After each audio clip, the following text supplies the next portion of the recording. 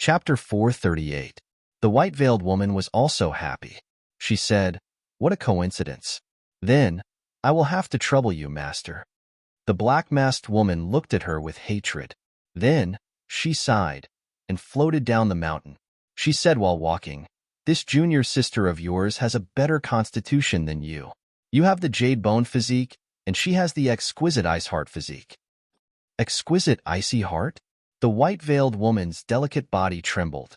She said happily, "Congratulations, master."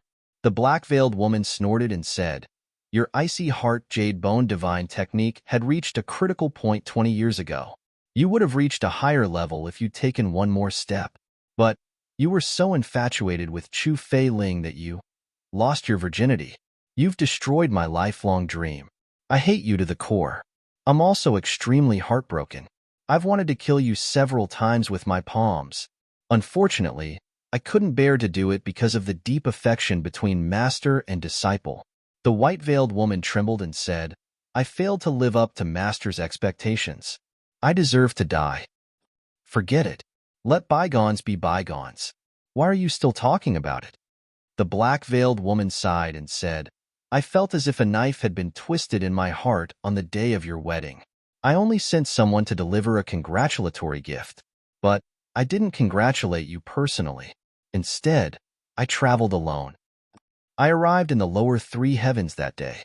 It happened to coincide with the birth of the Iron Cloud Monarch. The entire nation was celebrating.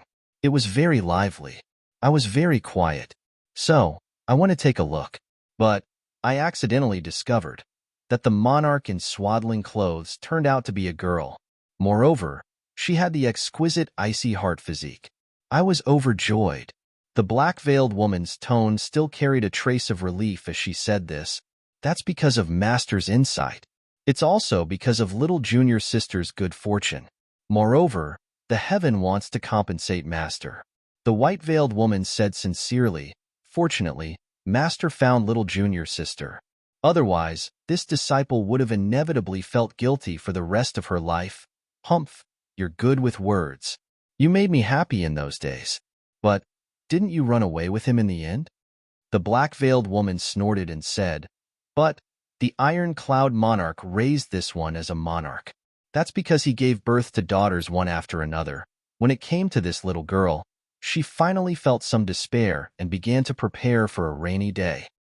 At that time, I went to find the king and showed him some of my skills. Then, I took this little girl under my wing." The black-masked woman let out a sigh of relief. The black-masked woman let out a sigh of relief. Master has also put in a lot of effort for junior sister. The white-masked woman couldn't help but feel excited. Once the unfathomable illusory jade was worn, even a supreme martial artist wouldn't be able to see through its depth. It had always been master's personal treasure. It was hard to find a second one in the entire heavenly layer. Master was actually willing to give such a treasure to junior sister.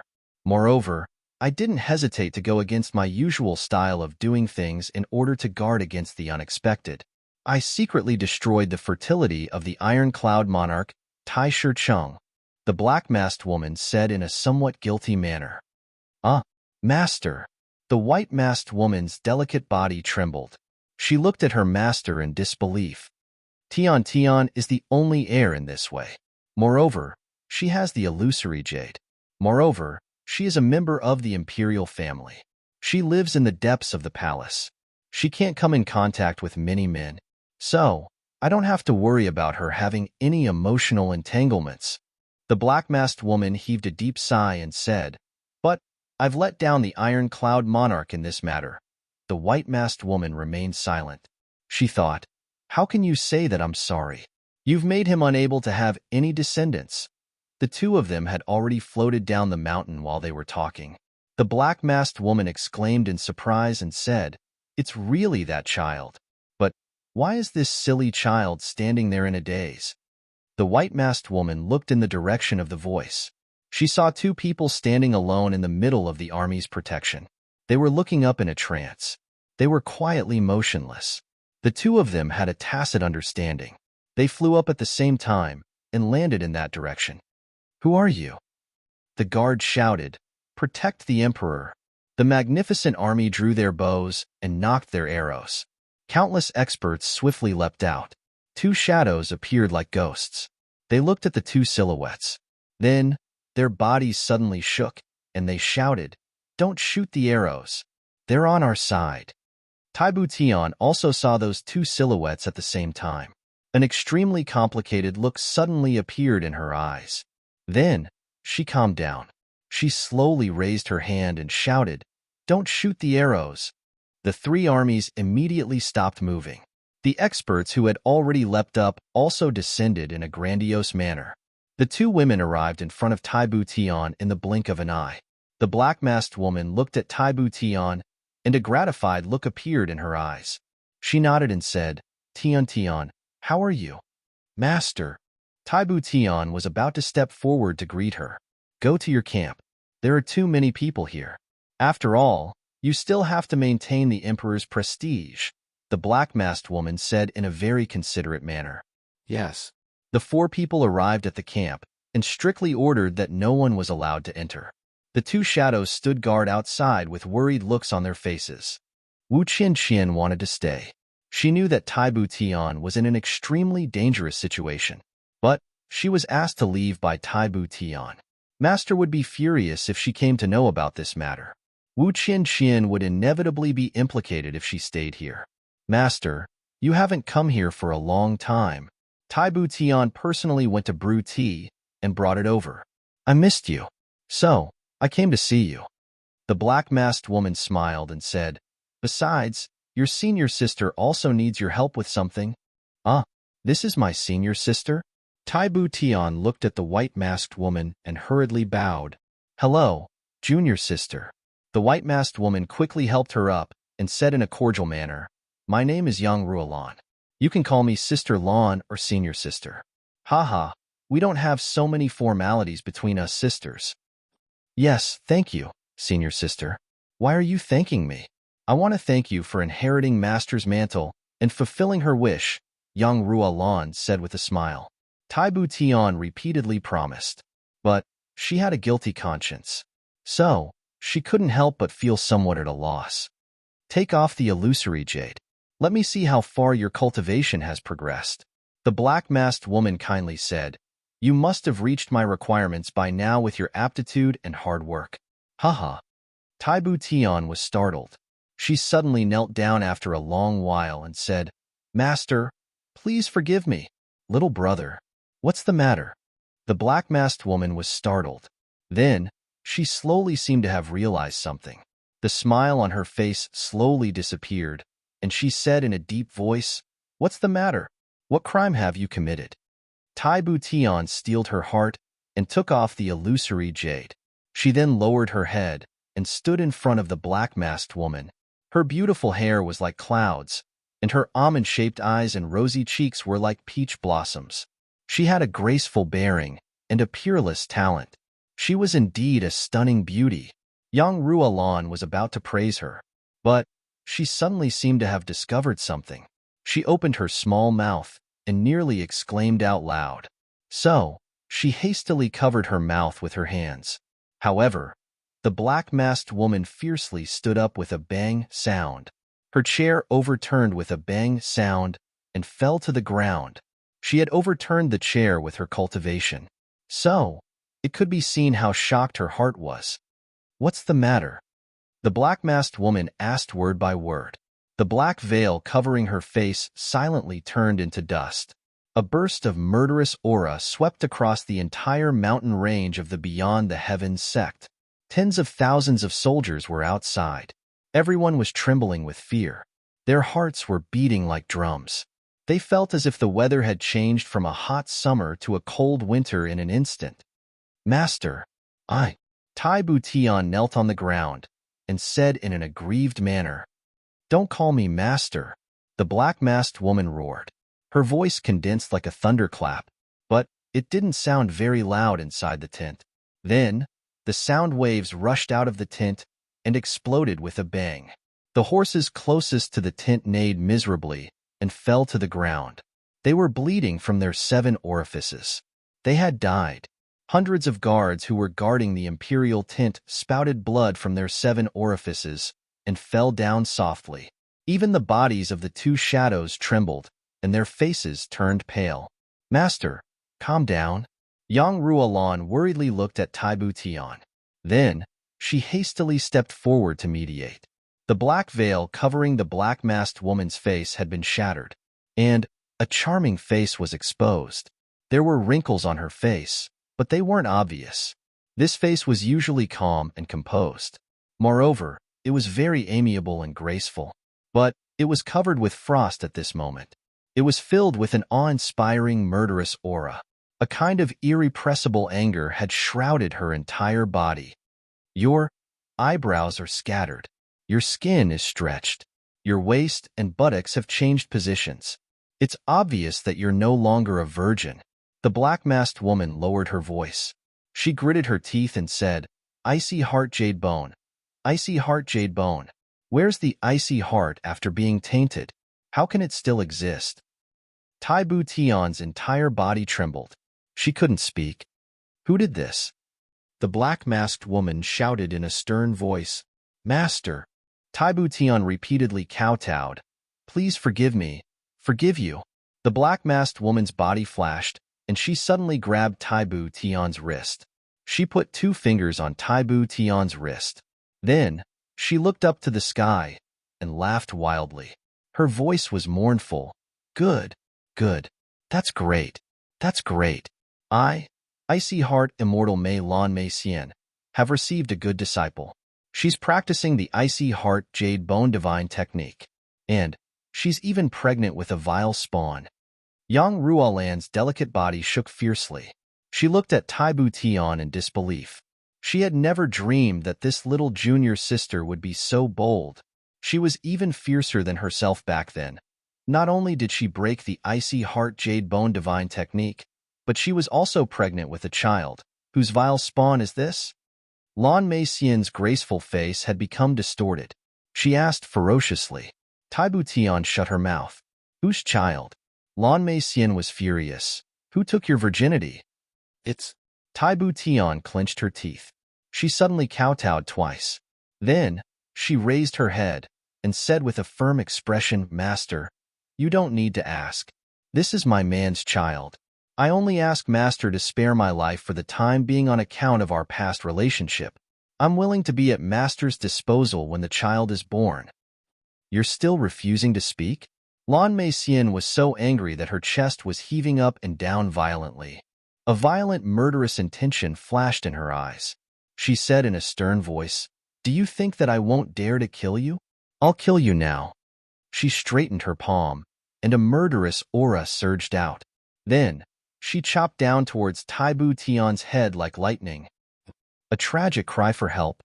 The monthly votes were getting closer and closer. 2 great gods were pouncing on each other. Their chrysanthemums were in danger. Moreover, one of them was the evil chrysanthemum gate. "This is too dangerous. I beg for monthly votes. Defend our purity." Chapter 439. The wind from her palm pierced through the air and issued a whooshing sound. Then, a faint white smoke spread in the air. Taibu Tian closed her eyes. Her hands were tightly clutching her lower abdomen. A trace of reluctance and guilt flashed across her face. 2 lines of tears slowly slid down her face. "Chu Yang, I can't protect our child. Master." Yang Ruolan had experienced such a thing once. So, she obviously knew how furious her master was. So, she was prepared. She hurriedly stepped forward and blocked Lan Mei Xian's palm with her hands. At the same time, she kicked Taibu Tian's body, and her body slid away. "Please be merciful." Yang Ruolan had the time to say these words at this time. Lan Mei Xian raised her leg and kicked Yang Ruolan away. Then, she said in a stern voice, "You don't have the qualifications to persuade me to be merciful." She smiled bitterly and said, "I've had 2 younger brothers in my life. The first one lost her virginity before marriage. Her Icy Heart Jade Bone Divine technique was abandoned halfway. Now, the second one is pregnant before marriage. Moreover, this is the hope of my entire life. Now, It is turned into a bubble. Lan Meixian felt suffocated as she spoke. Then, she spat out a mouthful of blood with a puff sound. She said fiercely, "How can I vent the hatred in my heart if I don't kill you? Master, you have to ask about the course of events even if you want to punish me. Perhaps junior sister is also a victim." She was forced. Young Ruolan didn't have enough time to stop her. She shouted with all her strength. Huh. This sentence cleared Lan Meixian's mind. She stopped her actions and looked at Taibu Tian. "What's going on?" "Master." Taibu Tian took a deep breath. Then, she raised her face and said, "I did it willingly. Fuck." Lan Meixian was furious. "What's so good about those stinky men? Why? Why are you all like this, again and again?" She was so sad and indignant that she couldn't speak. Even her fingers were trembling. "Junior sister, what's going on?" Yang Ruolan walked to Taibu Tian's side and asked in a soft voice. Taibu Tian lowered her head. She hesitated for a long time. She felt Yang Ruolan's kindness. Then, she said in a low voice, "My man, the man whom I deeply loved. He was poisoned by the lust dragon's poison. And at that time, I was the only one by his side. The poison of the lust dragon." Yang Ruolan and Lan Meixian cried out in alarm at the same time. "I didn't expect that I would have a child with that one time, but I don't regret it. Instead, I'm very satisfied." Tai Butian lowered his head, but his voice was very resolute. "I know that I've let Master down.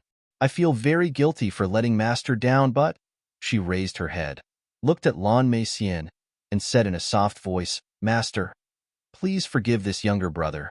I would have still saved him if this matter were to happen again. Moreover, I would have never let another woman be by his side." Tears were dripping down her beautiful face. She blushed as she talked about this matter. However, she didn't hesitate to speak the words from the bottom of her heart. Alas, Lan Meixian let out a long sigh. He closed his eyes, and his entire being seemed to have aged by several decades in an instant. She was born in a big family. Due to her exceptional talent, she was taken in as a younger brother by an extraordinary person. From then on, she spent her entire life cultivating the icy heart jade bone divine technique. However, due to her limited talent, she couldn't break through the last layer no matter how hard she tried. She had reached this bottleneck 40 years ago, but she couldn't break through it. She knew that her life would end here. So, she accepted Yang Ruolan as her successor. But, she hadn't expected that Yang Ruolan would fall deeply in love with Chu Fei Ling when she had grown up and was about to reach a higher level in her cultivation technique. Lan Meixian valued the inheritance, but she also understood her younger brother's difficulties. After all, not every woman could endure being single for a lifetime. So, she let Yang Ruolan return to the clan to get married. She was depressed and came out to relieve her boredom. But, she met Tai Butian. So, she had the thought of accepting a disciple, but she hadn't expected that Tai Butian would also be like this and walk on the same path as her younger brother. She was disheartened. Her disciple's lover was infected with an aphrodisiac. Moreover, it was the most overbearing poison of the lust dragon. How could her disciple look on helplessly as her lover died? Lan Meixian knew that she couldn't do such a thing. Since that was the case, what else was there to say? After a long time, she said sadly, "Get up. I'm unlucky and unlucky. I can't accept two rich disciples like you." When she said this, she had also thought it through. Since things had come to this, what else could she say? What was the use of saying anything? So what if she killed Tai Butian? Moreover, one corpse had two lives. "Thank you, Master. I'm sorry. Tai Butian kowtowed twice in gratitude. She couldn't help but feel even more guilty when she thought of how her master's lifelong dream had been destroyed by her own hands, and how she had forgiven her just like that. Seeing her master's miserable look, she felt as if a knife was being twisted in her heart. This was the first time Yang Ruolan had seen Tai Butian. But, after putting herself in her master's shoes, she knew that if Tai Butian was killed by her master's palm in a fit of rage, her master would probably be depressed for the rest of her life and be plagued by inner demons. After all, the fetus was innocent. Yang Ruolan had lost her child before, and she was still brooding about it.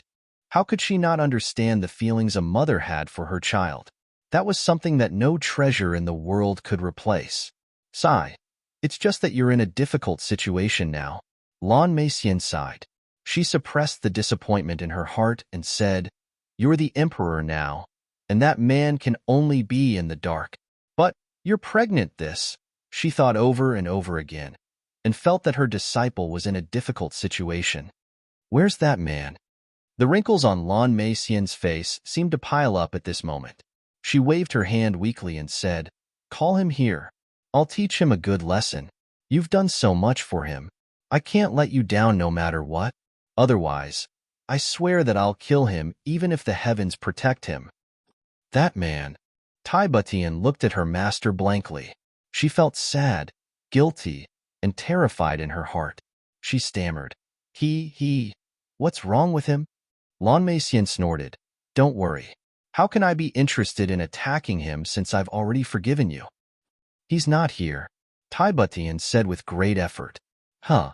Lan Meixian wrinkled her brows and snorted in displeasure. "He's really not here." He's already left," Tai Butian said. "Left? Where did he go?" Lan Meixian was displeased. She said, "Doesn't he know that his woman is here? And his woman is going to give birth to his child? How can he leave at this time?" Yang Ruolan was also somewhat dissatisfied in her heart. How can there be such an irresponsible man? Such a man is simply a bastard. Tai Butian stammered. She didn't know what to say. She finally squeezed out a sentence, "Master, please don't ask." I did everything willingly. Don't ask?" Lan Meixian snorted. A cold light flashed in her eyes.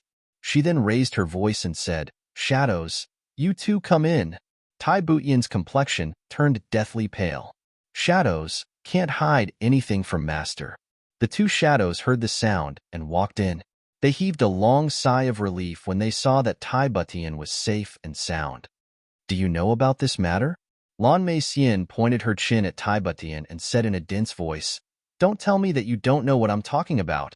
The two shadows were left at a loss for words. They hadn't expected that she would ask them about such a troublesome matter. The two of them owed Chu Yang a big favor. How could they betray him? Huh. Lan Meixian snorted dangerously. She was about to raise her head in anger again. "Today is very strange. My disciple has disobeyed my order. There's a reason for it. It's pardonable. But I didn't expect that these two guys would also want to disobey my order." This shadow broke out in cold sweat and said, "Ancestor, we don't know much about this matter. Speak." Lan Meixian was burning with anger. She slammed the table, and the entire tent jumped along with her. "Master, let me speak." Tai Butian knew that this matter couldn't be concealed. She saw that Shadow was in a difficult position. So, she stood up and said calmly.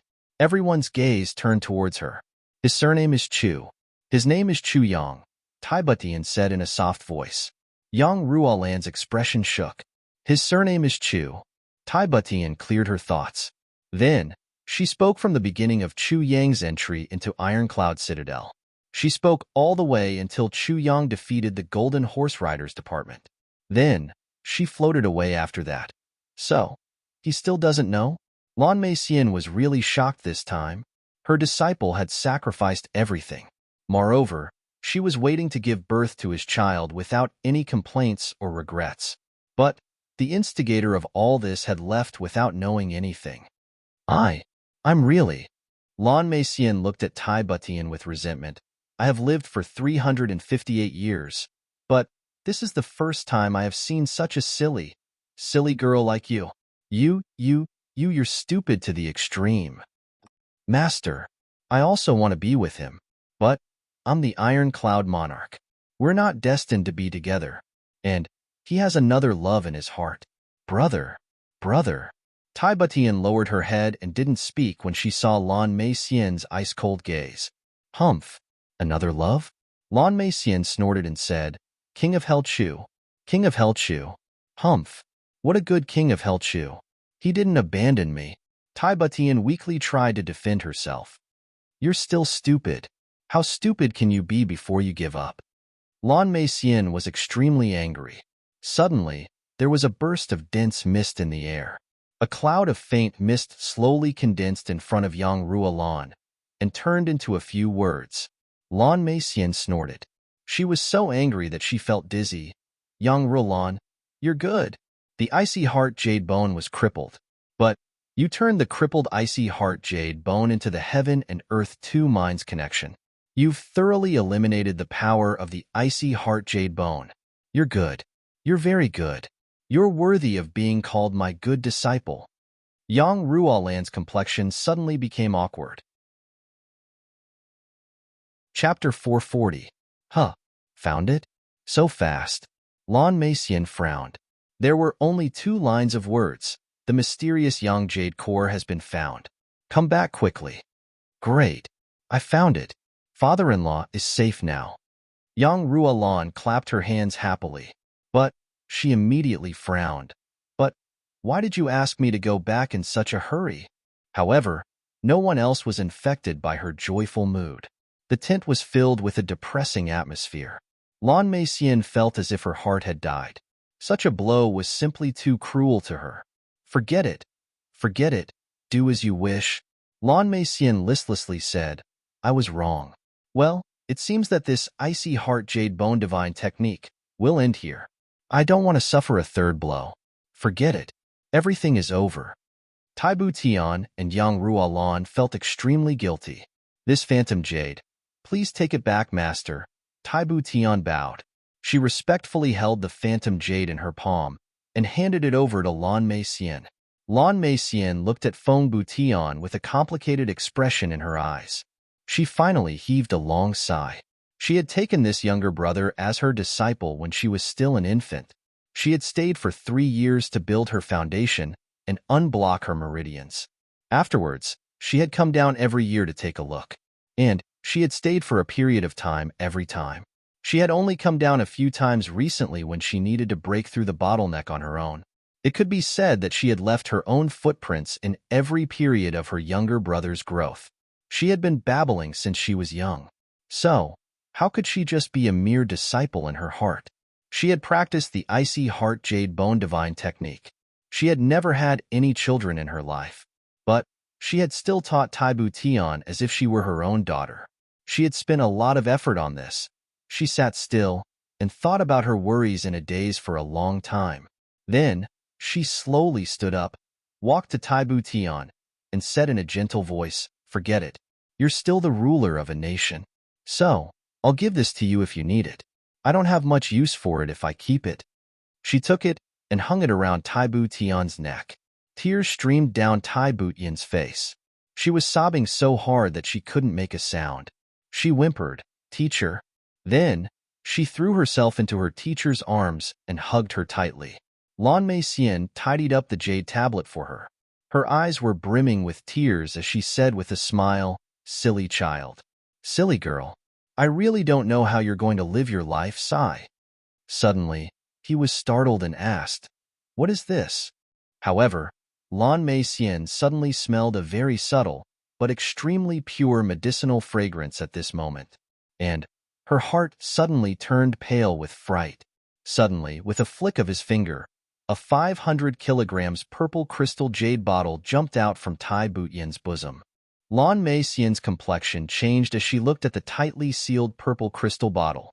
But it was still able to emit such a subtle medicinal fragrance. She waved her hand and said, You guys go out first. 2 figures came out at the sound. Lan Meixian's expression was solemn. She slowly unscrewed the lid of the bottle. She had unscrewed it halfway when the medicinal efficacies gushed out. She sniffed it and immediately took 2 steps back. She looked at the purple crystal bottle in her hand in disbelief. Then, she closed the lid of the bottle at lightning speed and held it tightly in her hand. Her entire body trembled as she pleaded, Who gave this to you? Her eyes were so sharp and bright that it was almost frightening when she said this. It's a strange person. Because I helped him once, saved his life. Taibu Tian saw her master's frightening eyes. So, she subconsciously hid Chu Yang's identity. Strange person. What kind of strange person? Lan Meixian pressed on. He's ever-changing. I don't know his real appearance. Tai Butian was even more apprehensive. You should thank him properly. Lan Meixian stared at her for a while. Then, she heaved a long sigh. Then, she smiled. It was obvious that Tai Butian didn't want to talk about it. But Lan Meixian easily let go of this topic. Instead, she smiled meaningfully. She returned the purple crystal bottle to Tai Butian. Then, she chuckled. The more she laughed, the happier she became. Master, what's wrong with you? Yang Ruolan and Tai Butian asked in fear. Could it be that their master couldn't bear such a blow? So, she lost her mind? I'm laughing. I'm laughing because you've profited from a disaster.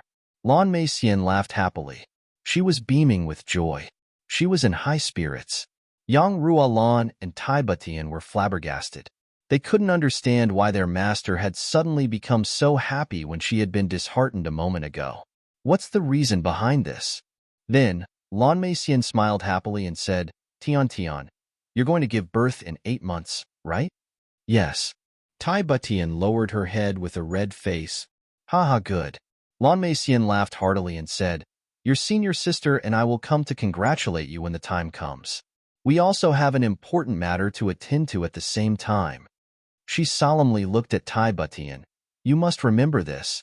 Your icy heart jade bone divine technique is crippled. But you mustn't disperse the power of the icy heart. This matter concerns your entire life. So, you must remember these words of mine. She had spoken these words one by one. In fact, she had become extremely solemn. Tai Butian was puzzled. But she still obediently agreed and said, yes. I will be waiting for master and senior sister when the time comes. It's inappropriate. It's inappropriate. Lan Meixian paced a few steps and said, this matter is of great importance. So, it's difficult to guarantee that a silly girl like you will do something stupid if I go back. Then, everything will come to an end. So, I won't go back. I'll stay behind to look after you. Tai Butian and Yang Ruolan looked at each other in dismay. They were dumbfounded. Ruolan, I won't go back with you this time. You must be careful on the way back. Lan Meixian made up her mind and said to Yang Ruolan, yes. In addition, Changtang of the upper 3 heavens, let's put aside this matter for the time being. First, Lan Meixian humphed.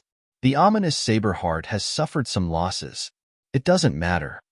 Yang Ruolan felt her heart beating wildly. Some losses? Master has spread out 10,000 purple crystals over there. Moreover, it's already at the final juncture. 10,000 purple crystals will be gone if the husband dies. This is almost equivalent to the sum of all the treasures of a small clan in the upper 3 heavens. Master said that she doesn't want them. So, she doesn't want them? It must be known that there are still 8 months between Tai Butian's pregnancy and delivery. Lan Meixian can go back and forth more than 10 times during this period of time. So, she won't delay anything. But, she wants to give up waiting for Tai Butian to deliver? It's too strange. Yang Ruolan was about to ask when she heard a voice as soft as a mosquito's, condensing sound into a line. Ruolan, pass by the upper 3 heavens on your way back. Teach that king of hell Chu a lesson while you're at it. It's okay to cripple him as long as you don't kill him. It was Lan Meixian's voice. He dared to abandon my disciple. I won't let him off easily. Yang Ruolan's lips moved. She didn't have the ability to condense sound into a line like her master. She looked sideways at Tai Butian's lower abdomen. Don't tell him. Wait for me to settle this account with him personally. Lan Meixian snorted coldly. Keep that bastard alive. Don't let him disturb your junior sister's state of mind for the time being. She paused for a moment and then said, don't let your junior sister know about this. Yang Ruolan nodded. She was also ruthless in her heart. That bastard left so irresponsibly. His crime is unforgivable. I'll teach him a lesson even if master doesn't tell me. This storm has disappeared. Lan Meixian followed Tai Butian back to the palace. It seemed that she had made up her mind to stay by Tai Butian's side. It was as if in her heart, nothing was more important than her little disciple, whose cultivation had been crippled. Even Tai Butian was so surprised that she couldn't close her mouth. Chu Yang was approaching Mt. Dingjun now. Mt. Dingjun looked like a huge stone bench from afar. It was a towering mountain peak, but it seemed as if it had been cut in half by someone's saber. There was a huge platform thousands of feet above such a huge mountain. The upper half of the mountain had disappeared without a trace. Legend has it that supreme martial artist Qin Feng and supreme martial artist Lu Yun had fought on this Mt. Dingjun a long time ago. Supreme martial artist Qin Feng got excited during the fight. He used all of his strength to form a saber and chopped it down. Supreme martial artist Lu Yun rushed to the sky to dodge. The saber energy spread everywhere and destroyed the upper half of Mt. Dingjun.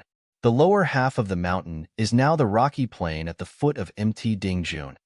GMO stood at the foot of the mountain. He looked at Mt. Dingjun and said with infinite reverence, Mt. Dingjun has also become like this. The top of the mountain is as smooth as a mirror. The people of the later generations tidied it up a little. Then, it became a natural arena for duels on all sides. Chu Yang looked at Mt. Dingjun and thought of the battle back then. He thought of the earth-shattering battle between the two supreme martial artists. They had destroyed a huge mountain with a single saber strike. Such a powerful force had fascinated him. Of course, this is only a legend. GMO smiled. No one knows whether it's true or not. This isn't a legend. Sword Spirit suddenly spoke in Chu Yang's mind. He said to Chu Yang in a deep voice, Qin Feng and Lu Yun were real people. This battle did happen. Chu Yang nodded. GMO wanted to say something more. But Ji Zhu had already walked over listlessly while yawning and rubbing his eyes. He then lazily and slowly said, Why are you so slow? Why aren't you going up? What are you waiting for? Even Chu Yang wanted to beat him up when he heard these words. Motherfucker. No one in the world can be as slow as you, Ji Zhu. You still have the face to say this. GMO rolled his eyes. He didn't turn his head back. He pulled Chu Yang and walked away. Neither of them turned their heads. They both had the same thought in their minds. I'm afraid that I'll see this bastard Ji Zhu scratching his feet if I turn my head. Then, the meal that I had eaten with great difficulty would have been wasted. They walked forward for a while. They were about to turn around the foot of the mountain and enter the path leading up the mountain. Suddenly, they heard a loud shout in front of them, and it shook the entire mountain. A majestic voice loudly shouted, Meng Luo, I'm only asking you this. Will you hand it over or not? Chu Yang and GMO looked at each other and saw the same expression in each other's eyes. This is Dong Wushang's voice. I don't know why he's fighting with Meng Luo, one of the 8 great dukes. Both of them were about to quicken their pace when a strange wolf-like howling sound was heard. Awoo. You motherfucker Meng Luo. Awoo. You motherfucker. Won't you hand it over? Awoo. Do you believe that I won't blow up your sister with my fart? Awoo. Chu Yang almost spat out his rice. There's no need to guess the owner of this voice. There's no second person apart from Luo Ku Di and second young master Luo. Chapter 441. Jiyu, GMO, and Chu Yang quickened their pace to catch up with them. Ji Zhu sighed as he led the 10 experts of the Ji clan to follow them. They turned a corner and saw 2 groups of people confronting each other. Dong Wushang's face was like black ice. He was clad in a black robe, and only the hilt and a small part of the blade of the black saber were exposed on his back. He was looking down with a fierce look in his eyes. Dong Wu Lei and the 10 experts of the Dong clan were behind him. Luo Ku Di was beside him. He was clad in a snow-white robe and had a golden crown on his head. His face was like jade, and he had an elegant demeanor. He was holding a gold-painted folding fan in his hand. He had the appearance of an elegant gentleman. However, Luo Ku Di's expression was lustful, and his movements were arrogant and wretched. Anyone who saw him would know that he wasn't an elegant gentleman. Instead, he was a hedonistic young master who wouldn't shrink from any crime. Especially, this guy's shoulders were shaking at the moment. His entire body was convulsing and was slightly trembling in excitement. This made people want to slap him even more. Slap him flat. They were facing a man in a brocade robe. His face was like jade, and his eyes were like bright stars. He had delicate features and an elegant demeanor. He was a typical gentleman with a graceful bearing. He was Meng Luo, the Grand Duke of the Ming clan, and the 10 king-level experts of his clan. However, Meng Luo's expression was very angry at the moment. He was looking at Dong Wushang with his fiery eyes. It seemed as if he wanted to bite him to death. Several people were standing around. They were clearly here to watch the fun. These three clans were confronting each other, and there was a feeling of mutual hostility. The matter was like this. Second young Master Luo had nothing better to do. He had come out for a stroll, and had happened to see the people of the Ming clan arrive at Mt. Dingjun. However, second young Master Luo had sharp eyes. He had seen Meng Luo holding a leopard cub in his hand. It seemed that the cub hadn't been tamed yet. Meng Luo was slowly rushing over. He was carefully training it. He would occasionally let it go out to hunt for food. Second young Master Luo's eyes turned red. Fuck. The cub of a 7th grade spirit beast. Storm leopard. This is a good thing. Ordinary spirit beasts were rarely captured by humans. Adult spirit beasts were simply impossible to tame. Moreover, when they were at the end of their rope, they would bite their own cubs to death rather than let them fall into the hands of humans and be enslaved.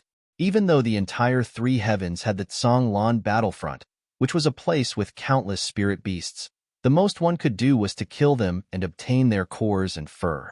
Not many people had a decent spirit beast. As for those below level 3, even if they caught a cub, it would only be a plaything. Second young Master Luo hadn't expected that this Meng Luo would possess the cub of a 7th grade spirit beast, the storm leopard. This was a treasure that could not be encountered nor sought after. Second young Master Luo's eyes turned red in an instant. However, Luo Ku Di was also filled with hatred. I sneaked out to play by myself. I didn't have any helpers by my side. Meng Luo's strength isn't inferior to mine. Moreover, he has a large number of king-level experts with him. It could not be outsmarted, nor could it be outsmarted. What should he do? Second young Master Luo was extremely anxious. Dong Wushang majestically led the Dong clan's people from the other side at this moment. Second young Master Luo suddenly found his savior. So, he jumped and took a detour. Meng Luo immediately received the storm leopard's cub when he saw that there were outsiders. He didn't want others to know that he had such a treasure. Meng Luo and Dong Wushang walked to the opposite side. So, they had no choice but to greet each other. Then, they stopped and exchanged a few pleasantries. They were about to separate when Luo Ku Di ran over with a sullen face. He then grabbed Dong Wushang. Fourth brother, you must uphold justice for me. This sentence caused everyone to be dumbfounded. Meng Luo was also somewhat flabbergasted. He thought, what's wrong with king-level expert wolf sword? Dong Wushang flew into a rage and asked, who bullied you? My brother is being bullied? Who has the guts of a leopard? Meng Luo was also somewhat curious. He was also taking pleasure in other people's misfortune. So, he didn't hurry to leave. Instead, he pricked up his ears to listen. He hadn't expected that Luo Ku Di would burst into tears. Then, he turned to Meng Luo and said, fourth brother, it's this Meng Luo? Dong Wushang and Meng Luo were startled. They were extremely surprised. Meng Luo felt wronged. When did I bully you? You aren't joking, right? What's wrong? 4. I went through untold hardships and finally killed 2 storm leopards. But I was pleasantly surprised when I found a storm leopard cub. But Meng Luo killed it and snatched it away. Luo Ku Di said in a tearful voice. Dong Wushang looked at Luo Ku Di from the corner of his eyes. He knew that this guy was using him to snatch Meng Luo's good stuff. This bastard's white robe is spotless, and his hair is meticulous. But he still has the face to say that he went through untold hardships to kill 2 storm leopards? Motherfucker, those are 7th grade spirit beasts. You can't fight one on your own. But you still dare to brag like this? But this is my brother. Moreover, how can a treasure like a storm leopard fall into the hands of this scum? Even if you don't give it to Luo Ku Di, it should at least belong to me, Dong Wushang. Therefore, Dong Wushang flew into a rage and ferociously looked at Meng Luo. He then roared, Meng Luo, hand over my brother's spirit beast. Meng Luo was so angry that his mouth became crooked and his eyes slanted. What the fuck is going on here? How did it suddenly develop to this point? Isn't the plot changing too fast?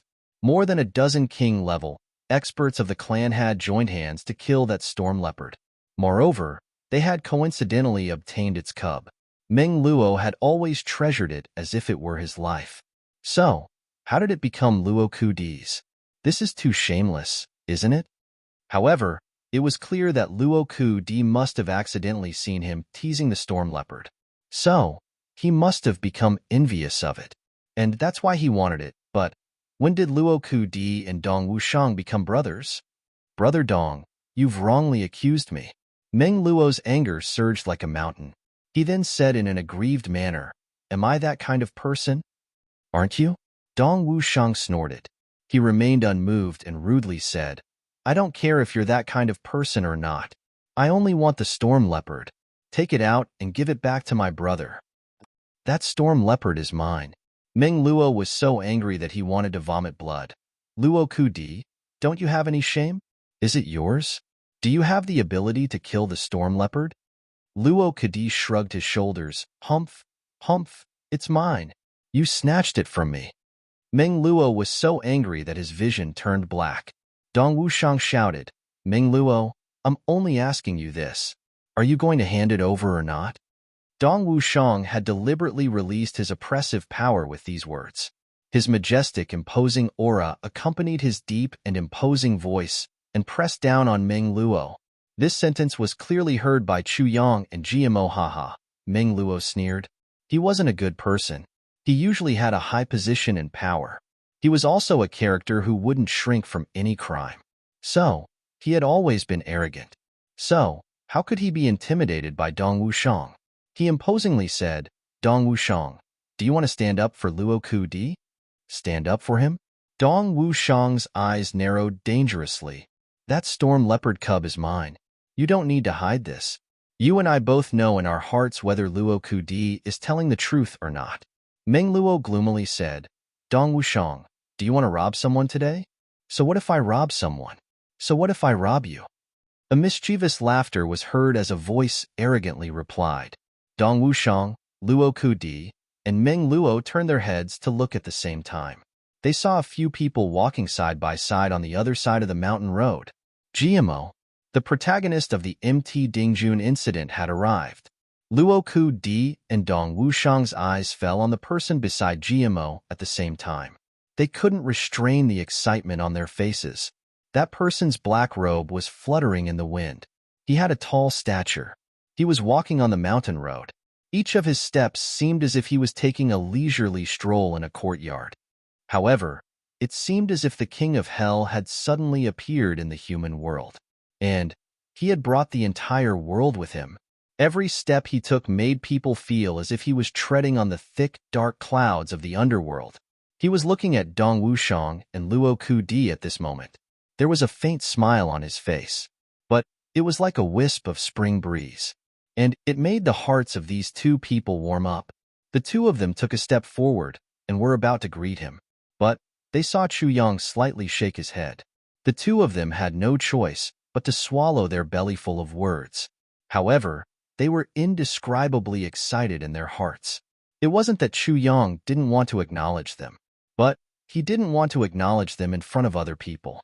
He didn't care about himself, but it would be tantamount to an alliance between the Ji clan, Luo clan, Dong clan, Gu clan, Stealing God, and Thieving Ghost if they were to publicly announce their brotherly relationship. This matter was enough to cause a huge uproar for 3 days. Chu Yang didn't know what the consequences of this would be, but he was sure that the other clans would feel insecure, and this could lead to a disaster if someone deliberately incited it. Therefore, Chu Yang wanted to wait and see. It was true that he wasn't afraid of anything, but he had to consider his brothers. GMO raised his head and walked out in large strides. He was walking like a dragon or tiger. He then pointed his finger. "Meng Luo, dog ant, quickly hand over the storm leopard. We brothers are going to rob you today." Luo Kudi howled loudly and jumped out. "Wahaha! Meng Luo, hand over the storm leopard." Meng Luo clenched his teeth. Then, he suddenly looked up and laughed. "Do you think you can rob me because you have more people? Ha ha ha." Dong Wushang, Luo Ku Di, GMO. The three of you, come at me together. It's not difficult to get the storm leopard. Defeat me, and the storm leopard will be yours. Suddenly, he shook his arms, and the embroidered robe on his body split open from the front lapel with a crashing sound. Then, he floated backwards like a white cloud. He stretched out his right hand, and a small leopard with 5 colors squatted on his palm. It was squeaking in confusion. Meng Luo shook his hand, and the small leopard flew out of his hand. It fell into the bosom of an old man behind him. Then, he took 3 steps forward in large strides and stood upright. He clapped his palms, and a whooshing sound of metal resounded. He raised his eyes and looked at the 3 people. They were brimming with fighting spirit. Chu Yang's black robe fluttered, and he took a step forward. He stepped on the big rock that Dong Wushang was standing on. Old man, you're a king-level expert? Dong Wushang was startled. He lowered his voice and asked, I'm merely a second-grade sword king. Chu Yang touched his nose and replied modestly. Dong Wushang almost fainted. Big Brother was dozens of levels lower than us when we first met in the lower 3 heavens.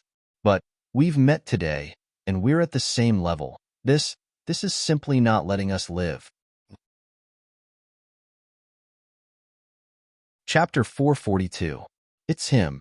Dong Wushang snorted and said, The Grand Duke of the Ming clan, Meng Luo, is good at eating, drinking, whoring, and gambling. He's a typical dandy. His voice clearly didn't care about Meng Luo. Moreover, he despised Meng Luo's character. Chu Yang wrinkled his brows. It's okay to despise his character, but I shouldn't underestimate his strength. Dong Wushang would suffer a big loss if he were to face Meng Luo alone if he were to maintain this mentality. Don't underestimate him, Chu Yang reminded. His current strength may not be below yours. Him? Dong Wushang sneered. His strength had improved tremendously now. Carrying the dark saber was equivalent to cultivating all the time. He was practically advancing at a tremendous pace. Moreover, the black saber's heaviness made him even more invincible. Among the younger generation, only Gu Duxing could make him somewhat apprehensive. But now, he didn't even take Ao Xiayun seriously. So, why would they look at an insignificant Meng Luo? Chu Yang cautiously looked at Meng Luo. He then said in a low voice, What you see is just an illusion. This Meng Luo, he cultivates the technique of harvesting yin to replenish yang. Dong Wushang's jaw dropped. Evil technique? Moreover, Meng Luo has a special physique. He practices the vivid spring dream, divine technique, which has been handed down from the ancestors of the Ming clan. But no one has ever succeeded in practicing it. So, you must be extremely careful even if you and Du Xing are to face each other, Chu Yang said in a low voice. Yes, but Little Wolf wants his storm leopard. Since we've decided to rob him, then we must get it. Dong Wushang narrowed his eyes and said, I'll go and meet him. Meng Luo was issuing a challenge. He had arrogantly declared that he would fight 1 against 3. However, he clearly understood that these 3 people wouldn't join hands to deal with him in front of everyone's eyes. But if it was a one-on-one fight, he wasn't afraid of anyone. Even if Dong Wushang came out, he was confident that he could make Dong Wushang suffer a great loss by relying on the vivid spring dream divine technique that had never appeared before anyone. Meng Luo was absolutely certain of this. Therefore, he had nothing to fear. Chu Yang narrowed his eyes and looked at Meng Luo. He then insipidly said, You haven't dealt with the vivid spring dream divine technique. So, I'll go. You? Dong Wushang was somewhat bewildered. I haven't dealt with it before, but you have? But when he saw Chu Yang's confident eyes, he knew that Big Brother always planned before taking action. So, he couldn't help but nod. He was only so obedient in front of Chu Yang. If it were anyone else, even if it was Gu Duxing, he wouldn't be able to make him behave like this, because Chu Yang had created a miracle that he would never be able to achieve. Moreover, it was a martial arts miracle. Moreover, these brothers had achieved what they couldn't do in the past with Chu Yang's help. Chu Yang insipidly said, You must clearly see how I force him to use his vivid spring dream divine technique. Tell the other brothers to be mentally prepared. But Meng Luo would run away once chaos appeared. So, it would be inevitable that someone would suffer a loss if he were to encounter his brothers in the future. Moreover, Jimo's marriage snatching battle was about to take place. So, Meng Luo would certainly make an appearance. At that time, the one who would deal with him would definitely not be him. Therefore, it was most advantageous to force Meng Luo to reveal his trump card at this moment. Dong Wushang nodded and said, "Don't worry. I'll break it the next time I meet him as long as he dares to use it." GMO cursed loudly on the other side. Luo Kudi was eager to give it a try. But then, a cold voice resounded at this moment. "Snatching your storm leopard is giving you face. Meng Luo, you should feel honored." Meng Luo flew into a rage. Luo Kudi, GMO, and Dong Wushang were of similar status with him. So, he had endured it since they had spoken a few words to each other. But who was this person who had spoken? He raised his eyes and saw the black-robed youth beside Dong Wushang with his hands behind his back. He had floated down from the big rock and was looking at him coldly. Meng Luo was about to curse when he saw the black-robed youth stretch out his right hand from his black robe. His empty palm issued a clang sound. A mass of dense light and shadow dispersed from his body, and a glorious crown suddenly appeared in the sky above his head. But it was different from other people's crowns. The shadow of a long sword was soaring straight to the sky above this crown. "Sword King!" Meng Luo cried out in alarm. He looked at Chu Yong with a different expression in his eyes. "This youth is clearly several years younger than me, but he has become the Sword King at such a young age." This achievement had made Meng Luo afraid in his heart. Whose clan is this? How come he hasn't appeared? However, Meng Luo felt somewhat relieved when he saw that Dong Wushang hadn't come out. "Who are you?" Meng Luo asked. "Your Excellency, why did you bother to get involved in this muddy water?" "My surname is Chu." Chu Yang faintly smiled and said, "This is my brother. My brother wants the storm leopard." "Meng Luo, you're a smart person. So, don't refuse a toast only to be forced to drink a forfeit." Surname Chu. Meng Luo repeated this name in his mouth, but he didn't have any impression of it. Suddenly, he laughed nastily and said, "Do you want to fight with me?" "I don't want to fight with you." Chu Yang corrected him. "I want to receive that storm leopard." "Ha ha ha." Meng Luo laughed heartily, but he immediately stopped. Then, he sinisterly said, "I have the storm leopard as my stake. So what will you lose if you lose?" "I won't fight a battle without any benefits.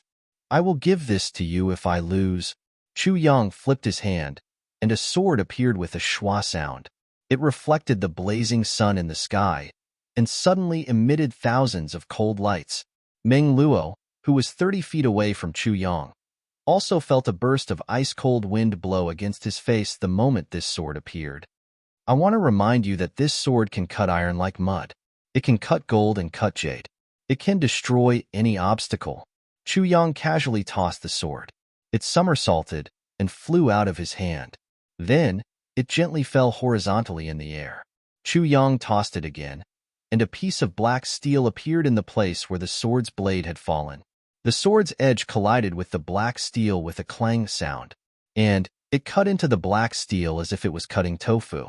Meng Luo's eyes suddenly opened wide. A greedy light shone in his eyes. Chu Yang lifted his foot and kicked that piece of black steel, which was still attached to the sword, away. The sword's blade vibrated and issued a buzzing sound. The black steel fell at Meng Luo's feet. Chu Yang's move was extremely beautiful. It was natural and unrestrained. It was straightforward and upright. It was much more natural and unrestrained than Meng Luo's. Luo Kudi asked GMO in a low voice, "Big brother, aren't you afraid that Meng Luo will take the sword and run away?" GMO became angry and said, "Meng Luo would have taken it and run away if he were as brainless as you. The problem is that he isn't." Luo Kudi twice. He was embarrassed and didn't speak anymore. Meng Luo wasn't stupid. He was greedy at the moment, but he would have suffered the joint attack of the Luo clan, Gu clan, and Ji clan if he had taken the sword and run away. And there would have been no need to talk about rules with him at that time. Perhaps all the people who had come with him would have died here if that had happened. How could he do such a stupid thing? Chu Yang secretly laughed in his heart. Who can take my sword and run away? The power of the sword spirit has already been attached to it. So, the sword will break into 2 pieces as long as the sword spirit wills it. Meng Luo was dumbstruck at this moment. He held the sword and casually cut the black steel, and a piece of iron fell down. Then, he changed the sword of his follower. He didn't use any strength, and the follower's sword broke into 2 pieces with a crack sound. It seemed as if he had cut a piece of wood. However, Chu Yang's sword wasn't damaged in the slightest. Meng Luo's hands were somewhat trembling. His lips were also trembling. He was reluctant to part with the sword. He looked at Chu Yang and asked somewhat anxiously, "Do you really want to gamble with this sword with me?" "What? You don't want to?" "Forget it if you don't want to." Chu Yang spread out his hands. "I wanna. Why don't I want to? I'll gamble." Meng Luo's eyes lit up. Storm Leopard is good, but it's still a cub. It will take decades for it to grow to adulthood. But this sword is a rarely seen sharp weapon in the world. It's more valuable than an adult storm leopard. This guy wants to gamble with this sword. Not only is he taking advantage of me in terms of value, but he's also giving me a treasure. Meng Luo, do you want to save your face? That cub of a storm leopard can't even chew a steamed bun now. And you want to gamble with such a peerless sword? Luo Kadi shouted loudly. Is that your face or your ass? Fuck. Why don't you become red? Luo Kadi's words made Meng Luo choke. He had only intended to make fun of Meng Luo, but he hadn't expected that Meng Luo's face would turn red as soon as his voice fell. Luo Kadi was dumbfounded. He then turned his head to look at GMO. Then, he turned his head to look at Dong Wushang. Did you see it? Did you see it? Fuck me. Meng Luo's face has turned red. Motherfucker, this is the news of the past 3 days. Meng Luo's face turned red. He said, bullshit. It's you who took it out for the gamble. It's not like I want this sword. Don't tell me that you're in the right to rob me. Chu Yang faintly smiled. He then waved his hand and said, you guys keep watch for me. Let me experience the skills of one of the 8 great dukes. GMO and Luo Kudi were the same as Dong Wushang. They knew that Chu Yang must have grasped the opportunity since he had decided to make a move. Chu Yang would never do something that he wasn't sure of. GMO screamed loudly. He jumped up and shouted, beat him up, trample him, ravage him. Luo Kadi shouted loudly, beat him up, beat him up, beat him up. Oh whoa. Chu Yang's forehead suddenly became sweaty. A strong murderous intention flashed across Meng Luo's face. He looked at Luo Kudi and GMO, and then returned to Chu Yang. He was secretly vigilant in his heart. This guy is unknown, but his words are so effective against these 2 famous pestering guys. I can't underestimate the enemy. Please. Meng Luo's wrist moved forward, and the sword turned into a white light as he threw it towards Chu Yang. Chu Yang leaned sideways and gently pinched the sword's hilt with his 2 fingers.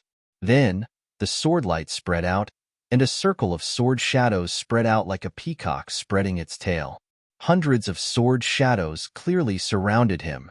The sword's real body was firmly grasped in his hand. The tip of the sword was pointed forward. Chu Yang's gaze was affectionate as he looked at the sword's body. He felt that the sword was connected to him. His heart surged, and the sword energy spread out horizontally. The sword point, sword edge, and sword edge of the tribulation sword rushed out of his dantian with a whistling sound. The sword's body flashed strangely, and an awe-inspiring murderous aura spread out in an arrogant manner. Meng Luo felt the formidable aura of the opposite party. So, he didn't dare to neglect it. He suddenly jumped up, and a strange-shaped folding fan appeared in his hand. He opened it in the air with a pop sound, and 8 Meng Luos appeared in the air. They smiled at the same time, and elegantly waved their folding fans. Then, the 8 Meng Luos rushed down one after another, and rushed towards Chu Yang like lightning. It was an empty crown, but it was still dazzling. Chu Yang sneered, come on. His body spun, and the sword light, like an arrow leaving the bowstring, turned into a meteor. He didn't dodge or evade. Instead, he met the enemy head-on. He had forcefully shaken Meng Luo. Chapter 443. The two silhouettes came in contact with each other. Then, they suddenly exploded like a bomb and turned into countless shadows that scattered in all directions. The two silhouettes had already transformed into a black and a white radiance in the middle of the field. They then intertwined with each other and formed a black and white pattern. The two empty crowns were rustling and trembling. Chu Yang used the fleeting snow cloud movement technique and fluttered here and there. His long sword scattered into snowflakes that filled the sky. It seemed as if he was advancing and retreating. Meng Luo's agility technique was fast and precise. The folding fan in his hand was continuously changing. It could be used as a sword, a saber, or a dang. But there seemed to be some kind of connection between the two, especially the strange pattern on the surface of the fan. It gave people a dazzling feeling. Dong Wushang, GMO, and Luo Ku were watching the field attentively. They were somewhat amazed in their hearts. They saw that Chu Yang was dealing with Meng Luo's storm-like attacks with ease. However, he wasn't panicking at all. So, they were somewhat amazed. He was still struggling at the bottom a few months ago, but he could already contend with a second-grade king-level expert today. Moreover, how could Meng Luo be an ordinary king-level expert? In Dong Wushang's eyes, Meng Luo was a good-for-nothing and a pervert. However, an ordinary second-grade king-level expert couldn't defeat him. Each of the 8 great dukes had unlimited tricks up their sleeves. Who among them didn't have the potential to challenge someone of a higher level? Meng Luo's eyes were looking at Chu Yang's figure like a hungry wolf. He slowly increased the speed and strength of his attacks. He wanted to defeat Chu Yang in the shortest time, and with the least amount of strength. However, he was surprised to find that Chu Yang had also slowed down his speed when he had slowed down his attacks. And the pressure on him had also increased correspondingly when he had increased his attacks. They had been evenly matched since the beginning of the fight. A cold light couldn't help but flash in Meng Luo's eyes. His folding fan was falling down more and more like snowflakes. He didn't want to expose his trump card. However, Chu Yang had made up his mind. I must force Meng Luo to use his vivid spring dream divine technique. The spectators exclaimed in satisfaction. Even the lazy Ji Zhu had opened his eyes wide and unblinkingly looked at the two men in the field. No wonder GMO recognized him as the big brother. He has some skills. To all the spectators, this battle could only be described as pleasing to the eye. Of the two youths fighting, one was dressed in a black robe, and the other was dressed in a snow-white robe. One was handsome, and the other was elegant. Moreover, both of their figures were graceful, their movements free and easy. They left as soon as they touched the ground, floating like immortals. When one of them increased the intensity of their attacks, the other would immediately begin to counterattack. When one of them slightly restrained himself, the other would also immediately begin to defend. It didn't look like a battle at all. Instead, it looked like two martial brothers were practicing their martial arts. It also looked like two people who had nothing to do with each other had agreed to dance. Every one of them was dancing elegantly. At first glance, they didn't look alike, but their coordination was unintentionally flawless. GMO and Luo Ku were watching the field. Dong Wushang had already walked behind them. Big brother hasn't used his trump card yet, Luo Ku whispered. Chu Yang looked like he was handling a butcher's cleaver with ease. Obviously, he hadn't used his full strength yet. Nonsense. Dong Wushang scolded without any trace of politeness. Idiot. Meng Luo hadn't used his trump card. So, how could Big Brother use his trump card? There's something wrong with your brain. Luo Ku grunted. Then, he said in a low voice, I'm just telling the truth. GMO was somewhat worried as he looked at the field. It's too fast. Such a fast duel consumes a lot of physical strength. Wushang, what do you think of the situation? Big brother, there's no need to worry. Dong Wushang said with certainty. Moreover, both of them are only testing each other. But both of them are trying their best to conceal their true strength. They seem to be nervous, but the outcome of this battle is far from being decided. His tone suddenly became serious. You two, open your bird eyes wide and watch carefully. Big brother is showing all of Meng Luo's strength to you. Don't spout nonsense. Jimo's eyes froze in anger. Old Wu is your big brother. Dong Wushang ignored him and turned his head away. Chu Yang had clearly calculated that Meng Luo had already changed more than a dozen kinds of agility techniques in the field. But he was clearly messing up the order now. And he was still using the same moves. He coldly snorted in his heart. Then, the sword light suddenly rose sharply. One ray of cold light pierced 10,000 fathoms. 10,000 rays of cold light suddenly whizzed out violently. Meng Luo was gobsmacked. He was trying to figure out his opponent's real strength. But his opponent had unexpectedly launched a strong attack at this moment. He was caught off guard for a moment. So, he shouted loudly and defended himself with his folding fan with all his strength. Swish, swish, swish. Knock, knock, knock. Their weapons had never come into contact with each other since the start of the battle. But this time's attack was like the wind blowing on a lotus and the rain hitting a banana leaf. Meng Luo's folding fan was continuously receiving attacks at this moment. The cold light would always find a flaw no matter how he changed his agility technique. Then, the attack would hit the surface of the fan, and numerous sword holes appeared on this special folding fan at this moment. Meng Luo's folding fan was made of ice silk mixed with 7-colored jade strands. So, it was invulnerable. Moreover, it had a special function. It was tailor-made for the vivid spring dream divine technique. Meng Luo felt as if his heart was being twisted when he encountered this kind of injury at this moment. The surface of the fan would revert to its original state after a small hole was pierced by the sword tip. However, Meng Luo knew in his heart that the strength of this spring dream folding fan would weaken every time a sword hole appeared. So, he couldn't help but fly into a rage. The black silhouettes of the people watching the battle suddenly soared like dark clouds in the field. The black silhouettes were everywhere in the blink of an eye. And Meng Luo's white silhouette was left in the middle of the battlefield. It was faintly discernible in the midst of the raging black silhouettes. Meng Luo, one of the 8 great dukes, had fallen into an absolute disadvantage under the attack of this nameless person. Even his defense was strenuous. However, Chu Yang's heart was shaken.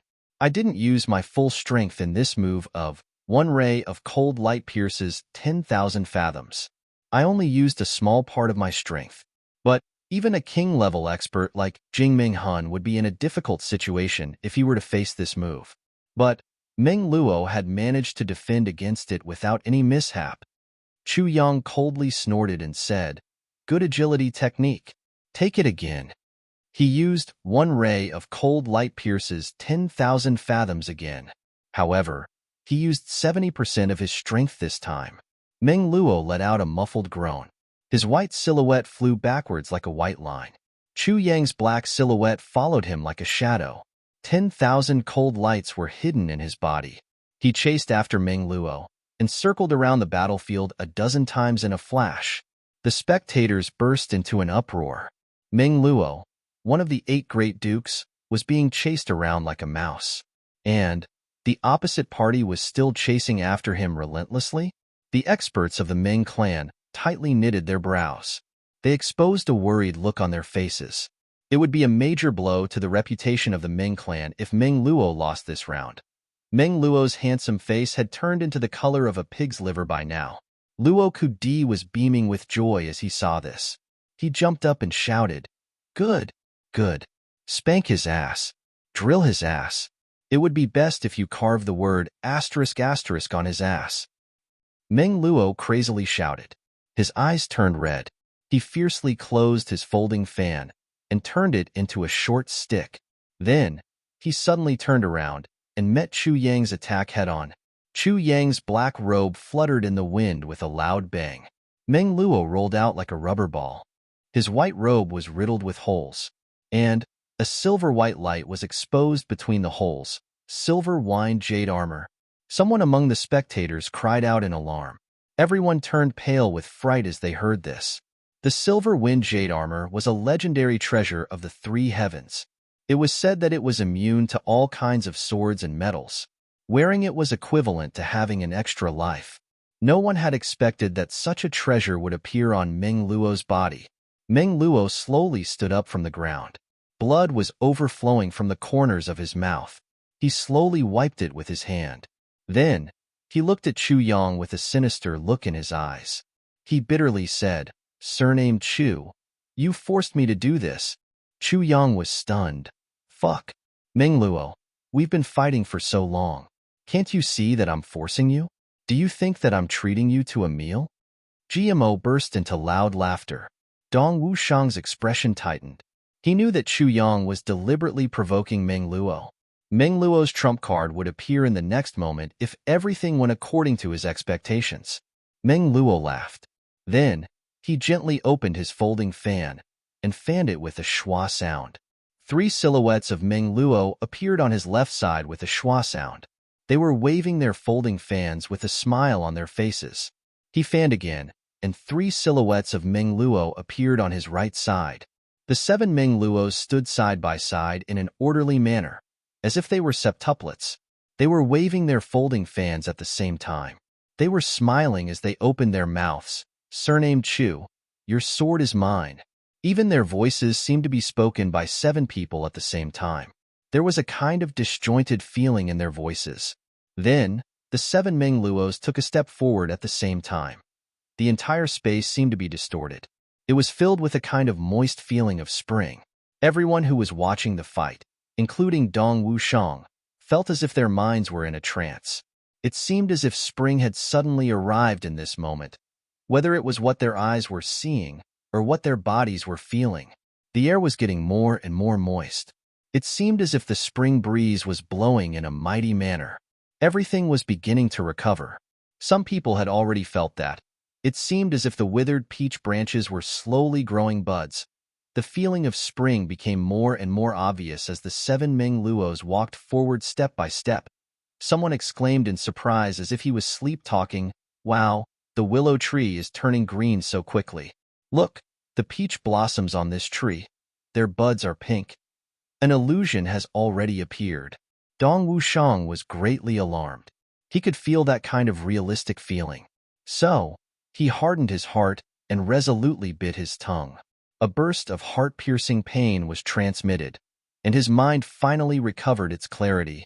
Dong Wushang's complexion turned pale with fright. "I never thought that Mengluo had such an ability. Fortunately, I'm only watching from the sidelines. I would have been defeated a long time ago if I had been there. There's no movement. There's no sign. But it can seize a person's mind in an instant. Moreover, there's no exception to this regardless of the level of martial power. Moreover, it can cover a wide range. What kind of world-shaking evil technique is this?" He couldn't help but be even more surprised when he saw that GMO and Luo Kuti's faces had already become somewhat intoxicated by spring. He pressed his hands on the back of their heads, and a burst of ice-cold energy gushed into their heads. Both of them woke up at the same time and looked at each other with their complexion changing. Chapter 444. Chu Yang's pupils contracted. At this moment, his extraordinary spiritual sense came into play. He could clearly feel that there was a strange aura pouring into every pore of his body. Mengluo's every step, every movement, every wave of his folding fan, every gentle smile in his eyes, and the indifferent and genial expression on his face gave people a beautiful and hazy feeling as if they were in a spring dream. Mengluo's silhouettes had turned into 14. They were walking towards Chu Yang in a semicircle. Everyone seemed to be able to smell the fragrance of the grass in spring. They felt that this world was filled with vitality. Many people had already laid down on the ground that was filled with strange rocks. However, a satisfied and warm smile appeared on their faces. It was as if they were lying on a soft grass that was filled with vitality. This is the kind of spring that I've experienced before. There were several first-grade king-level experts among these people. However, Chu Yang's heart was filled with anger, a burst of resentment. Others didn't know, but he was very clear about it. Mengluo's husband relied on the plucking yin to supplement yang technique. He plucked the vital yin of countless young girls under the age of 15 to supplement their vital yin. And he used the hearts of these young girls who had just understood the matters of love. Furthermore, it also carried the beautiful yearning and longing of these young girls towards their marriage. That was the purest dream of a young girl's heart. All of this was to destroy the dreams of these young girls mercilessly in an extremely agreeable way, using mercilessness as a cauldron to refine the pure and beautiful feelings between heaven and earth. This was the riotous spring dream. In a spring dream, flowers would fall in profusion.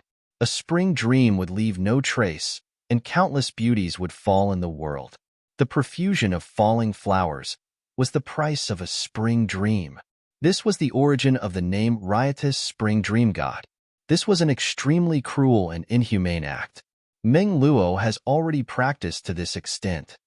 His influence was so great that it was beyond Chu Yang's expectations. It was obvious that at least a few hundred girls had been destroyed by his hands. The killing intent in Chu Yang's heart suddenly rose. In this dreamland that was like a spring dream, this kind of intense killing intent seemed to want to break through the shroud of the spring dream. He wanted to kill this scum. However, he thought about it again. I have just arrived in the third heaven, so my foundation isn't stable yet. Moreover, the Meng clan is a top-notch clan. So, I might be able to vent my anger for a while if I kill Meng Luo now, but it would be extremely disadvantageous for me in the long run. Keeping a demon like Meng Luo alive was the most effective weapon against the Meng clan. Chu Yang didn't know that his beloved Emo Xingwu had been proposed to by Meng Luo at this moment. He wouldn't have cared about the Tribulation Sword Master's bullshit plan if he had known about it. In fact, he would have killed this bastard with his sword. But at this moment, he didn't know. Meng Luo felt Chu Yang's murderous intention. His body shook, and he fiercely urged the spring dream. The smile on his face became even more intoxicating, and his figure became even more confident and at ease. It seemed as if an elegant young man was walking in the spring breeze. A woman would have fallen deeply in love with Meng Luo if she were to see him at this moment. This young man in his dreams has almost touched the beauty of the entire world. But who would have known that in this dreamlike scene, this gentle and refined young man was a hungry wolf that ate people without spitting out their bones? Meng Luo's silhouettes had already expanded to 27. That spring dream aura in the air had become even richer. He had almost arrived in front of Chu Yang. But Chu Yang still hadn't moved. Meng Luo's eyes had already revealed a complacent look. His murderous intention was hidden. Dong Wushang's heart was burning with anxiety as he watched this. He was about to say something to remind Chu Yang. Chu Yang shouted loudly, "Wushang, look carefully." Then, he suddenly backhanded his sword and stabbed his left arm. Blood spurted out with a puff sound. Chu Yang circulated his sword, and the blood scattered into a blood fog that filled the sky. Meng Luo's complexion changed in an instant. Then, Chu Yang attacked with his sword. The sword light flashed and stabbed Meng Luo's wrist. The folding fan fell to the ground with a bang sound. Then, the sword stabbed Meng Luo's legs. Meng Luo screamed loudly and knelt down with a plop sound in front of Chu Yang. This dreamlike scene disappeared in an instant. Everyone came back to their senses at this moment, and they saw that one of the 8 great dukes, Meng Luo, was kneeling in front of Chu Yang in a distressed state. He didn't need to kneel even if he was defeated, right? What's wrong with this great Duke Meng Luo? Is he begging for mercy from the opponent? Apart from a few king-level experts with exquisite cultivation, the others couldn't clearly see what had happened. Chu Yang exclaimed and said, "Great Duke Meng, what are you doing? We were just exchanging pointers. So, how can I kill you? You, what are you doing? Quickly get up, quickly get up. Why are you kneeling like this? Quickly get up. I won't kill you. I won't kill you." These few words were extremely loud and clear. Apart from a few people who had seen the truth, everyone else exposed a look of disdain on their faces. Meng Luo, you're the successor of a top-notch clan. You're one of the 8 great dukes of the 3 heavens. You're still a king-level expert, even if you don't take into account these glorious identities. How can you kneel down and beg for mercy from the enemy without any integrity? You've lost your face. Extremely disdainful. Dong Wushang opened his mouth wide. He had never imagined that this matter would develop in such a dramatic manner. Meng Luo had the upper hand a moment ago, and Chu Yang hadn't moved at all, as if he was an idiot. But Chu Yang's sword had displayed its might the next moment. Moreover, those sword strikes hadn't been very fierce. So, Dong Wushang had believed that Meng Luo could have dodged them as long as he knew how to fight. However, Meng Luo had strangely knelt down in front of Chu Yang's sword. Such an earth-shaking change had made Dong Wushang feel as if he was still in a spring dream. He couldn't believe it and rubbed his eyes. The 10 king-level experts of the Ming clan blushed with shame. Meng Luo was facing them, and Chu Yang's back was facing them. His black robe was fluttering in the wind and had covered his line of sight. They had only seen the flash of a sword light. Then, Meng Luo had fiercely knelt down. He had knelt down in front of this black-clothed youth. What's going on? How can the young lord kneel down in front of the enemy and beg for mercy in front of so many people? Chu Yang enthusiastically helped Meng Luo up. Meng Luo looked at him with empty eyes. But it seemed as if he was looking into the void. He seemed to be at a loss. Then, he suddenly spoke in a dreamlike manner. How did you know? Chu Yang coldly looked at him. He didn't answer his question. Instead, he said, You've lost. I've lost. I've lost. Meng Luo muttered. Then, he suddenly issued a long and loud shout. He turned around and walked away. He walked a few steps and then turned around again. Say your name. I'll look for you again. The person who defeated you a moment ago is called Chu Yang. Chu Yang raised his face and looked at him disdainfully. The person you've just knelt to is also called Chu Yang. Meng Luo screamed loudly. He opened his mouth and spouted a mouthful of blood. His body flashed, and he jumped into his own team. Then, a frightened cry was heard the next moment, and a small figure was thrown out by Meng Luo. Chu Yang caught it and saw a pair of frightened black and white eyes looking at him.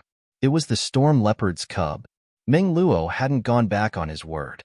He also hadn't dared to go back on his word. Let's go, Meng Luo ordered. He then took the lead to leave with his tail between his legs. The 10 king-level experts of the Ming clan looked at Chu Yang's face. It seemed as if they wanted to firmly remember this person's face. Then, they followed after him without saying anything. Not only the Ming clan, but all the experts in the vicinity also looked at Chu Yang at this moment. Everyone's eyes were filled with shock. Since when did such a world-shaking young expert appear in these 3 days? Duke Chu, this old man has a presumptuous request. Would it be possible for you to clear up this old man's confusion? The one who had spoken was a blue-clothed old man. He was a middle-grade king-level expert. However, he had also fallen into Meng Luo's trap. Fortunately, he was a distance away and didn't indulge in it too much, so he didn't make a fool of himself. Chu Yang replied, Senior has given me an order. I won't dare to be unwise. That blue-clothed old man smiled happily. He was very satisfied and proud of Chu Yang's friendly attitude. A sense of appreciation arose in his heart. He stroked his beard and said, Grandmaster Chu, the god that Meng Luo Gong used a moment ago was very powerful. Meng Luo Gong seems to be only a second-grade king-level expert at present. But this old man can't contend with that kind of power. He had only asked what kind of husband he was. He hadn't asked how to break it. He was obviously afraid of offending the Ming clan. Chu Yang had been waiting for someone to ask him this question. He would have explained even if no one had asked. How could he let go of a pillow when he was about to doze off? Senior, I will explain it to everyone since you have asked. So, I won't confuse you in the future. Chu Yang smiled in a very harmless manner. He looked very open and magnanimous. Luo Kudi and GMO trembled from head to toe. Someone is bound to get unlucky every time Chu Yang shows such an innocent smile. It seems that the Ming clan is out of luck this time. This kind of husband is called the vivid spring dream god. It's extremely powerful. Chu Yang lowered his voice and spoke in a mysterious manner. However, everyone's curiosity had been aroused by him. So, everyone pricked up their ears to listen. They could have heard him clearly even if he had lowered his voice. This kind of god is extremely evil, let alone a king-level expert. Even an emperor-level expert won't be able to escape death if he doesn't know about it in advance. Chu Yang said in a serious manner, that's because one needs to pluck the vital yin of at least several thousand young girls under the age of 15 to practice this evil art. And They need to cooperate with each other in order to practice it. Ah? Everyone hadn't expected that they would hear such a sensational thing. Not only that, but the consciousness of the young girls who have been plucked must be destroyed. Then, they must become a walking corpse's plaything. And they must be plucked to replenish their yang. Chu Yang slowly explained. He had deliberately left everyone some time to digest this information. The Ming clan has such an evil husband.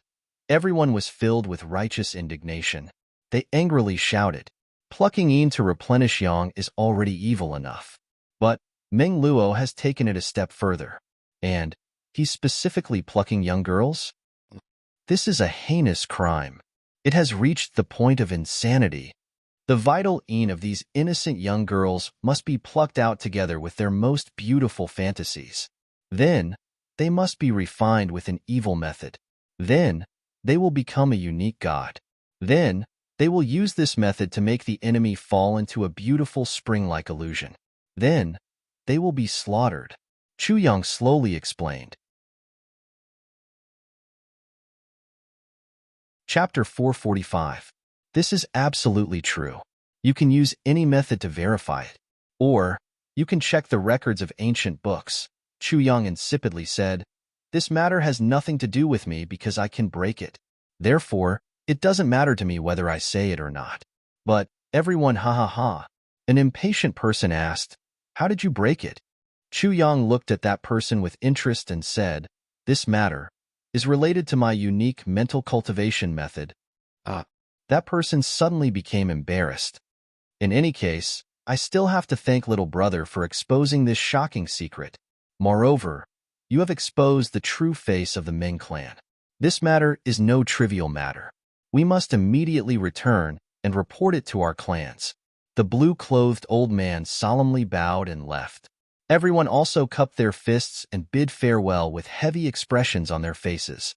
Meng Luo is out of luck this time. Luo Ku-di laughed.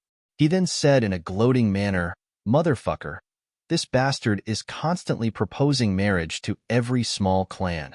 He wants to marry young girls who are less than 15 years old as concubines. Many clans want to curry favor with the Ming clan. So, they want to marry their daughters to him. There should be more than 30 daughters from small clans. That's why the Ming clan's strength is so huge. But I guess these clans will be the first to deal with Meng Luo once this matter is exposed. Ha ha, this is very satisfying. Ha ha ha. Yes, these clans don't take their daughters seriously. But the Ming clan will suffer the joint suppression of these big clans once this matter spreads out. After all, the existence of this evil technique is very dangerous for the top experts of these big clans. These clans will draw a clear line between themselves and the Ming clan even if they don't want to vent their anger for their daughters. So, they won't be implicated and suffer a calamity. Therefore, using their daughters as an excuse is the most legitimate reason. GMO also came from a big clan. So, how could he not understand this? However, Dong Wushang was pondering about another matter. He looked at everyone and asked, "Big brother, I don't understand." Chu Yang smiled. "I understand what you don't understand." GMO and Luo Ku-di fainted at the same time. This sentence was very awkward to say. You must be wondering why Meng Luo was so aggressive and why his vivid spring dream divine technique was so powerful. But it was still easily defeated by me, right? Chu Yang smiled and said, "In fact, when I was thrusting my sword a few times, I deliberately slowed down my speed so that you could understand." "Yes, this is what I don't understand," Dong Wushang said. "Meng Luo shouldn't have been defeated so quickly in any case." There are two important reasons for this. Chu Yang stretched out two fingers. First, the vivid spring dream divine technique. As the name implies, Meng Luo used his evil technique to create an infinitely relaxed and pleasant mental state. But this kind of relaxed happiness had a fatal flaw, and that was blood. Bloody. Dong Wushang muttered to himself as if he had comprehended something. But blood alone is not enough. It has to be that kind of blood mist. Chu Yang said, "Moreover, if you want to defeat the enemy, you must use the vivid spring dream divine technique to a certain extent before you can use the blood fog to break it." "I understand." Dong Wushang nodded. GMO and Luo Ku Di also nodded in succession. The second point is the timing. Meng Luo's strength wouldn't have been damaged if he had used the blood fog to break the vivid spring dream divine technique just as he had launched it. So, he could still use other martial arts to fight you. Chu Yang insipidly said, but he wouldn't have much of his spirit left by the time he had created more than 20 phantoms. And the spiritual power of his entire body would have been almost exhausted. Therefore, you could have killed him in one fell swoop if you had attacked him at that time. Chu Yang softly said, so, that's how it is. It seems that this evil technique is nothing more than this. Luo Kudi casually said, I will cut this bastard into pieces the next time I meet him. What do you know? Chu Yang glared at him, you understand? But, can you resist until then? Even an alert king-level expert can't resist that kind of powerful spiritual influence. What will you use to resist it? Dong Wushang's expression shook as he said, yes, this is the problem. This problem is the key. Chu Yang said, my martial technique is special. So, I can't be influenced by it. But, it's different for you. So, you must pay a price, such as pain. Pain? Yes. Chu Yang said, you must hide a needle or a sharp object in your palm in advance when Meng Luo launches the vivid spring dream divine technique. You must silently stab yourself once you feel the desire of lust. You must stab yourself. Chu Yang solemnly said, remember, you must stab yourself. This is very important. You must be aware of the pain because your blood is flowing. You must be stimulated by the pain to stay awake. Then, you must drag it out to a certain extent. Then, you can defeat the enemy in one fell swoop. If by any chance he was charmed, he would be dead for sure. You must remember this. Luo Ku Di and the other two nodded solemnly. Suddenly, one of them asked in bewilderment, what did you call me for? The four people raised their heads in amazement. They saw that Ji Zhu had been leaning against a stone in a daze. He opened his sleepy eyes, looked at Chu Yang, and said with dissatisfaction, it's fine if you call me. But, you want me to kill thousands of babies? What's so important? It's very immoral to disturb people's dreams. Do you know that? Chu Yang was flabbergasted. Then, the four people remembered Chu Yang's last words at the same time. Remember, you must remember to defy the heavens. Luo Kudi lay on the ground with a puff sound and laughed wildly. Jimo's whole body twitched. He laughed so hard that his whole body trembled. But his face was full of black lines. He felt humiliated, depressed, and amused as he looked at his elder brother. He wished he could go up and beat him up. Dong Wushang rarely laughed out loud. Chu Yang's face was tangled. I say, the names that you two brothers have chosen are too unique, right? You can even do this? I'm convinced. Jiju said as if it was a matter of course. You have to ask my father about this. But the names that lazy guy came up with are too imprecise. Everyone laughed. Such a person is rare. Chu Yang nodded. He understood in his heart. No wonder these two brothers are so lazy. So that's why. There's another decisive factor behind this. The little storm leopard had been hiding in Chu Yang's sleeve ever since Meng Luo had thrown it over. Its small body was trembling. It would occasionally stretch out its head to look at Chu Yang in fear. It would softly whimper, and its black and white eyes would carry a delicate and pitiful look of resentment. This person is even more ferocious than the previous one. Whimper. Don't you want this? Here, take it. Chu Yang handed over the storm leopard to Luo Ku Di. Luo Ku Di beamed with delight as he received it. He held the leopard and combed its fur as if it was his life. Then, he said with a kind face, good boy, be obedient. I'll give you meat to eat in a while. The little leopard looked at him and stuck out its tongue to lick his hand. Luo Ku Di was very happy. He held the little leopard in his bosom. But then, he suddenly screamed in fear. His complexion turned deathly pale. Everyone looked over and saw that the little leopard had opened its mouth and was sucking on a small spot on Luo Ku Di's chest. Second young master Luo was caught off guard and got sucked on. His vital point? His whole body went limp and numb. He was startled. He felt as if his scalp had exploded. Fuck. Second young master Luo is breastfeeding. GMO screamed. Everyone immediately spat out rice. Fuck. You have such ability. You have such ability. Luo Kudi's face turned red. He wanted to take the little leopard's mouth away. But the little leopard was sucking hard and wouldn't let go. It was whining pitifully. Second young master Luo was at a loss. Dong Wushang brought some food, soaked it in water, and made it into porridge for the little leopard to eat. This temporarily prevented second young master Luo's embarrassment.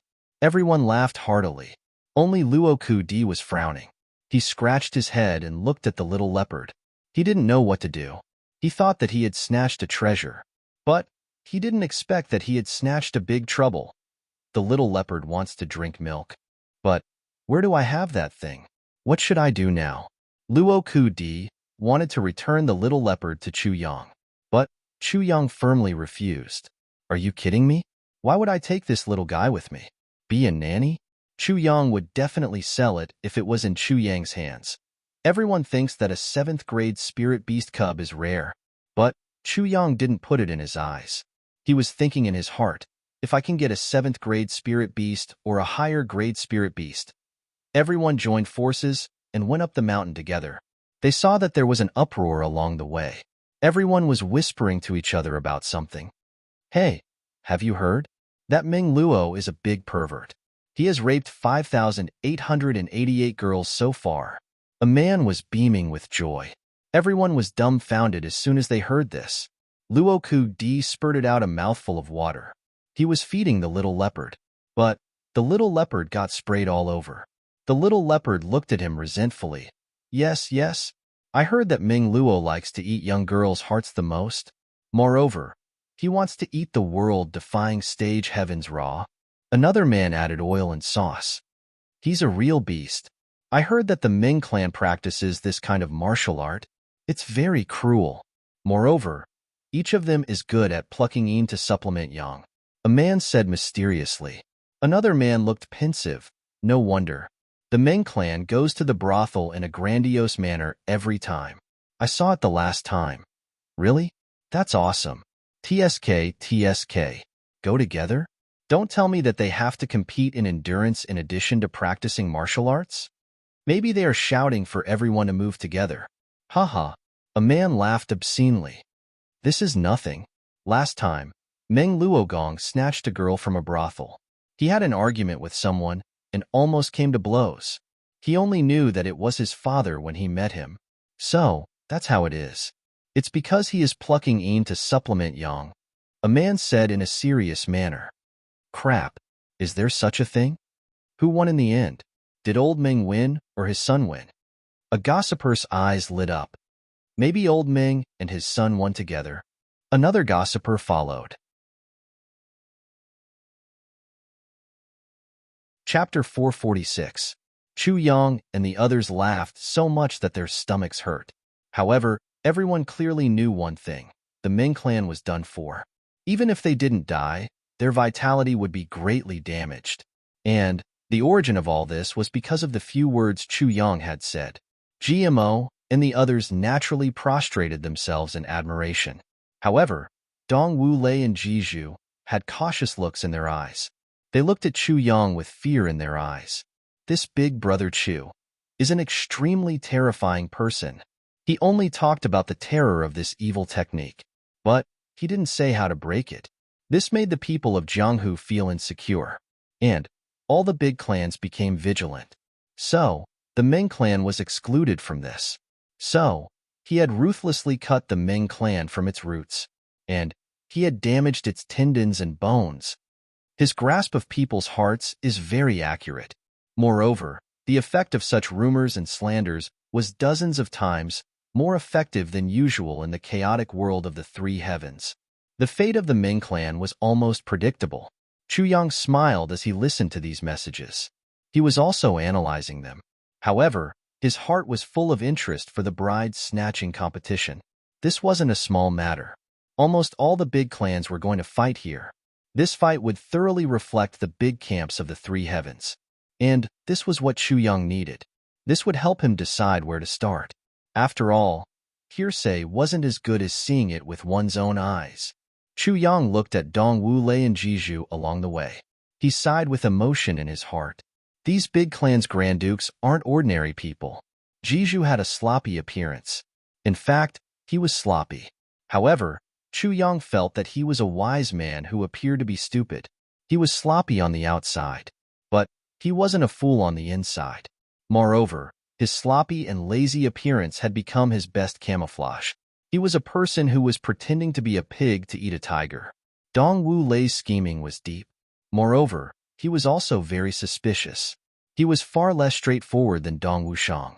Of course, this was also determined by his position. He was a typical clan lord of a big clan. Moreover, Dong Wu Lei was very afraid of Chu Yang at present. Ji Zhu treated GMO very well among these two pairs of brothers, but Dong Wu Lei treated Dong Wushang. So, Chu Yang couldn't figure it out. Presumably, even Dong Wu Lei himself can't figure out his own thoughts.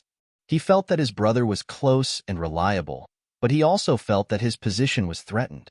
His sense of crisis could not suppress his brotherly love, but his brotherly love could not replace his sense of crisis and his desire for power. Dong Wu Lei must be very conflicted in his heart right now. Chu Yang sighed. He looked at Dong Wushang Xian's majestic body, which was like a mountain, and his square face was calm. Chu Yang felt somewhat sad and worried for him. Does he know what his elder brother is thinking? Dong Wushang was a loyal and righteous person. Perhaps he didn't know, so he worked hard to do things for the family, to solve his elder brother's problems, and to be the leader himself. But even if he knew, he would still do it and nothing would change. This was Dong Wushang. When they reached the top of the mountain, they saw a place that looked like a large basin. You can imagine the football field now, cough cough.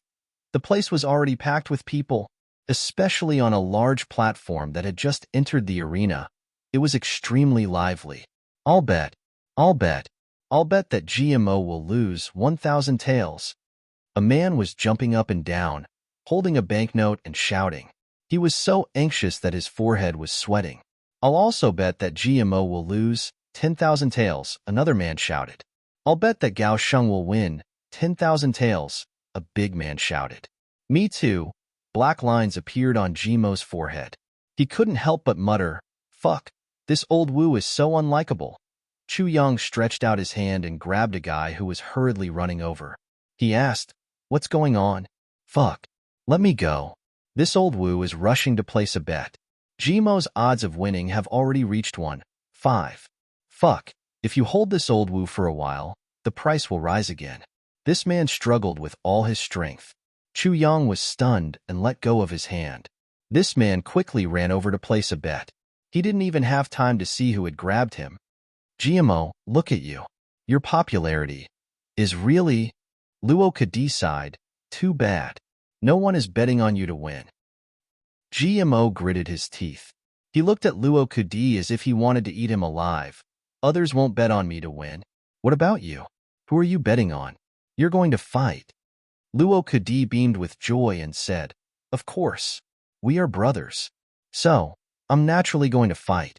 But this has nothing to do with who I'm betting on, right? You're not the one who started the bet, right? You don't need to compensate me if I win, right? Then, this guy took out a banknote from his bosom and dashed over. Get out of the way, get out of the way. I'm going to place a bet. The noisy crowd saw that the scraping Wolf King had come over. So, they tactfully made way for him. However, the guy in the front was still lying on the table, filling in the gambling form. He was excitedly shouting, GMO will lose this time. Waha, the odds aren't high, but I can make a profit. Waha. Second young master Luo Kadi angrily shouted. He grabbed that guy's scalp and pressed him to the ground. He fiercely asked, fuck, what did you say? How could that guy not recognize this Wolf King level master? His complexion immediately turned pale. He bowed and said, young master Luo, I didn't see you when I was laughing. I was wrong. Luo Kadi angrily said, fuck, I'm so unlucky to run into you. Tell me, how much did you bet on GMO losing? 5,000 taels? That guy awkwardly replied. Everyone knew that Luo Kadi and GMO were the same. Betting on GMO losing was equivalent to betting on Luo Kadi losing. Unfortunately, He was caught in the act. This guy was crying because of his bad luck. Fuck you. Luo Ku-di angrily said. Who told you to bet on GMO losing? Bet on him winning. Hurry up. Otherwise, I'll break your neck. That guy screamed. Young Master Luo, there's no such thing as forced gambling. It's not easy for me to make money. Clang. Luo Ku-di unsheathed his long spear and pressed it against that guy's neck. He fiercely asked, Are you betting or not? That guy's life was in danger. He had no choice but to give in. He changed the betting sheet with tears and snot. GMO was extremely moved. He kept praising Chu Yang. You're my brother. Look at this. Wolf Cub is very loyal. Chu Yang curled his lips. Luo Ku-di waited until GMO finished changing the betting sheet. Then, he laughed out loud. Bang! He threw a stack of banknotes on the gambling table. I bet 50,000 taels. I bet on Gao Sheng winning. Earn some pocket money. I'm so damn poor. Everyone fainted at the same time. They were left lying on the ground in disarray in an instant. Even Odu Xiao, who was sitting behind the gambling table, was extremely surprised by this. The 2 iron balls in his hands silently fell to the ground and smashed on his own feet. However, he didn't feel anything. He looked at the unreasonable and overbearing Luo Ku-di in disbelief. Who did you say you were betting on? Say it again? I obviously bet on Gao Sheng. Fuck. Do you still need to ask? Luo Ku-di was impatient. Quick, what are you looking at? Haven't you seen me bet 50,000 taels so boldly? Fuck. Quick. Can't you see that I'm in a hurry? Odu Xiao was startled. He said, But, aren't you going to help GMO fight? What does this have to do with gambling? Oh, wah. Luo Ku-di twirled his fingers. He smiled obscenely. Silver. GMO was about to rush over, but Dong Wushang held him back. GMO struggled and broke free from Dong Wushang's grip. His hands were still scratching the air. His feet scratched deep marks on the ground. Dong Wushang couldn't hold him even though he was so strong. So, Dong Wushang cried out in pain, Luo Ku-sect. Luo Ku-di, I can't live under the same sky with you. I can't exist under the same sky with you. You and I, you are pissing me off. Oh, Luo Ku-di beamed with delight. He came out with the betting sheet in his hand. He blew at the ink on it as he walked. Then, he put it in his bosom with satisfaction. He raised his head and saw GMO looking at him with a fiendish expression. He was gasping for breath. So, he couldn't help but let out a strange cry. Then, he turned around and ran away. Dong Wushang loosened his grip in a timely manner. GMO's body chased after him like an arrow. He gnashed his teeth and roared, Little bastard! Don't run. I will tear you apart alive. Luo Ku-di ran away as fast as he could. Whoever doesn't run is a fool. One was chasing and the other was fleeing. They disappeared in an instant. The guy who had been forced by Luo Ku-di to change the betting sheet wanted to cry, but had no tears. You bet on Gao Sheng to win. But, you are forcing me to bet on GMO. What kind of motherfucker is this? Who are you betting on? Dong Wushang turned around and looked at Chu Yang. Nonsense. Of course, I'm betting on GMO to win. Chu Yang rolled his eyes. Dong Wushang grunted and said with a smile, I also think that GMO will win. Others don't know the strength of us brothers. But, I know it very well. Luo Ku-di's move is very clever. But, it's too sinister. I don't know how many people will suffer because of him. Suddenly, the sound of beating gongs and drums was heard at this moment. Ming clan has withdrawn. The competition has been changed from 8 matches to 7 matches. GMO's odds have been raised to 1-3. Gao Sheng's odds have been raised to 4-1. Suddenly, there was an uproar. Why did Ming Luo withdraw? The gamblers here were engrossed in gambling. So, they didn't know about this matter. Many people stamped their feet and sighed when they heard that GMO's odds had fallen. I regret it. I bet too early. Cough cough. Let me explain. 1-3 means that you bet 1,000 taels on GMO to win. And GMO wins. Then, he returns your bet money and pays you 3,000 taels. 4-1 means that you bet 4,000 taels on Gao Sheng to win. And Gao Sheng returns your bet money after he wins. Then, he pays you 1,000 taels. Dong Wushang stamped his feet. He was somewhat vexed. I was a step too late. You're not late. Chu Yang smiled. The odds will be adjusted. The 7th match and the 8th match are the same. Meng Luo has withdrawn. But he can't be regarded as a strong opponent based on his previous strength. So, it can be said that the other side has given up on the first match. So, their odds of winning the 7th match have increased. This adjustment is just a means, nothing more. Dong Wushang thought for a moment and said, sure enough. The people of the Ji clan and the Dong clan had already gone to find their own seats by this time. So, only Chu Yang and Dong Wushang were left here. The two of them sat down on a rock nearby. They looked at the bustling scene on this side and started to talk as if no one else was present. At this time, a team of black-colored cavalry was rushing towards Mt Dingjun like a whirlwind 50 kilometers away from the foot of the mountain. The bustling crowd on the mountain didn't know what to do, because the overlord of the underworld of the three heavens, Jun Shizhu, was about to arrive. Chapter 448. Mt Dingjun had been thrown into chaos. The matter of the Meng clan had spread like a gust of wind. Meng Luo was gnashing his teeth and cursing along the way. Chu Yang, GMO, Luo Kudi, Dong Wushang. Hello. I will remember you. Meng Luo clenched his teeth. You have ruined my plans. I will fight you to the death in this life. He felt more and more that Luo Kudi and Chu Yang were two big scourges. One was an unreasonable robber, and the other was even more sinister. The gambling house on the summit of Mt Dingjun was getting more and more lively. The sounds of gongs and drums rang out once in a while, and then again in a while. Attention, attention, Duke Gao Sheng has arrived. His cultivation is at the peak of 2nd grade king level. He is accompanied by 10 king level experts of the Gao clan. Attention, attention, Duke Li Xiong II of the Li clan has arrived. Duke Li Xiong II is the first successor of the Li clan. His arrival represents the full support of the Li clan for Duke Gao Sheng. Attention, attention, Duke Tu Qian Hao of the Tu clan has arrived. Duke Tu is at the peak of 2nd grade king level expert. His chances of winning this fight are very high. Moreover, Duke Tu has stated that he is going to let another high-level king-level expert of the Tu clan participate in this fight. Attention, attention, Chu Yang didn't think much of it at first. But he couldn't help but be flabbergasted when he saw that more and more gamblers were joining in with the sound of beating gongs and drums. It was simply a sea of people. Is this a gambling house? I'm convinced. This is a gambling house of the entire nation. Chu Yang was startled when he saw that many king-level experts were waving their banknotes and joining in. This kind of thing is very normal.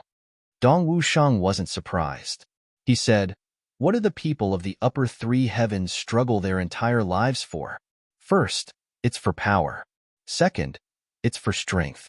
Third, it's for influence. But you must have financial resources first if you want to have these things. Everyone usually ties their heads to their waistbands. They desperately look for rare medicinal ingredients. Or they do business. Or they risk their lives to kill spirit beasts. They use the pelts and cores of spirit beasts that they can't use to exchange for money. This was to support his daily needs. Or go rob and steal. That silver is bloody and full of danger. However, gambling was not the same. Risking one's head and making a bet would only earn a few thousand taels or 10,000 taels of silver. However, if one's luck was good in gambling, one would be able to turn 10,000 taels of silver into 20,000 taels of silver without using any effort, or even 40,000 taels. Tell me, how safe is that? How fast? Chu Yang snorted and said, but what if we're unlucky? If you're unlucky, you can just go out and work hard to earn money. If you can't earn, you'll die. That's not a big deal. Dong Wushang played it down. This is the environment. The so-called fairness and reason did not exist in the three heavens. The so-called mercy and forgiveness are even more nonsense. As for the so-called righteousness and evil, they are just nonsense. Tu Qian Hao and Li Xiong Tu have also come to buy. Dong Wushang glanced in that direction. Then, He disdainfully said, Bill, I want to fight against Tu Qianhao this time. Say, what if I kill Tu Qianhao? Chu Yang was startled. Slaughter? Those are the future 12 influential figures of the three heavens. You want to kill them? You, Dong Wushang, are the two hooligans. Tu Qianhao has appeared this time because of Gu Duxing, but second brother Gu has suffered some injuries some time ago. His strength may not be affected too much, but his chances of winning against Tu Qianhao aren't big. This is also the reason why Jimo's chances of winning are so low. Dong Wushang's eyes turned cold as he said, Tu Qianhao clearly wants to take advantage of people's difficulties. He wants to take advantage of second brother Gu's injuries to defeat him in one fell swoop. He wants to establish his own supreme prestige. He's dreaming. I, Dong Wushang, despise this kind of people the most. Therefore, I want to exchange opponents with second brother Gu. I want to kill this bastard who takes advantage of people's difficulties. Du Xing is injured? Chu Yang frowned. He seemed to be lost in thought as he said, yes. Moreover, each clan has two younger brothers. For example, the Ji clan has Gmo and Ji Zhu. My clan has me and my elder brother. And the Luo clan has Luo Ku Wu. This is a competition between the younger brothers of aristocratic clans. But Tu Qianhao has said that he wants to send a high-level king-level expert of his clan. This is a bastard's behavior. Dong Wushang clenched his teeth. What will the consequences be if Tu Qianhao is killed? Chu Yang pondered and asked. The two clan won't leave the matter at that. Dong Wushang's eyes turned cold. They won't rest until one of us is dead. What if we destroy the two clan? Chu Yang tilted his head. He thought for a while and said then, we'll think of a way to destroy the two clan. Dong Wushang was shocked. He opened his mouth wide. He had only said that he wanted to kill Tu Qianhao. He hadn't expected that his big brother would want to destroy the entire Tu clan. That was a big clan that wasn't inferior to the Dong clan. Big brother is crazier than me. He is crazier. Li Xiong too is easier to deal with than Tu Qianhao. He can't be dealt with, Chu Yang insipidly said. Li Xiong too is just a brave man. He wants to deal with me because he has nothing better to do. Dong Wushang snorted disdainfully. Second brother Gu is injured. But he can easily deal with Li Xiong too. Moreover, this person is a martial arts maniac. Second brother Gu won't have to worry about his life even if he loses because of his injuries. Several people came over together at this time. Haha, I was wondering why I couldn't see you. So, you were hiding here. Dong Wushang stood up with a calm face and squinted his eyes. He then said in an ambiguous manner, so, it's you big bosses. Why are you looking for me instead of working as a cashier? They were the four big bankers of this gambling house, Sanxia Yun, Mo Tian Yun, O Du Xiao, and Xie Danqiong. The faces of these four people were full of smiles. Only Mo Tian Yun had a somewhat depressed look on his face. He had already received Bamboo's letter. So, he was extremely sullen in his heart. 20 million taels wasn't a small amount. Mo Tian Yun could afford it. But it would have hurt his muscles and bones. After all, it would have been hard for him to make a quick cash flow. But his reputation would have been ruined if he hadn't taken it out. He had already handed over 20 million taels. So, his heart was aching endlessly. How could he be happy? It's just for fun. Ao Xie Yun smiled elegantly. He then looked at Chu Yang. Who was this? He had seen Chu Yang several times. But Chu Yang had disguised his appearance at that time. I'm Chu Yang. Chu Yang smiled. You must be the famous Duke Xie of the lower three heavens? Ao Xie Yun laughed. Don't say that. You're making me feel like a treacherous villain. Moreover, King of Hell Chu has single-handedly turned the entire lower three heavens upside down. So, my lifespan will be shortened if I'm praised. Chu Yang faintly smiled. Duke Xie is very well informed. Moreover, your insight is also very good.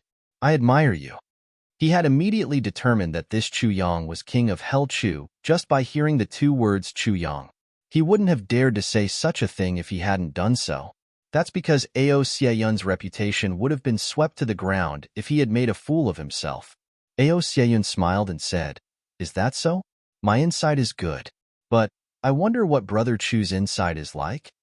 He looked at Chu Yang jokingly and said, "These three people beside me are also very famous."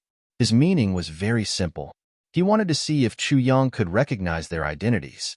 Chu Yang smiled and said, "This one is graceful and elegant. Moreover, he has a kind of ethereal and pure feeling. He must be Xie Danqiong, Duke Xie. This one is calm and composed. He seems to have a card up his sleeve. His complexion is elegant. So, he must be Brother Mo Tianyun. And this one is dressed in black. His complexion is grave and stern. He must be Brother O Du Xiao. He's famous for his poison in the lower three heavens, right?" Chu Yang casually said. His eyes unconsciously narrowed when he mentioned Mo Tianyun. He had an uncontrollable desire to get rid of this little guy. Suddenly, a bright light flashed in his mind, and a good idea popped up in his mind. Brother Chu's insight is very good. Ao Xieyun clapped and laughed. Mo Tianyun and the other two exposed a startled look on their faces. They hadn't expected that this king of Hell Chu would be able to recognize their names. Chu Yang smiled reservedly. He thought in his heart, "Nonsense. I've seen all of them. It would be strange if I couldn't recognize their names. The four of you have made a fortune. It doesn't matter who wins or loses in such a big gambling game. You've made a big profit." Chu Yang smiled and said to the four bankers. Then, he started to talk about the gambling game. "We had no choice but to take this risk."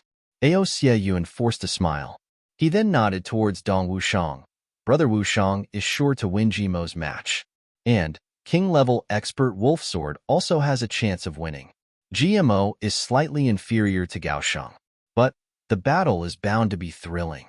And Dong Wu Lei's battle is unpredictable. And Jizhu can't see through Luoku Wu. He should lose 1 point. But it's still a tie. The key lies in Brother Gu Duxing. He's injured. Moreover, I heard that it's not light. So, he's betting on this bet. But the problem is this gambling game requires both sides to be evenly matched. But there are too many people betting on Gaoshang's victory. The odds have been adjusted to 7-1. But there are still people betting on Gaoshang's victory. Only a few people are betting on Jimo's victory. I'm afraid this gambling game won't make any money if there isn't a strong financial investment." Ao Xieyun sighed. "You can rest assured about this. Brother Ao, I'm acquainted with GMO. So, I'll boost GMO's momentum no matter what. Since the odds are already 1-1, I'll obviously bet a little," Chu Yang said with a smile. "Many thanks for Brother Chu's support." Ao Xieyun also smiled. Mo Tianyun and the others were thinking, "How much can you bet? Isn't it a drop in the bucket? It's useless." Odu Xiao said in a hoarse voice, "How much is Brother Chu going to bet?" First update.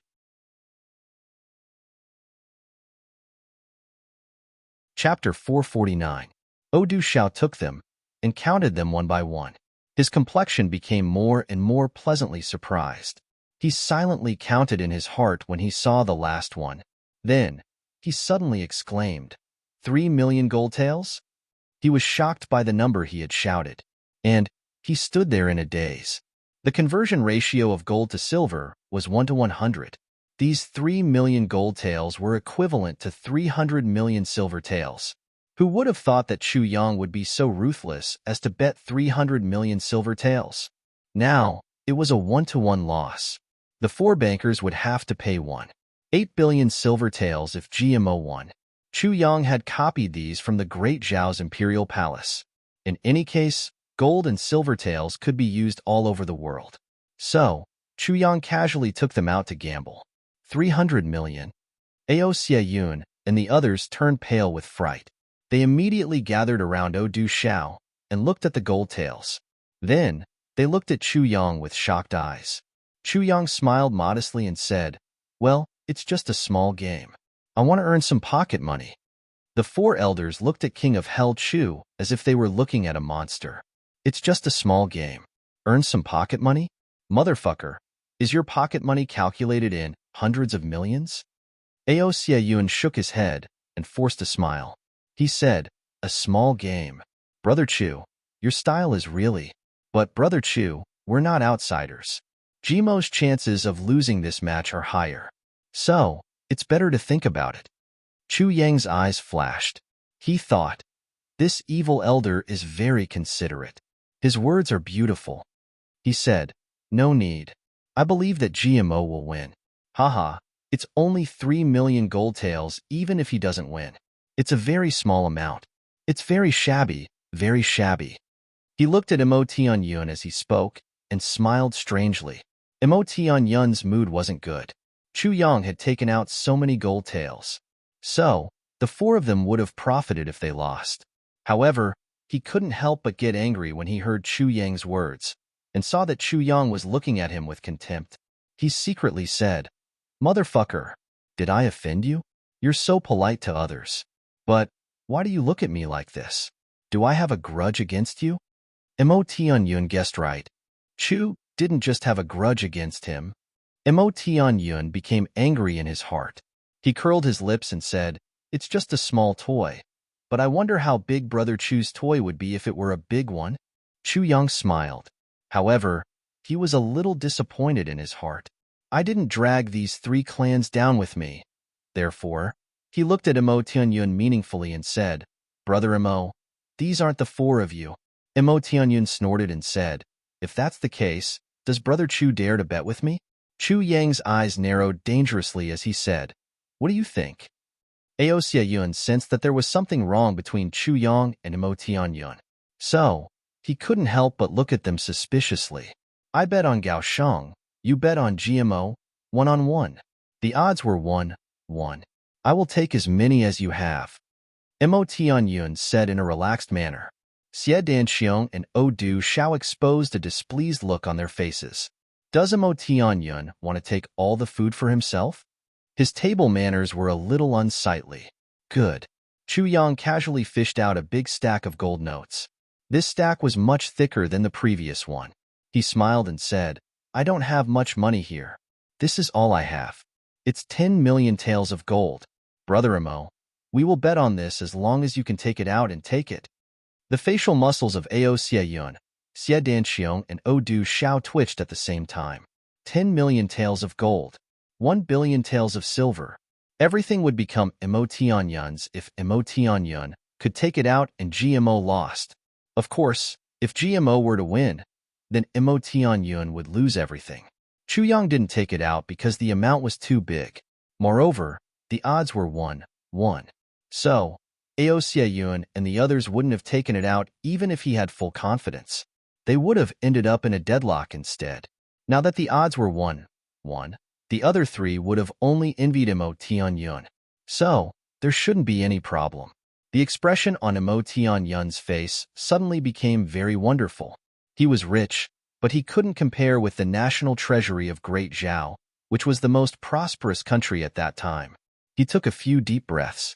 Then, he stared at the 10 million taels of gold notes with a greedy look on his face. He would have been able to recruit at least 100 king-level experts and 3,000 senior revered martial artists to work for him if he won this money. Moreover, he would have had the best armors, weapons, and mounts. That would have been an enormous force. But he couldn't take out so much money at present. In fact, he couldn't even take out 1/10 of it. He had put most of his wealth into gambling. So, he could only take out 80 million taels of silver at present. And this was his backup plan in case of any eventuality. Mo Tianyun thought for a long time. Then, he suddenly turned around resolutely.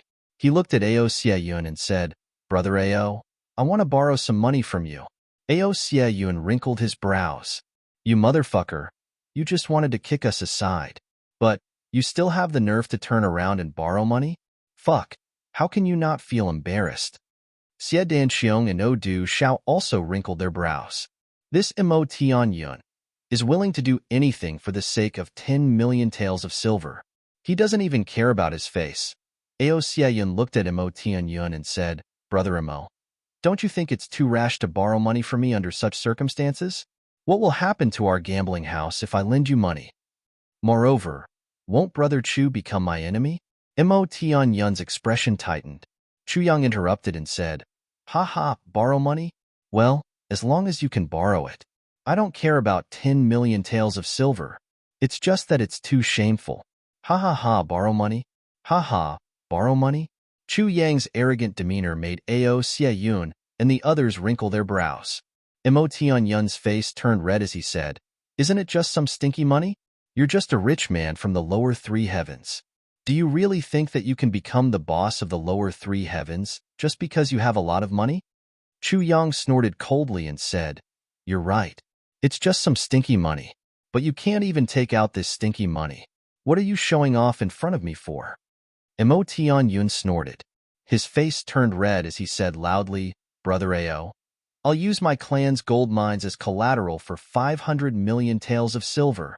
Brother Xie, Brother O, I'll use my clan's 2 iron mines as collateral for 200 million taels of silver.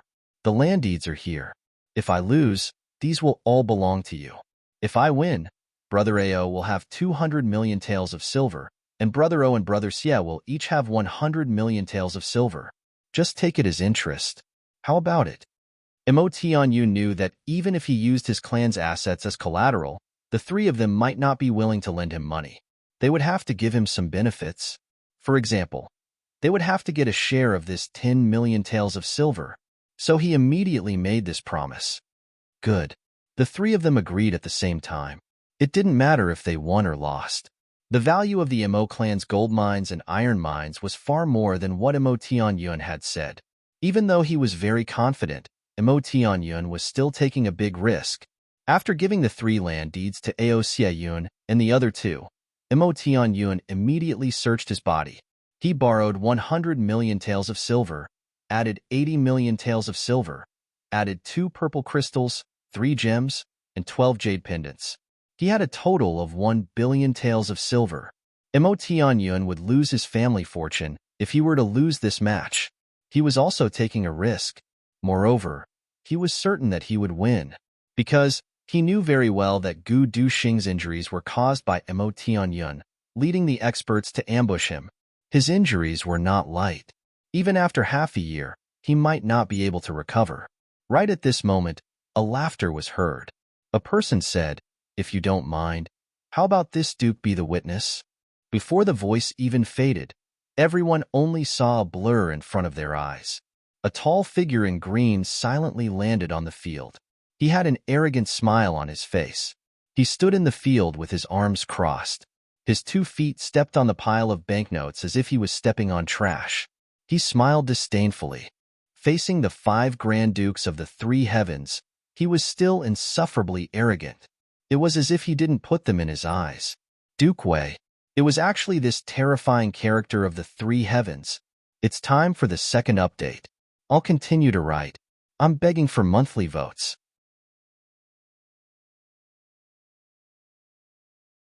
Chapter 450.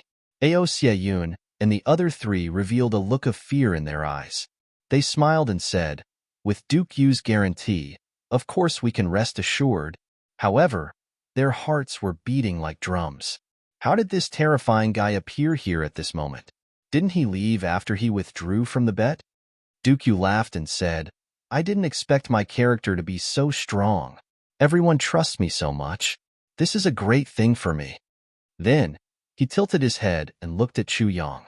He smiled and said, "King of Hell Chu, it's been a long time since we last met. How have you been?" There were so many men around, but he ignored them. Instead, the first one he greeted was Chu Yang. It seemed that King of Hell Chu, who had just ascended from the lower 3 heavens to the upper 3 heavens, had a much higher position in his heart than the 4 dukes in front of him. "Brother Yu is still alive. I naturally wouldn't dare to be unwell." Chu Yang smiled faintly. Duke Yu laughed. Ao Xieyun and the other 3 revealed a look of shock. They were extremely surprised that Duke Yu didn't get angry when Chu Yang called him that. Everyone in the upper 3 heavens knew that Duke Yu was a typical weirdo. The subordinates of the Dark Bamboo could call him Minister Yu. However, outsiders could only call him Duke Yu. If they called him something else, even Grandpa Yu, it wouldn't do. He would definitely be furious. He would even chase them for thousands of miles to punish them for their disrespect. However, Chu Yang was so bold as to call him Brother Yu. Moreover, this big monster was so happy. What was going on? Duke Yu laughed for a while and said, "Ao Xieyun, don't say that the Dark Bamboo reneged on the bet." "Well, Minister June ordered me to place the bet 2 days later. However, since I'm the notary today, I'm afraid that you'll say that I'm taking money from this bet. Therefore, I'm giving you the bet in advance." As he spoke, he took out a small package from his bosom and threw it to Ao Sieyun. He said coldly, "The dark bamboo's bet is 500 million taels of silver on Jimo's victory." He tilted his head and laughed strangely.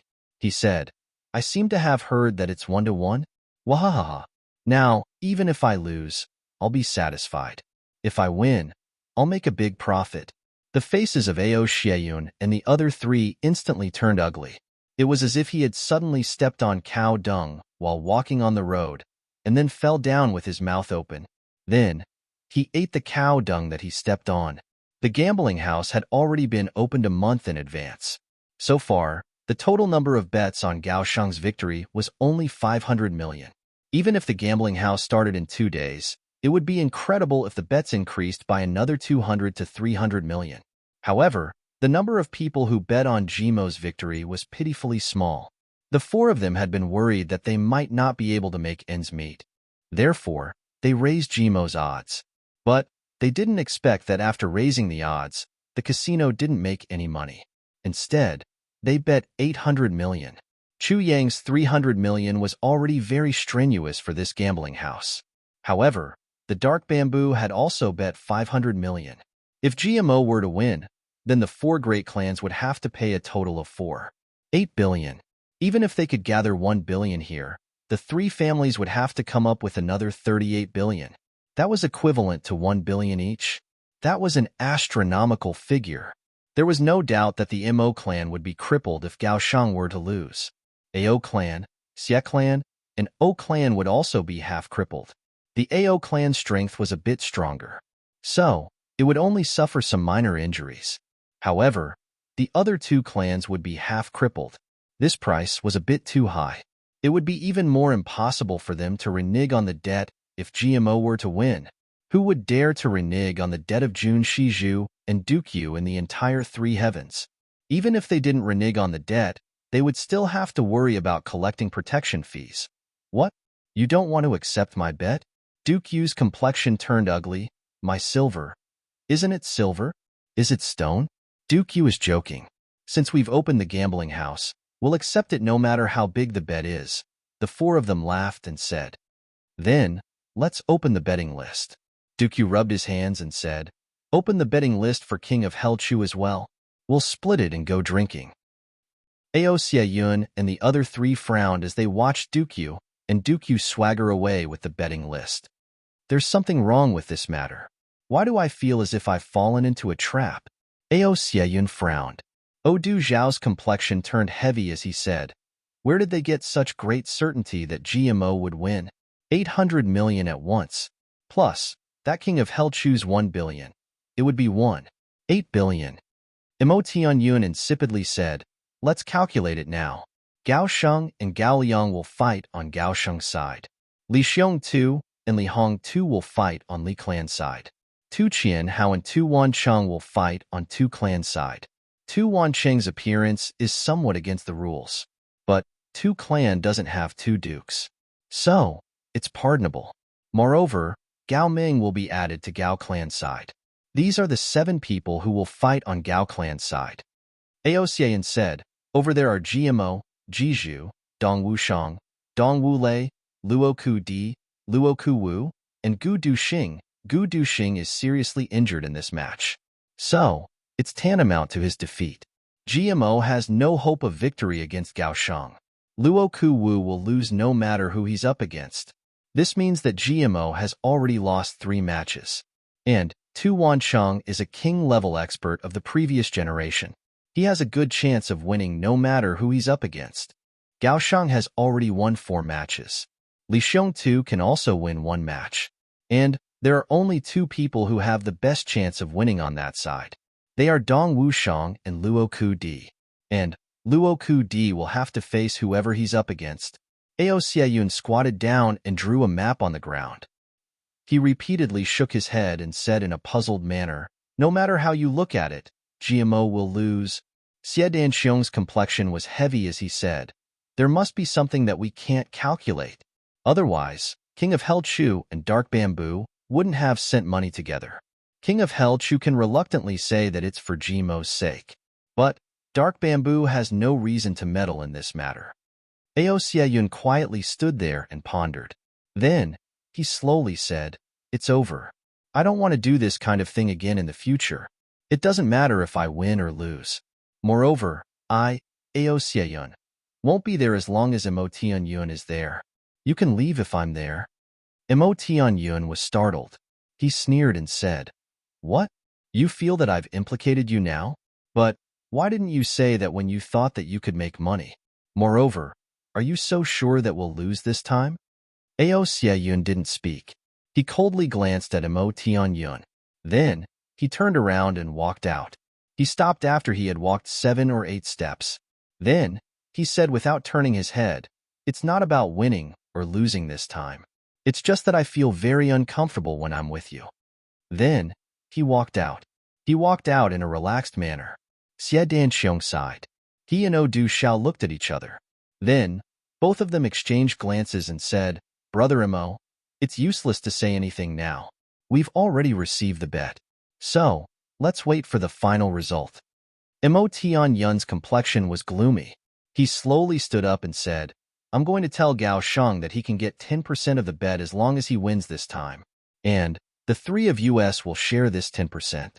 Do you have any objections?" Xie Danxiong and Odu Xiao were startled. They looked at Mo Tianyun in astonishment. Xie Danxiong pondered for a long while and said, "I don't agree as an individual, but I have no choice but to agree for the sake of the clan. However, you have to be careful. Don't let the news leak out." Mo Tianyun insipidly nodded.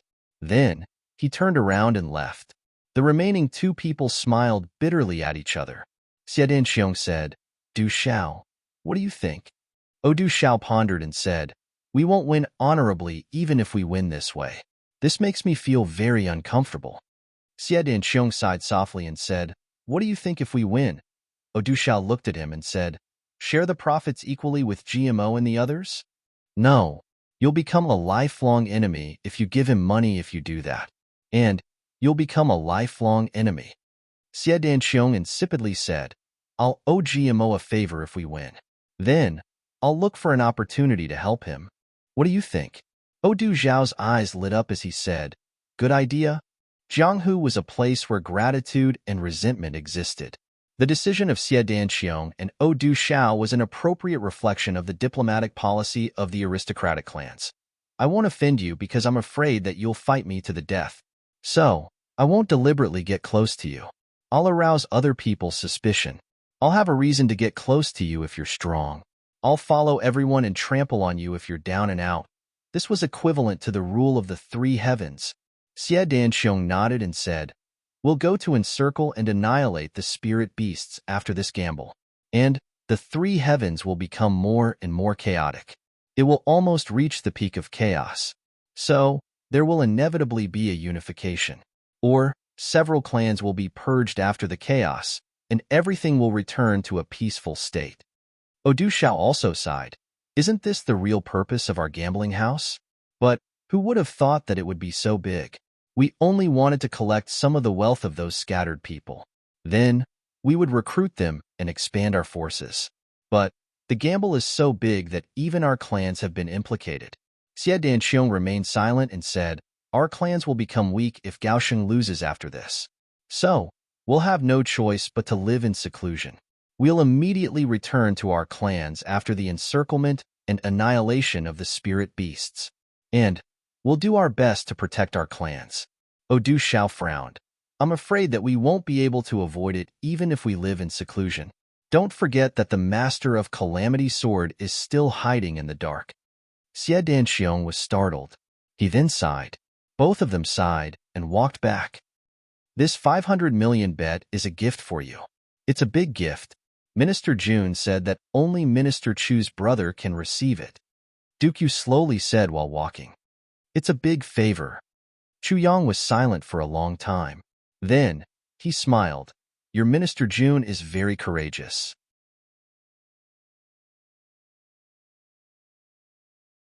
Chapter 451. Duke Yu smiled meaningfully.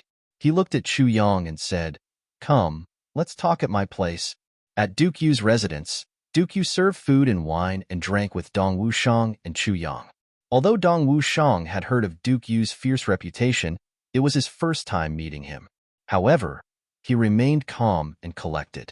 He was neither servile nor overbearing. Duke Yu deliberately looked at Dong Wushang a few more times before he looked at Chu Yang and said, "I've seen your brothers. I have to say that you have a good eye. Your friends are also good." He smiled and said, "The one with the greatest potential is the one in front of you, and the one from Gu clan. However, the other three are also rare geniuses." Duke Yu could be said to be a top figure in the three heavens.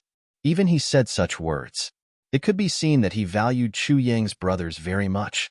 Chu Yang was silent, but his eyes revealed pride. He deliberately lowered his head to hide the pride in his eyes. "My brothers, my pride." Dong Wushang felt hot. He was drinking with these two people. Naturally, he had to secretly pay attention to everything. He could clearly see the pride in Chu Yang's eyes. He suddenly wanted to cry. Who would be proud of themselves? Father and mother. This was for sure. However, he had only seen this kind of pride today, apart from his parents. And the other party was still hiding it. His big brother was also proud of him. However, every time he achieved something big, his big brother's eyes would always be filled with pride, and fear. It was extremely complicated. Dong Wushang knew what his big brother was worried about. However, he didn't want to expose it. He didn't want to be the clan lord. Even if he suspected his big brother, he would still help him if he didn't. Because his surname was Dong. As a clan lord, he couldn't be a good clan lord if he didn't have such vigilance. Therefore, Dong Wushang understood. However, it didn't mean that he felt good in his heart. After all, who would feel good if they were suspected by their own brothers? Especially when he was full of sincerity. Dong Wushang looked at Chu Yang and lowered his head. He didn't say anything. The hair on his forehead drooped down and covered his eyes. Dong Wushang raised his head and poured a cup of wine into his heart along with this precious brotherhood. His heart was burning. You have so many brothers, and good brothers at that. Of course, you won't be lonely. Duke Yu said, "Therefore, since you've come to the three heavens, you must have your own position. You, Chu Yanhui, won't be willing to submit to others. Am I right? Neither your brother's family nor the dark bamboo will be able to keep you. Am I right?" "Yes," Chu Yang simply admitted. "So, you're making use of this bet to cause a change in power, so that you can fish in troubled waters." Duke Yu narrowed his eyes. But the light in his eyes was so sharp that he couldn't look directly at Chu Yang. "Sometimes, I really don't understand how you can take advantage of every opportunity so perfectly." Chu Yang smiled. "Isn't your dark bamboo also using this bet to create chaos in the world? Let your bamboos sprout in some new areas? Therefore, this 500 million is a big favor. But, regardless of whether I accept it or not, and regardless of the outcome of the bet, your gains will be much more than this 500 million, right?" Duke Yu looked at him for a while. Then, he suddenly laughed. "Chu Yanhui is indeed worthy of being called Chu Yanhui. Moreover, the Gao clan deliberately made this matter so big. Is it really to snatch a wife? Everyone knows that Gaosheng doesn't like Hu Yan." Chu Yang coldly smiled. "Ao clan, Mo clan, Xiek clan, and O clan. These four big dukes are manipulating this bet. Is it really just for money? Are all the big clans participating in this competition to help these two people snatch wives? Everyone has their own plans in the three heavens." Chu Yang said, "Even if I didn't come, and even if the dark bamboo didn't exist, the reign of terror and the unification of the three heavens would have already begun. But the dark bamboo can't be the one to unify the three heavens." Duke Yu held his wine cup and said in a deep voice, "That's because you're the underworld. Once you unify the three heavens will inevitably go to war. Those self-proclaimed righteous people will continuously resist. Then, your gains won't make up for your losses." Chu Yang coldly smiled. "But, do you know that you've already become the dream of all the youngsters in the three heavens? Many people are saying that they won't be afraid of anyone as long as they have the same achievements as Duke Yu in this life." Chu Yang mockingly smiled. "Moreover, These are the words of the more accomplished people. But when they reach your level, will they be afraid of anyone? Will they be content? Dukyu became silent. His eyes flickered as he looked at Chu Yang and said, "Say it all in one breath. I'm also afraid when I'm alone." Chu Yang softly said, "But I'm not afraid sometimes. For example, Brother Yu Wushang and I won't be your match if we have a life and death battle with you. We'll die for sure. But we're not afraid. Do you know why?" Dukyu couldn't help but ask, "Why?" Chu Yang and Dong Wushang smiled at each other. Then they said in unison, "Because I have brothers by my side. I don't care if they live or die." Dukyu quietly looked at the wine cup. He didn't speak for a long time. "When I was in the lower three heavens, I once said to Du Xing, if my brother needs to go to the mountain of blades, I'm willing to let him step on me. Even if he steps on me, he can only take one more step." Chu Yang smiled. "I can also say this here. Perhaps, in your eyes, we're gathered together to fight back. But I can tell you with certainty, if one of our brothers dies, then none of the others will survive." He proudly smiled and said, "Because before the last brother dies in battle, he'll discover that his brothers have already died in front of him. And you don't understand this." Chu Yang concluded, "Let me return your words of fight back." Dukyu laughed and said cheerfully, "Why are you talking about this? Let's drink, let's drink." The three of them laughed at the same time, but each of their smiles had a different meaning. Dukyu drank while thinking of two words in his heart. Brothers? Brothers? Do such brothers really exist? Who wouldn't want such brothers? But do they really exist in this world? Dong Wushang was also thinking to himself, will I fight until the last moment for my brothers? Chu Yang, on the other hand, was thinking, brothers aren't words. In the blink of an eye, they were full. Dukyu stood up to send the guests off. He smiled at Chu Yang and said, "Don't forget that I still owe you something." Chu Yang couldn't help but smile and said, "Even if you forget, I won't forget." He waved his hand and left. Dukyu waved his hand and stood there thinking. When he came back to his senses, he realized that Chu Yang and Dong Wushang had already walked side by side to the corner. Suddenly, his eyes flashed. He waved his hand, and a short saber suddenly flew out of his hand with a swoosh. It shot back towards Dong Wushang's back. This saber was like a thunderbolt and as fast as lightning, without any warning. Not only did Chu Yang not expect this, even Dukyu himself absolutely didn't expect this before he had this thought. He even regretted it immediately after he had released this saber. This saber had already used 30% of Dukyu's strength, and it was a sneak attack. The speed of the saber was actually much faster than the speed of sound. A swoosh was just heard when the tip of the saber had already reached Dong Wushang's back. Dong Wushang and Chu Yang's expressions changed greatly. They never thought that Dukyu would suddenly use poison to counterattack. It was already too late to dodge. Seeing that the saber was about to pierce through his heart, Dong Wushang's eyes revealed a look of despair. Chu Yang instantly became extremely nervous. His eyes widened instantly. He didn't have time to think and subconsciously grabbed the saber. Pop.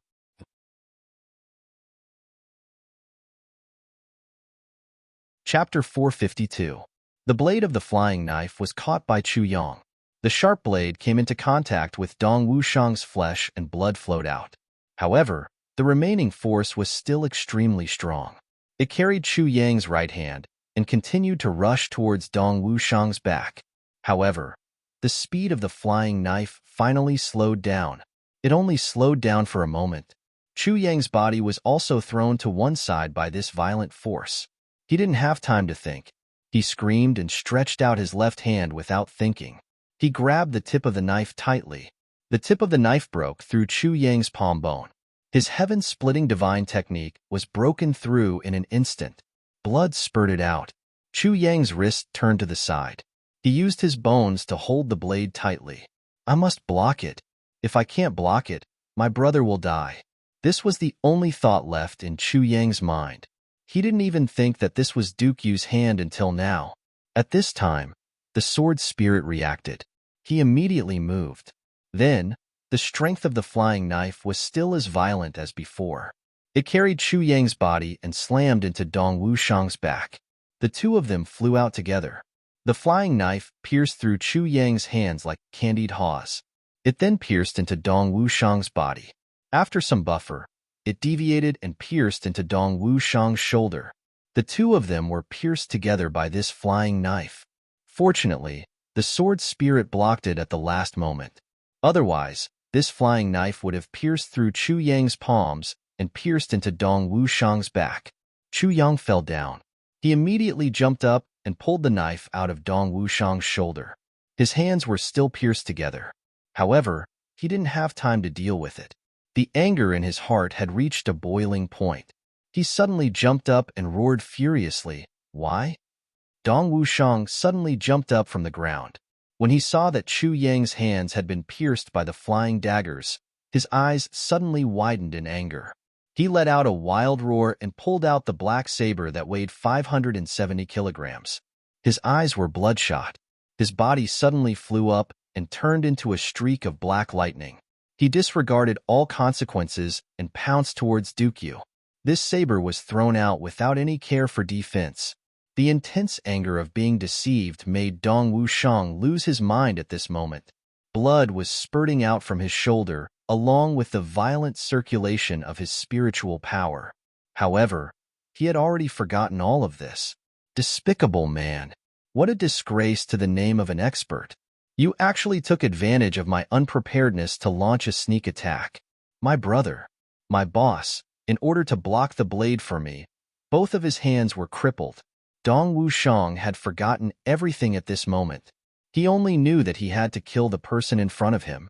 He had never considered that he was no match for the other party, but he just casually dodged, and strangely dodged it. Dong Wushang furiously chased after him. But Duke Yu's figure flashed, and he was already beside Chu Yang. His hand hovered above Chu Yang's head as he shouted, "Stop!" Dong Wushang's whole body shook, and he fell from the sky with a pew sound. The ground he stepped on cracked. He shouted angrily, "Feng Wukai, my boss!" Chu Yang had already stood up by himself. He looked at Dukyu coldly. Why? Dukyu looked at the knife in Chu Yang's hand and the bloody palm that had already been pierced through. A trace of guilt flashed through his eyes.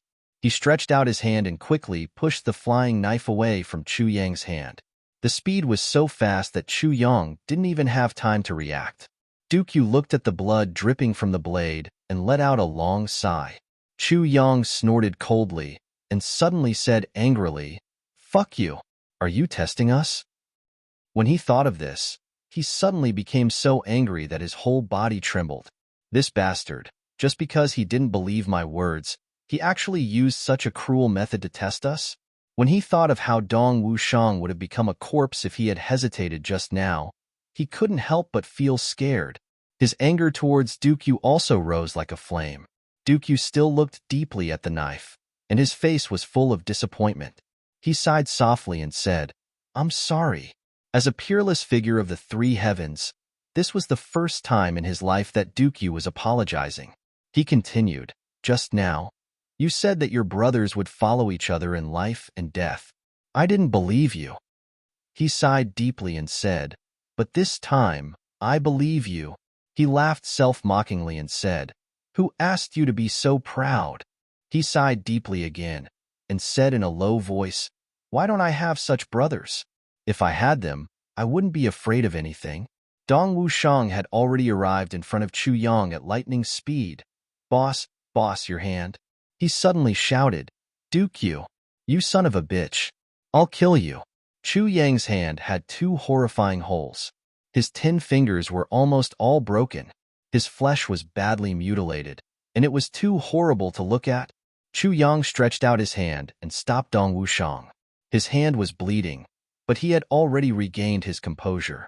However, his chest was still heaving up and down. His gaze was as sharp as a knife.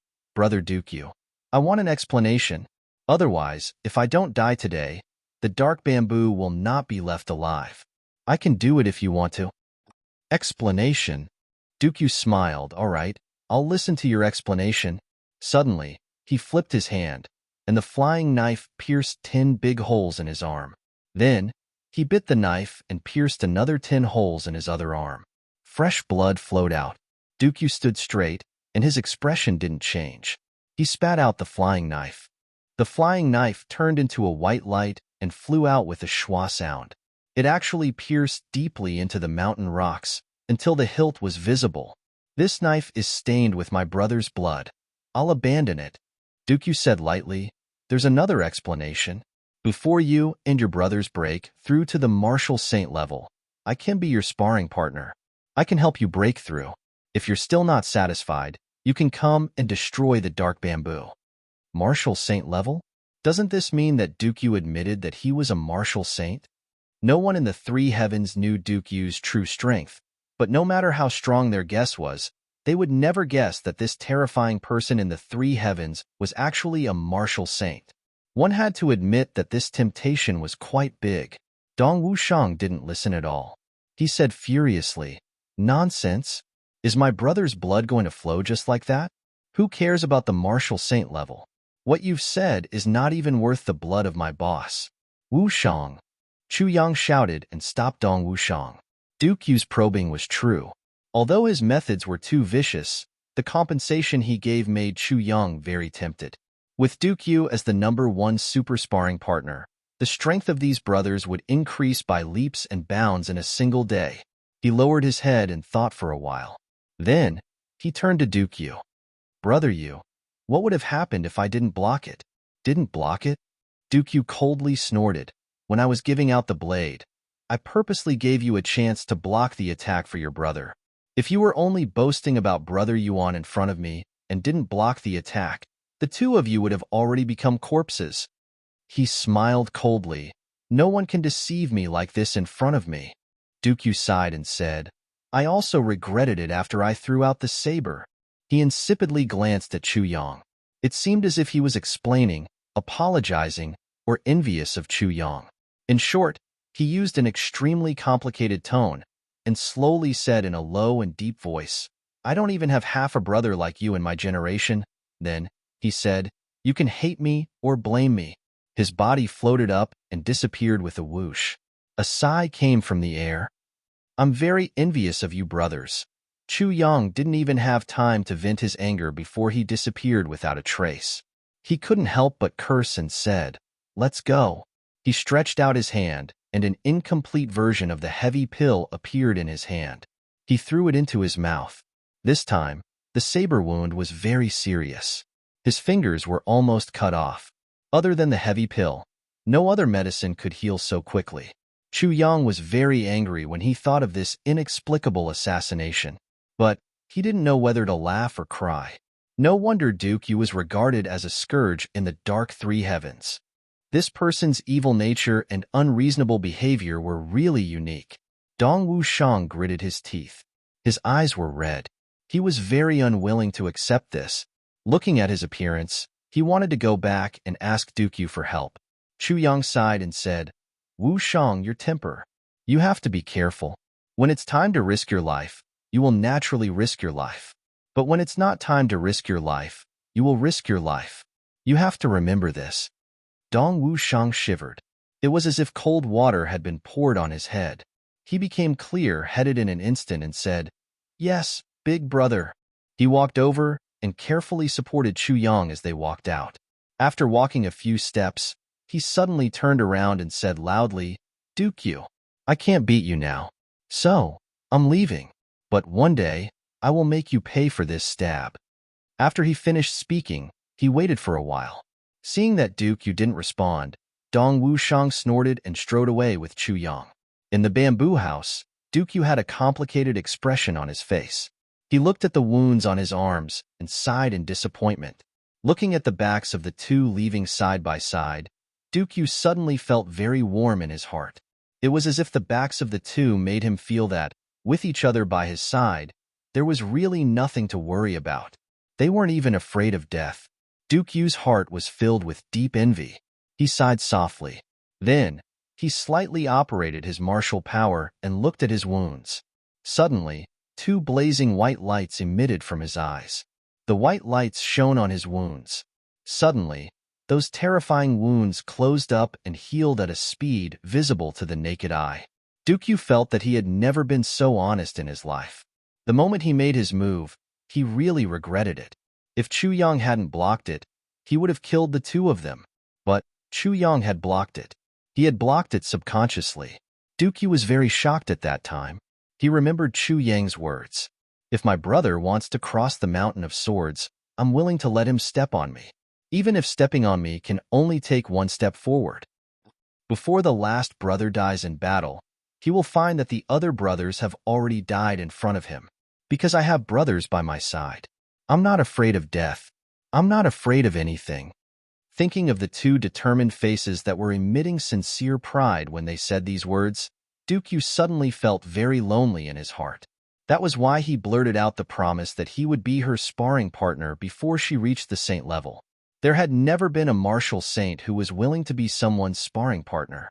Not to mention Dukyu, who was known for his arrogance, cruelty, and temperament. But at this moment, Dukyu didn't feel any regret in his heart, because he felt that it was worth it. Brothers and sisters, have the monthly votes stopped increasing? Okay, let me use more to exchange for the monthly votes in your hands.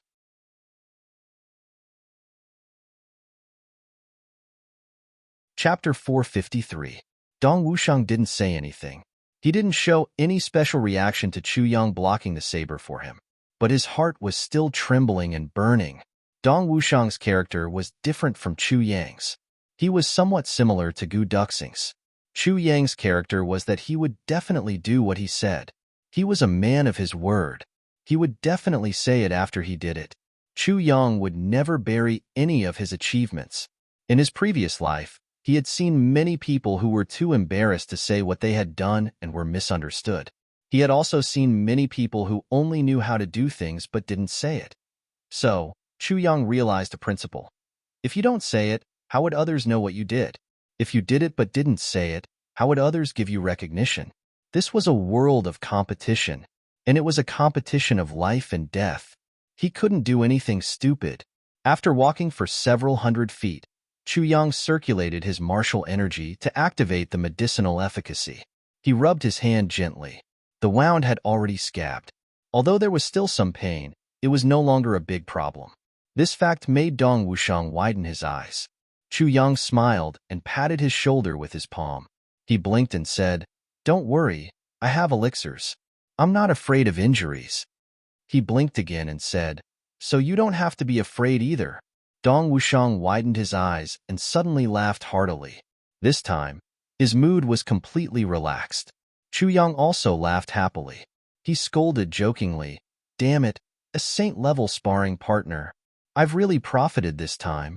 If that guy knew that I would recover so quickly, he would be depressed to death." Dong Wushang laughed so hard that he was out of breath. He said, "Yes, yes, haha." He laughed and laughed. Then, he suddenly paused and said, "But, whether it's a sparring partner or no matter what, I'll get my revenge from Elder Yu sooner or later." Dong Wushang's voice became low and deep.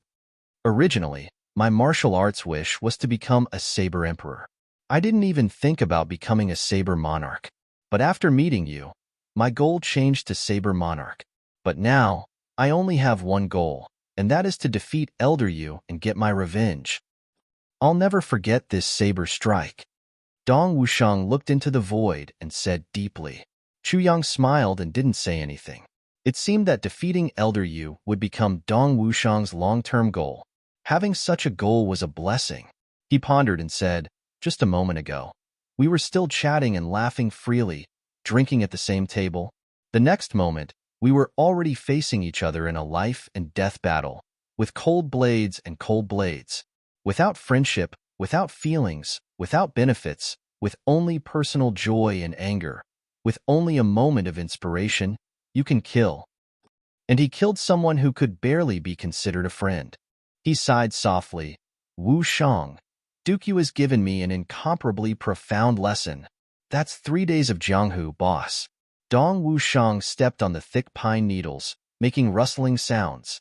He said in a deep voice, "The upper 3 heavens and the lower 3 heavens are 2 completely different planes. Boss, we have to be clear about this. If there comes a day when our brothers are no longer by your side, you must never, ever, ever be soft-hearted. Chu Yang nodded silently. Don't let him reveal Duke Yu's strength, Chu Yang warned. I know. Dong Wushang's heart was heavy. When he saw Duke Yu's earth-shattering saber, Dong Wushang felt his own insignificance from the bottom of his heart. That kind of feeling of death directly shrouded his heart, made Dong Wushang's heart tremble. From now on, I don't want to feel that kind of feeling again. Looking at Chu Yang's blood-stained hand, Dong Wushang's heart throbbed again. From now on, I won't let my brothers bleed for me. I don't want to feel that kind of heartache again.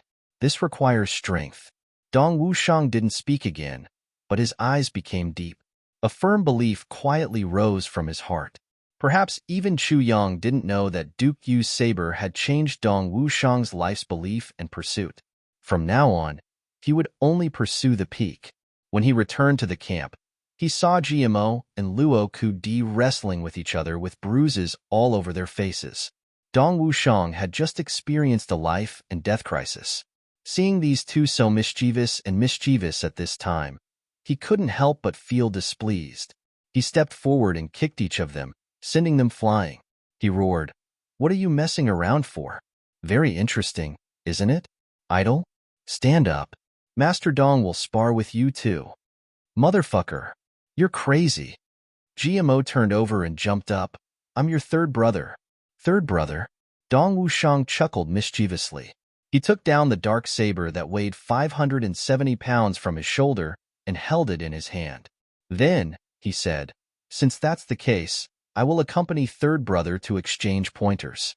Third brother, please advise me." Jimo's face fell immediately. Dong Wushang didn't say anything else. He shouted and pulled out his saber. A mass of saber light enveloped the two of them. GMO and Luo Ku-di turned pale with fright at the same time. They reacted quickly and formed an alliance to fight against Dong Wushang. A moment ago, they were still fighting to the death. Now, they were fighting side by side. The thickness of these two's skin made Chu Yang feel ashamed of his inferiority. Chu Yang shook his head and laughed. Suddenly, a sharp sword intent came from afar. The person hadn't arrived yet, but that kind of awe-inspiring aura had already made people feel cold all over. A faint voice said, "Why are you fighting?" "Ah, boss." The awe-inspiring sword intent suddenly turned into a spring breeze. A thin figure suddenly appeared. Gu Duxing. As soon as he saw Chu Yang, Gu Duxing rushed over in surprise. Chu Yang immediately turned around and greeted him with a smile. Both of them were inexplicably happy to see each other. Chu Yang sensitively saw that Gu Duxing's face was somewhat pale. Obviously, he was seriously injured and hadn't recovered yet. "Open your mouth," Chu Yang said. Gu Duxing didn't have time to speak. Just as he opened his mouth to speak, a pill was suddenly stuffed into his mouth by Chu Yang. In an instant, a pure spiritual power surged from his dantian. His whole body felt so comfortable that he wanted to moan. "Quickly cultivate." Chu Yang patted his shoulder. Gu Duxing knew that this was a rare elixir. He didn't dare to neglect it. He immediately sat down cross-legged and started to cultivate. After an hour, the five brothers sat together. Gu Duxing's injury had actually completely recovered. "Duxing, although your injury has recovered, don't expose it for these 2 days. At the critical moment, strike," Chu Yang said. "I know. Then I'll pretend to be a patient for these 2 days." "This is easy." Gu Duxing and Chu Yang had not seen each other for a long time. He was excited and spoke more. His voice was cheerful. As he spoke, he started to cultivate. His face immediately turned pale and yellow, as if he was seriously injured. He said, "Is this okay?" Luo Ku-di and GMO burst out laughing at the same time. "Old Gu is really something." Gu Duxing knocked each of them on the head. "Motherfucker, if you call me Old Gu again, I'll cut you up." Everyone laughed together. "There are still 2 days. In these 2 days, I'll give you a special training," Chu Yang said slowly. "This is related to GMO's marriage. You can't be careless. Since GMO has taken a fancy to this daughter-in-law, we not only have to fight for her, we have to win beautifully, fair and square. We can't allow any imperfections in our marriage." Chu Yang paused and said, "We can't rely on others. We brothers must do our best. Understand?" "Yes." Gu Duxing, Dong Wushang, and Luo Ku Di agreed at the same time. Jimo's heart warmed. His eyes turned red. His lips trembled a few times. He resisted the excitement in his heart and said with a smile, "Good. When I get my daughter-in-law, I'll get all of you drunk." Haha. His voice trembled as he laughed. But the four of them didn't laugh at him. Gu Duxing and Dong Wushang, who were famous for their cold faces, gently stretched out their hands and patted Jimo's shoulder. "Brother, we also know. After this, Heavenly Armament Pavilion will open in 3 days." Chu Yang smiled and said, "And this time, Ao, Xia, O and Mo clans will provide us with a lot of money, especially Mo Tian Yun. He will provide the biggest help to our Heavenly Armament Pavilion." Ha ha ha. Everyone laughed. They were overjoyed. Thinking of Mo Tian Yun's miserable appearance of losing his family fortune, these heartless guys laughed even harder. One day later, the sound of galloping cavalry rumbled outside the mountain. Looking down from the top of the mountain, one could see an extremely elite cavalry team roaring from afar like a black dragon. Every single one of them was a rare and precious horse that was hard to find. Every rider on the horse was a 1 in 10,000 expert. They were as majestic as pine trees. Their statures were tall and straight. The horses were like dragons. They were galloping horizontally and vertically. Their aura could swallow rivers and mountains. A big flag was fluttering in the wind. The flag was black. A clump of golden bamboos stood proudly in the dark. It was fluttering in the biting cold wind of Mt Dingjun. The aura of a sovereign overlooking the world spread out in a rampant and arrogant manner. Cheers erupted from different directions on Mt Dingjun. They went straight to the sea of clouds. Countless flags of the dark bamboo were erected in succession. One could see that the entire mountain was densely covered with flags of the dark bamboo. This momentum was truly heaven-shaking and earth-shattering, and it was extremely vast. The stream of black iron rushed into Mt Dingjun. It seemed as if they had turned a blind eye to the thunderous cheers on the mountain. Jun Shizhu has arrived. Gu Duxing stood beside Chu Yang. He was looking at the cavalry team rushing into Mt Dingjun without any scruples. They were rushing all the way up. His eyes were emitting a fervent luster. Such power, such might, and such aura could swallow rivers and mountains. Such a sovereign overlooking the world should have belonged to a man. But it belonged to a woman now. The cavalry of the dark bamboo had already rushed into Mt Dingjun. A long trail of smoke and dust was rushing straight into the sky from the main road behind them. It's no wonder that they can unify the underworld forces of the 3 heavens. Chu Yang praised from the bottom of his heart. The black cavalry team rushed onto this platform after a long time. They appeared on the platform with a rumbling sound. Then, they reined in their horses at the same time. The strong horses neighed and stood up. Then, they stopped at the same time. The riders dismounted from their horses and stood straight beside their war horses. A graceful figure dressed in black slowly got down from the carriage and stood there. Her stature wasn't tall. In fact, she looked even shorter than a man. But she took a few steps forward, and an aura of disdain spread out from her body. This invisible power swept across Mt Dingjun in a flash. At this moment, all the people in the mountains and plains were completely silent. This black figure slowly raised her head and insipidly said, "Everyone has been waiting for a long time." Her voice wasn't loud, but it spread throughout the entire Mt Dingjun. There was no reply. Then, she swept her eyes around and looked at the surrounding mountains. Suddenly, the entire mountain range felt as cold as the severe winter. The Lord of the Dark Bamboo, the leader of the underworld forces of the 3 heavens, Jun Shizhu, she had arrived.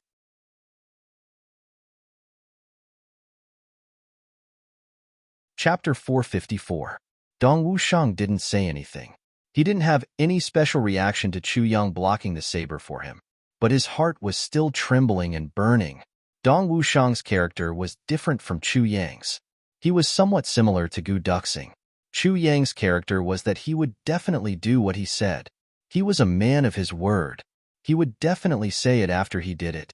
Chu Yang would never bury any of his achievements. In his previous life, he had seen many people who were too embarrassed to say what they had done and were misunderstood. He had seen many people who only knew how to do things but didn't say it. Therefore, Chu Yang understood a principle. If you don't say it, how would others know what you did? If you did it but didn't say it, how would others give you recognition? This was a world of competition, and it was a competition of life and death. He couldn't be stupid. After walking for several hundred feet, Chu Yang circulated his martial energy to activate the medicinal efficacy. He rubbed his hand gently. The wound had already scabbed. Although there was still some pain, it was no longer a big problem. This fact made Dong Wushang widen his eyes. Chu Yang smiled and patted his shoulder with his palm. He blinked and said, "Don't worry, I have elixirs. I'm not afraid of injuries." He blinked again and said, "So you guys shouldn't be afraid either." Dong Wushang widened his eyes. Suddenly, he felt relieved and laughed loudly. This time, his mood was completely relaxed. Chu Yang also laughed happily. He scolded jokingly, "Damn, a saint-level sparring partner. I've really made a fortune this time. If that guy knew that I would recover so quickly, he would be depressed to death." Dong Wushang laughed so hard that he was out of breath.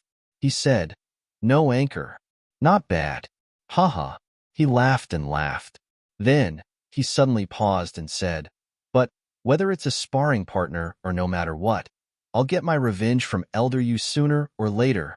Dong Wushang's voice became low and deep. "Originally, my martial arts wish was to become a saber emperor. I didn't even think about becoming a saber monarch. But after meeting you, my goal changed to become a saber monarch. But now, I only have one goal, and that is to defeat Elder Yu and get my revenge.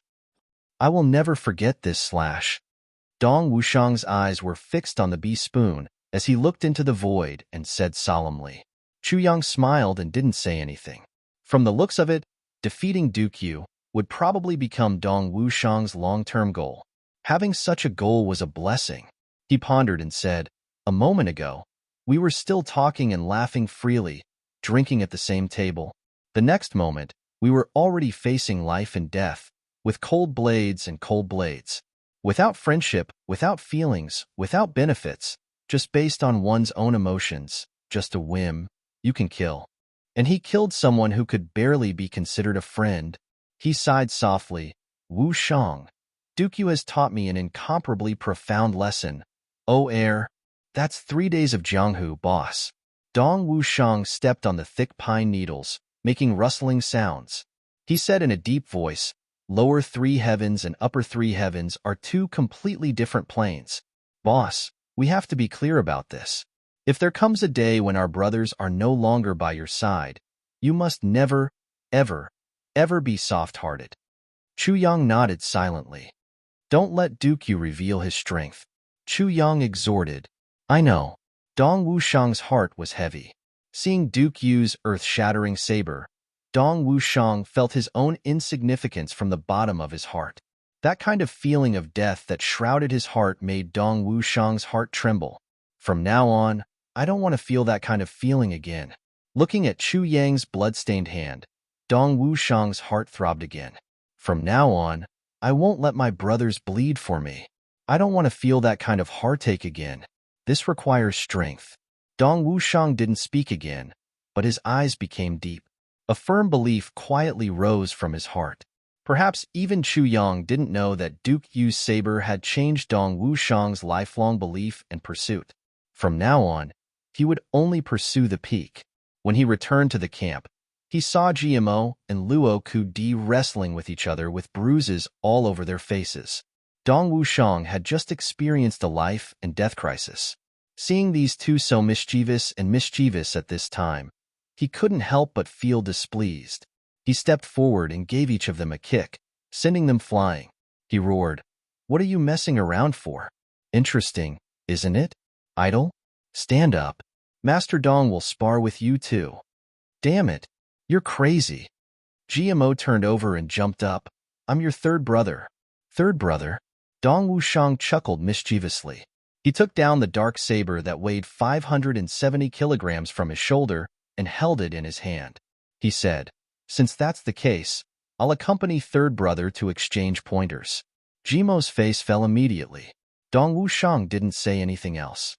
He shouted and pulled out his saber. A mass of saber light shrouded the two of them. Gmo and Luoku D turned pale with fright. They reacted quickly and formed an alliance to fight against Dong Wushang. A moment ago, they were still fighting to the death. Now, they were fighting side by side. The thickness of these two skin made Chu Yang feel ashamed of his inferiority. Chu Yang shook his head and laughed. Suddenly, a sharp sword in tint came from afar. The person hadn't arrived yet, but that kind of awe-inspiring aura had already made people feel cold all over. A faint voice said, "Why are you fighting?" "Ah, boss." The awe-inspiring sword in tint suddenly turned into a spring breeze. A thin figure suddenly appeared. Gu Duxing. As soon as he saw Chu Yang, Gu Duxing rushed over in surprise. Chu Yang immediately turned around and greeted him with a smile. Both of them were inexplicably happy to see each other. Chu Yang sensitively saw that Gu Duxing's face was somewhat pale. Obviously, he was really injured and hadn't recovered yet. "Open your mouth," Chu Yang said. Gu Duxing didn't have time to speak. Just as he opened his mouth to speak, a pill was suddenly stuffed into his mouth by Chu Yang. In an instant, a stream of pure spiritual power gushed out from his dantian. His whole body felt so comfortable that he wanted to moan. Chu Yang patted his shoulder. Gu Duxing knew that this must be a rare elixir. He didn't dare to neglect it. He immediately sat down cross-legged and started to cultivate. After an hour, the five brothers sat together. Gu Duxing's injury had actually completely recovered. "Duxing, although your injury has recovered, don't expose it for these 2 days. At the critical moment, strike?" Chu Yang said, "I know. Then I will pretend to be a patient for these 2 days. This is very easy." Gu Duxing and Chu Yang had not seen each other for a long time. He was excited and spoke more. His voice was cheerful. As he spoke, he started to cultivate. His face immediately turned pale and yellow, as if he was seriously injured. He said, "Is this okay?" Luoku D and Gmo burst out laughing at the same time. "Second brother Gu is really good." Gu Duxing knocked each of them on the head. "Damn it! If you call me second brother again, I will cut you up." Everyone laughed together. "There are still 2 days. In these 2 days, I will give you a special training." Chu Yang said slowly, "This is related to Gmo's marriage.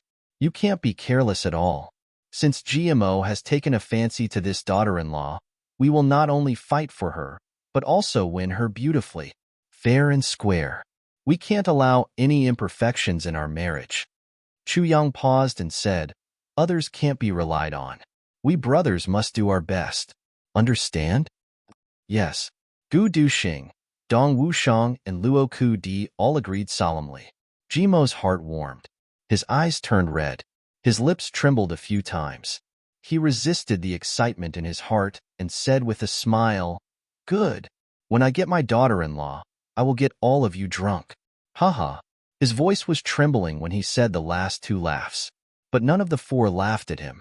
Gu Duxing and Dong Wushang, who were known for their cold faces, gently stretched out their hands and patted Gmo on the shoulder.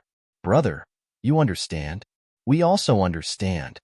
After this, Heavenly Armament Pavilion will also open in 3 days. Chu Yang revealed a smile and said, "And this time, Ao, Xia, O and Mo clans will provide us with a lot of money, especially Mo Tian Yun. He will provide the biggest help to Heavenly Armament Pavilion." Ha ha ha. Everyone laughed. They were overjoyed. Thinking of Mo Tian Yun's miserable appearance when he lost his family fortune, this group of unscrupulous people laughed even harder. 1 day later, the sound of galloping cavalry rumbled outside the mountain. Looking down from the top of the mountain, one could see an extremely elite cavalry team roaring from afar like a black dragon. Every single one of them was a rare and precious horse that was hard to find. Every rider on the horse was a 1 in 10,000 expert. They were as majestic as pine trees on the horses. Their figures were tall and straight. The horses were like dragons galloping horizontally and vertically. Their aura could swallow the rivers and mountains. The flag in the front was fluttering in the wind. The flag was black in color. A clump of golden bamboos stood tall and proud in the darkness.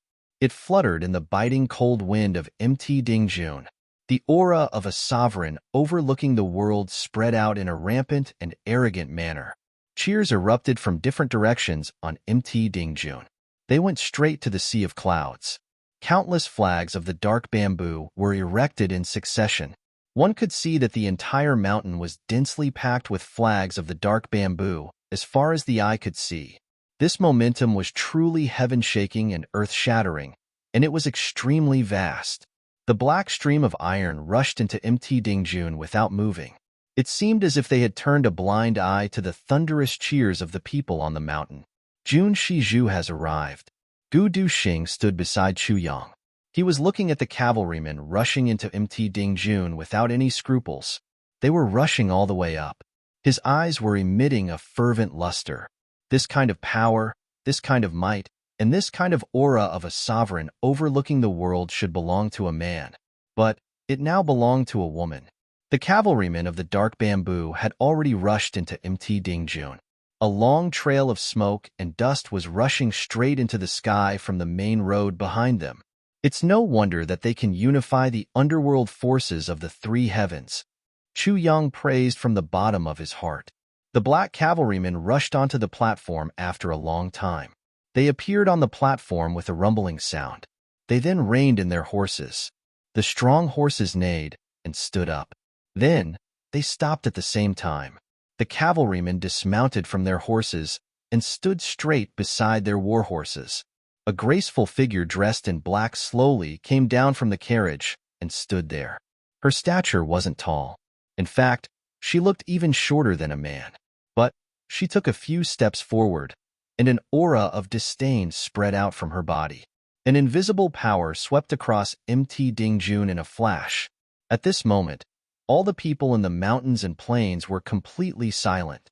This black figure slowly raised her head and insipidly said, "You've been waiting for a long time." Her voice wasn't loud, but it spread throughout the entire Mt. Dingjun. There was no reply.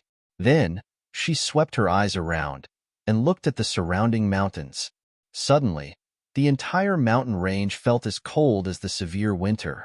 The Lord of the Dark Bamboo, the leader of the underworld forces of the three heavens, Jun Shizhu, arrived. Even more, he was completely exhausted, begging for votes. To be continued.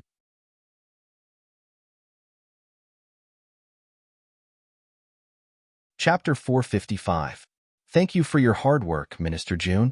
Thousands of people on Mt. Dingjun roared at the same time. Everyone mobilized their spiritual power. And they shook the entire Mt. Dingjun and raised the dust. It covered the sky. Jun Shizhu looked around and smiled. Her demeanor was reserved. She kept people at a distance and didn't speak again.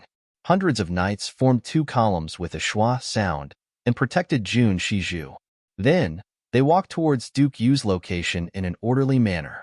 Jun Shizhu's arrival signaled that this war was about to begin. All the major clans had sent important people to discuss this matter. Moreover, they wanted to see Jun Shizhu's attitude.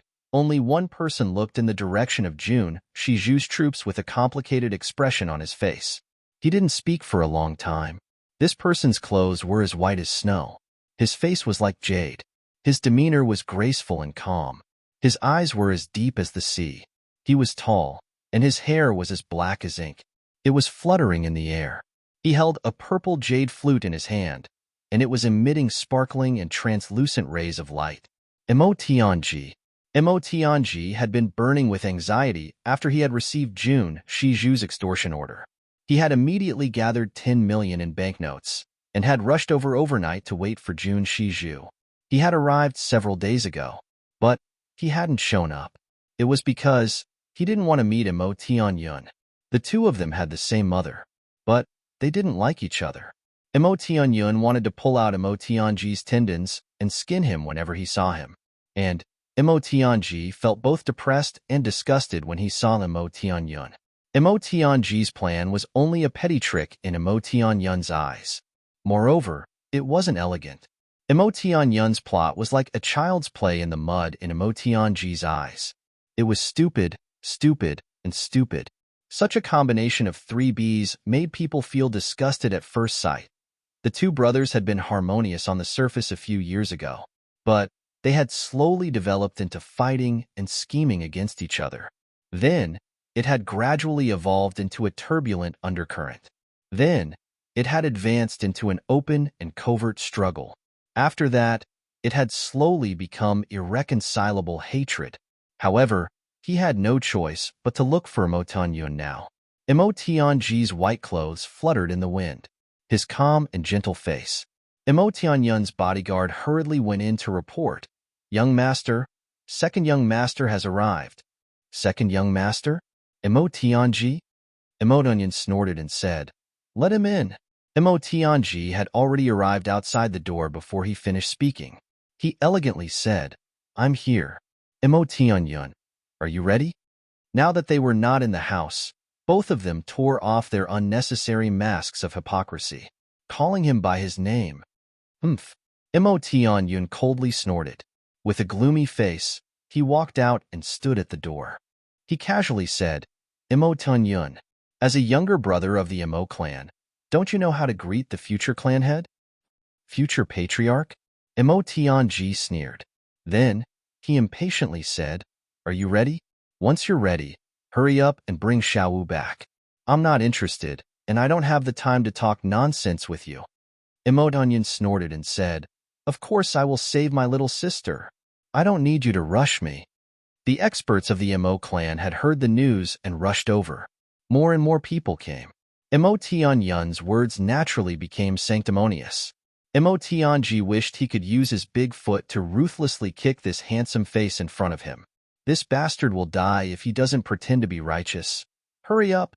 Imo Tianji gently smiled. Lan Mei is still waiting outside. Hearing Lan Mei, Imo Tianyun's face immediately darkened. During this time, his lover and child were tightly controlled by Imo Tianji.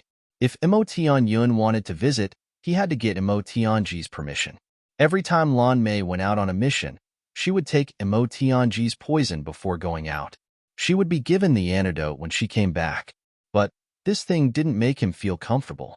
Who could stand his woman being tightly controlled by someone else, even though they were blood brothers? But Imo Tianji was still a man. Imo Tianyun thought of Lan Mei and Imo Tianji every day. It was as if he had eaten a fly. He wanted to vomit blood whenever he thought of it, but there was nothing he could do. The two brothers came out side by side. One was gentle and elegant, and the other had a face full of spring breeze. It seemed that they were a pair of good brothers.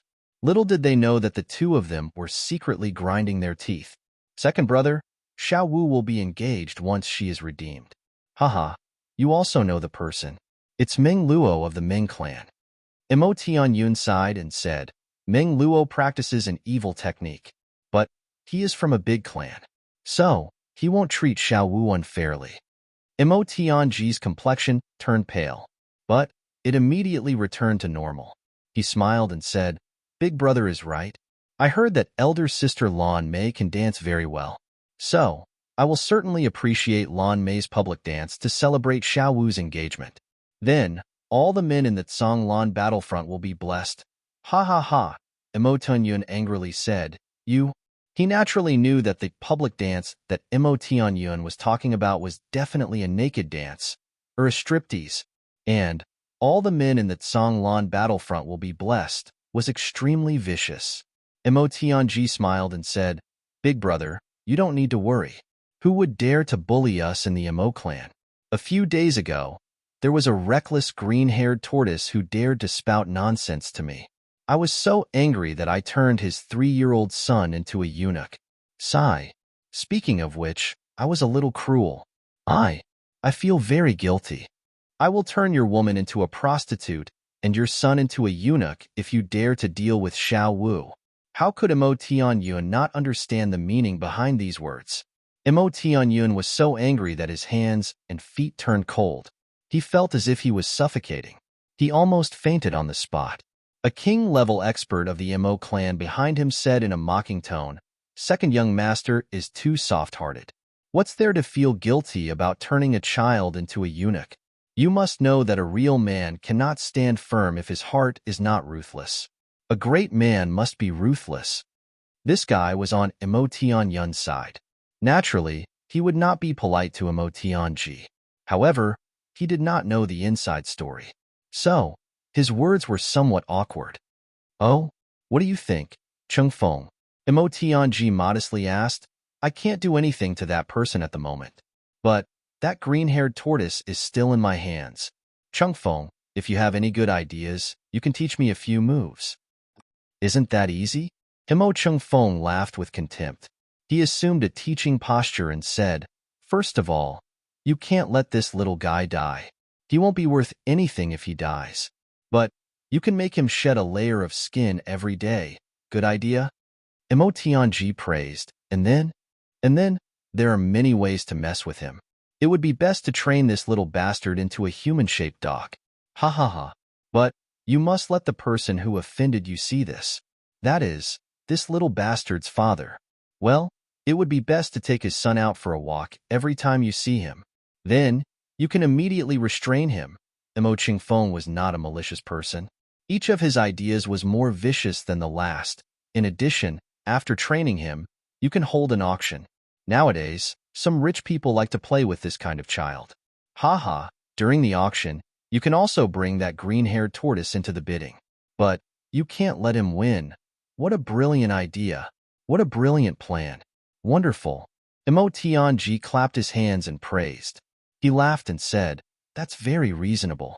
I have decided. If that cuckold dares to offend me again, I will deal with his son like this." Mo Tianyun's breathing became heavy. His face had almost turned into the color of a pig's liver. "By the way, Chung Feng, that bastard's wife is also in my hands." Ha ha ha. Mo Tianji lowered his voice. But he deliberately let Mo Tianyun hear him. "That's even simpler." Mo Qingfeng slapped his thigh. "With a woman in my hands, I can play with that bastard to death." Before he finished speaking, Mo Tianyun could not bear it anymore. He ruthlessly slapped Mo Qingfeng's face. Then, he roared fiercely, You bastard! What are you talking about?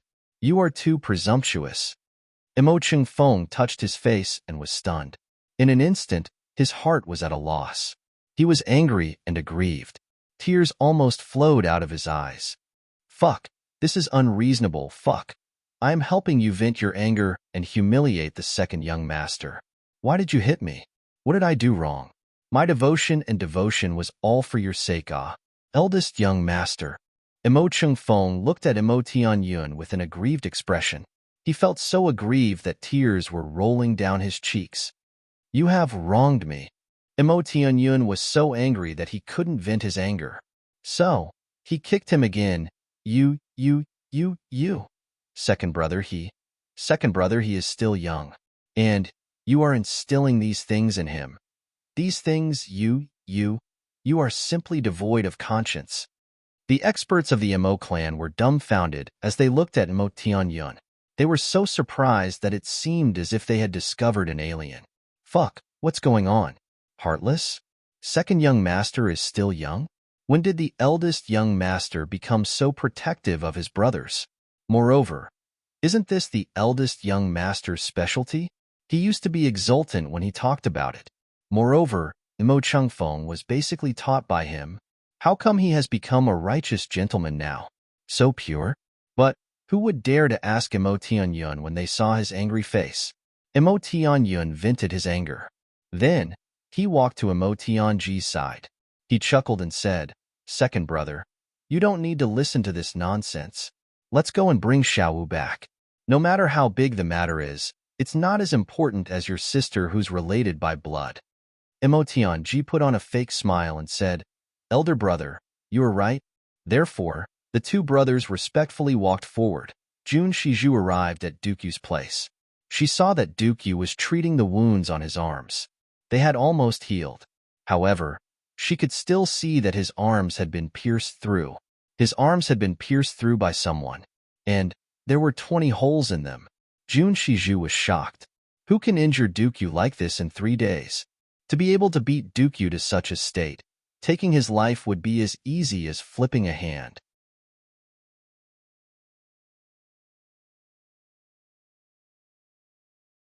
Chapter 456. Jun Shiju's complexion sank. She then asked in a dignified manner, "Which old bastard came down?" Dukyu's expression was very strange. It seemed as if he was somewhat confused and perplexed. He didn't answer the question. Instead, he asked in a serious manner, "Shiju, do you think that there is such a kind of sworn brother in this world?" Jun Shiju was startled. She thought for a while and said, "I can't say that there isn't such a thing, but I haven't seen it in reality." Dukyu nodded. He then said in a silent manner, "But I've seen it." He sighed. "So, there really is such a thing." Human nature was the most despicable thing.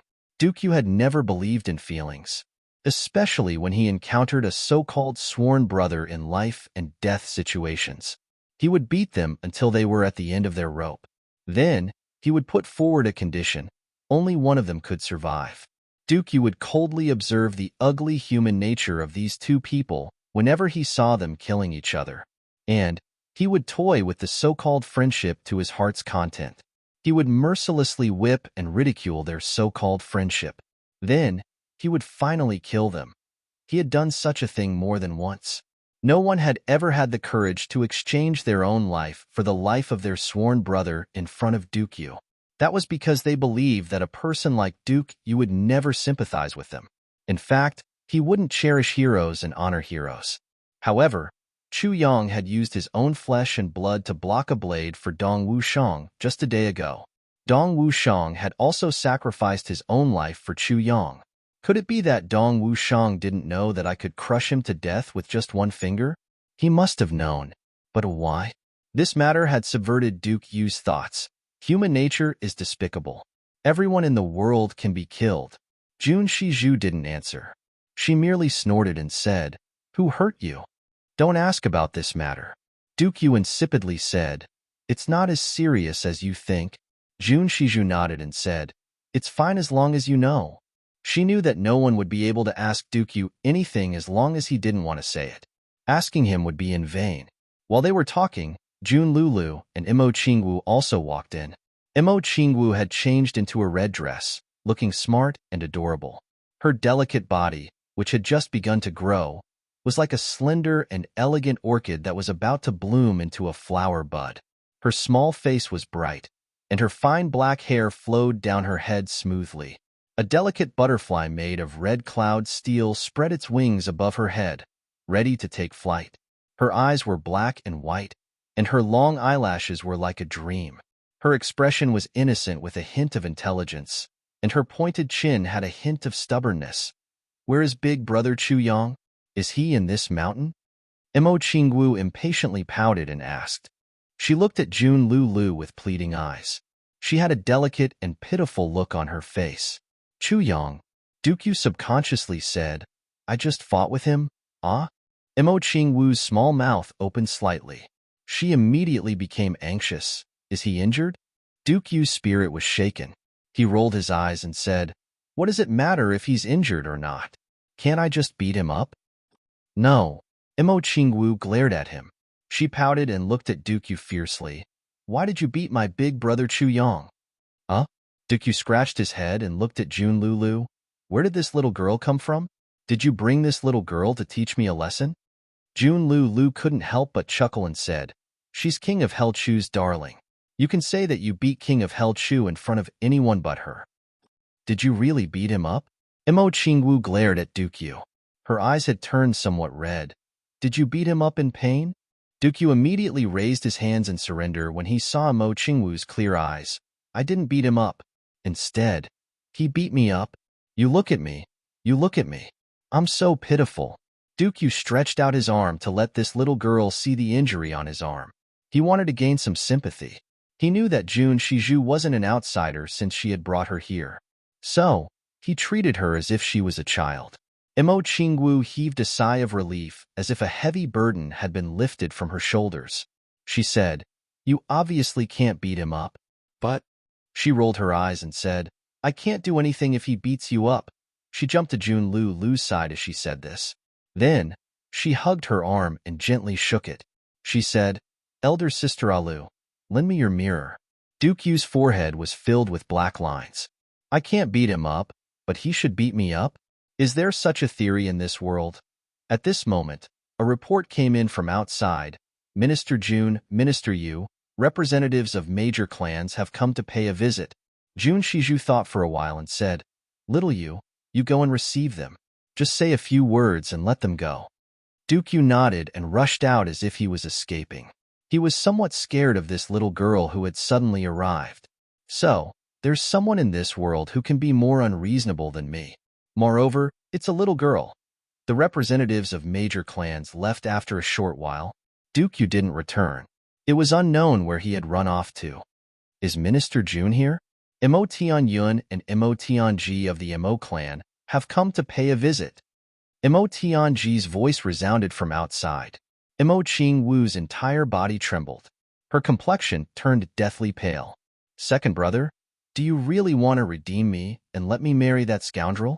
Mo Qing Wu had misunderstood again. Mo Tian Ji had come to redeem Mo Qing Wu this time. But it wasn't to give her to Meng Luo. Mo Tian Ji had made a big fuss with his clan after he had come to know about Mo Qing Wu's matter.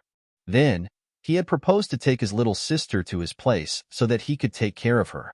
But he had been reprimanded by great elder Mo Wu Xian. So, he had come here with the determination to take Mo Qing Wu away. Jun Shiju looked at Mo Qing Wu with pity and said, You two, go and sit behind the screen first. Jun Lu complied and walked over with Mo Qing Wu. The two of them had just sat down when they heard Jun Shiju's deep voice from outside. Let them roll in. The sound of footsteps was heard after a short while. Then, two people said in unison, Greetings, Minister Jun. Jun Shiju was sitting on an armchair. She snorted and said, Have you brought the silver? Mo Tian Ji asked in a deep voice, Is my little sister safe? Jun Shiju coldly said, Don't you trust the credibility of Dark Bamboo? Mo Tian Ji gently said, Dark Bamboo's name shakes the world. So, I naturally trust it. But this kidnapping is too outrageous. May I ask Minister Jun what's the cause of this matter? Jun Shiju coldly said, Mo Tian Ji, I want the silver. I don't want your nonsense. Take out the silver if you have it. And get lost if you don't. Don't show off your eloquence in front of me. Mo Tian Ji was silent for a moment. Then he said, The banknotes are here since that's the case. Mo Tian Yun had given him the banknotes. So, he took them out. Mo Tian Yun became even more jealous in his heart. He had always been conceited that he was on par with Mo Tian Ji. In fact, he was even better than him. However, Mo Tian Ji was speaking frankly and with assurance in front of Jun Shiju today. In fact, he could even question her. But he was intimidated by Jun Shiju's fame and power. So, he couldn't speak. He was afraid that his voice would tremble if he spoke. However, he didn't know that Mo Tian Ji's heart was beating like a drum in the face of Jun Shiju's deliberate coercion. But he was worried about his little sister. Moreover, he was filled with indignation. So, he remained calm and collected. Golden Hand. Jun Shiju coldly shouted, Your subordinate is here. A person appeared in the tent with a schwa sound. Hua Kuo, come and check the banknotes. Jun Shiju insipidly said, See if there's any mistake. Mo Tian Ji wrinkled his brows. Jun Shiju wants to play tricks? Are you kidding me? Who in the world would dare to give you fake banknotes? Would I make a mistake in front of you? I don't want to court death. Golden Hand Hua Kuo was a thin, middle-aged man. His hands were dry and steady. He took the banknotes worth 10 million taels. Then, he wiped his saliva with his finger. Then, he started to count them one by one in front of Mo Tian Ji. Mo Tian Ji stared at him attentively as he counted the banknotes. His heart suddenly jumped. This isn't right. Minister Jun, Golden Hand Hua Kuo said in a puzzled manner. 10 million taels of banknotes? This is clearly 20 million taels of banknotes with 40 sheets of white paper. This is too much. Who did this? 40 sheets of white paper. Jun Shiju's complexion sank. Is that so? Wait a minute. Mo Tianji shouted. He had already counted the banknotes before he came here. 10 million taels of banknotes wasn't a small amount. How could they turn into white paper here? That guy must have done something. But his movements are so slow. How did he do it? I didn't even see it. Can I take a look? Mo Tianji asked. Golden Hand Hua Qiuo didn't seem to understand. He nodded foolishly and said, okay. Then, he handed the banknotes back. Mo Tianji took them, and his heart sank. It feels different. He turned them over a little, and saw that they were all white paper. He couldn't help but feel dizzy. What's going on? Jun Shizhu frowned and asked. Mo Tianyun angrily said, what's the meaning of this? Minister Jun, even a thief has a code of conduct. Blackmail shouldn't be done like this. He couldn't stay calm. After all, he was a pauper at the moment. He didn't have any money. He wouldn't be able to get even a single cent if the bet wasn't over. He would lose face if Jun Shizhu blackmailed him. Jun Shizhu's phoenix-like eyes turned cold. She narrowed her eyes and coldly said, blackmail you? So what? Mo Tianji looked on with cold eyes. He saw that Jun Shizhu's limpid eyes had begun to emit a murderous aura. He couldn't help but shiver in his heart. He knew that the opposite party had blackmailed him for 40 million taels. So, he hastily said, it must be little brother's negligence. Hee. I remember that I had some white papers in my bosom. I must have mixed them. Please forgive me, Minister Jun. I will make up for it. Jun Shizhu meaningfully looked at Mo Tianji. Then, she faintly smiled. Is that so? She couldn't help but say in her heart, this Mo Tianji is worthy of the title Master of Calculation and Manipulation. He has seen through my intention to deal with them. I don't really want the 40 million taels of banknotes. However, she saw Mo Tianji take out the banknotes. He then said with a smile, I will give you the banknotes one by one this time. Don't count them wrong. Jun Shizhu smiled and said, all right, take them. Mo Tianyun finally felt relieved. He said, I'll have to trouble Minister Jun. Please ask my little sister to come out. Minister Jun is very busy. We won't disturb you any longer. We will take my little sister back. Thank you very much for taking care of her during this time. Mo Tianji had paid the banknotes. So, Mo Tianyun naturally had to come out and play the good guy. Jun Shizhu frowned and said, what? Mo Tianyun, are you sure? When did I say that you can take her away after paying the banknotes?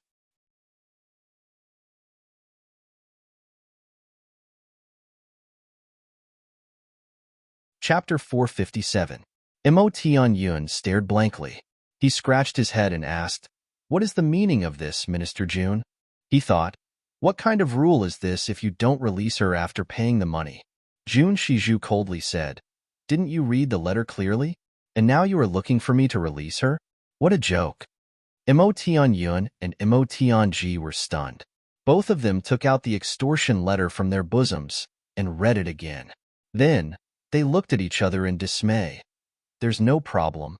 Read it out, Jun Shizhu said. The daughter of Mo clan, Qing Wu, is currently in Dark Bamboo hands. Quickly pay 10 million silver taels.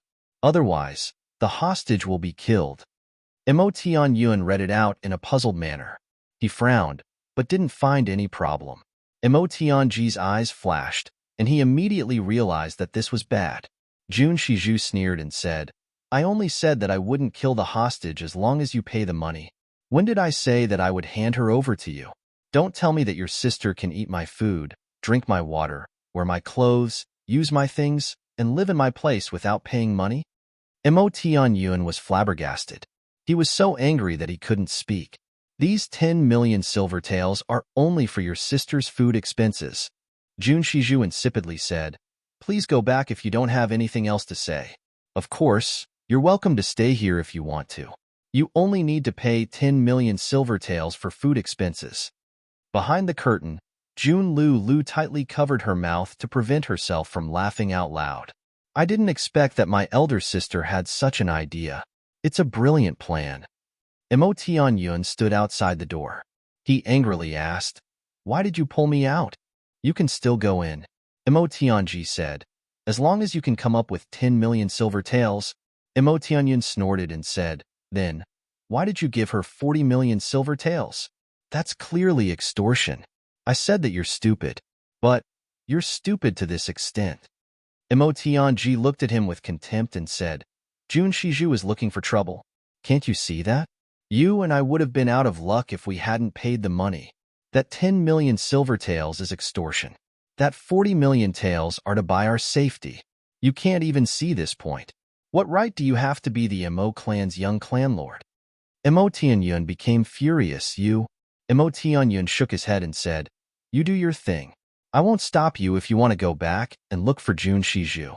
I have something to do. I need to find someone. He didn't wait for Mo Tianyun's reply. He simply turned around and left. Mo Tianyun spat out a mouthful of saliva and touched his pocket.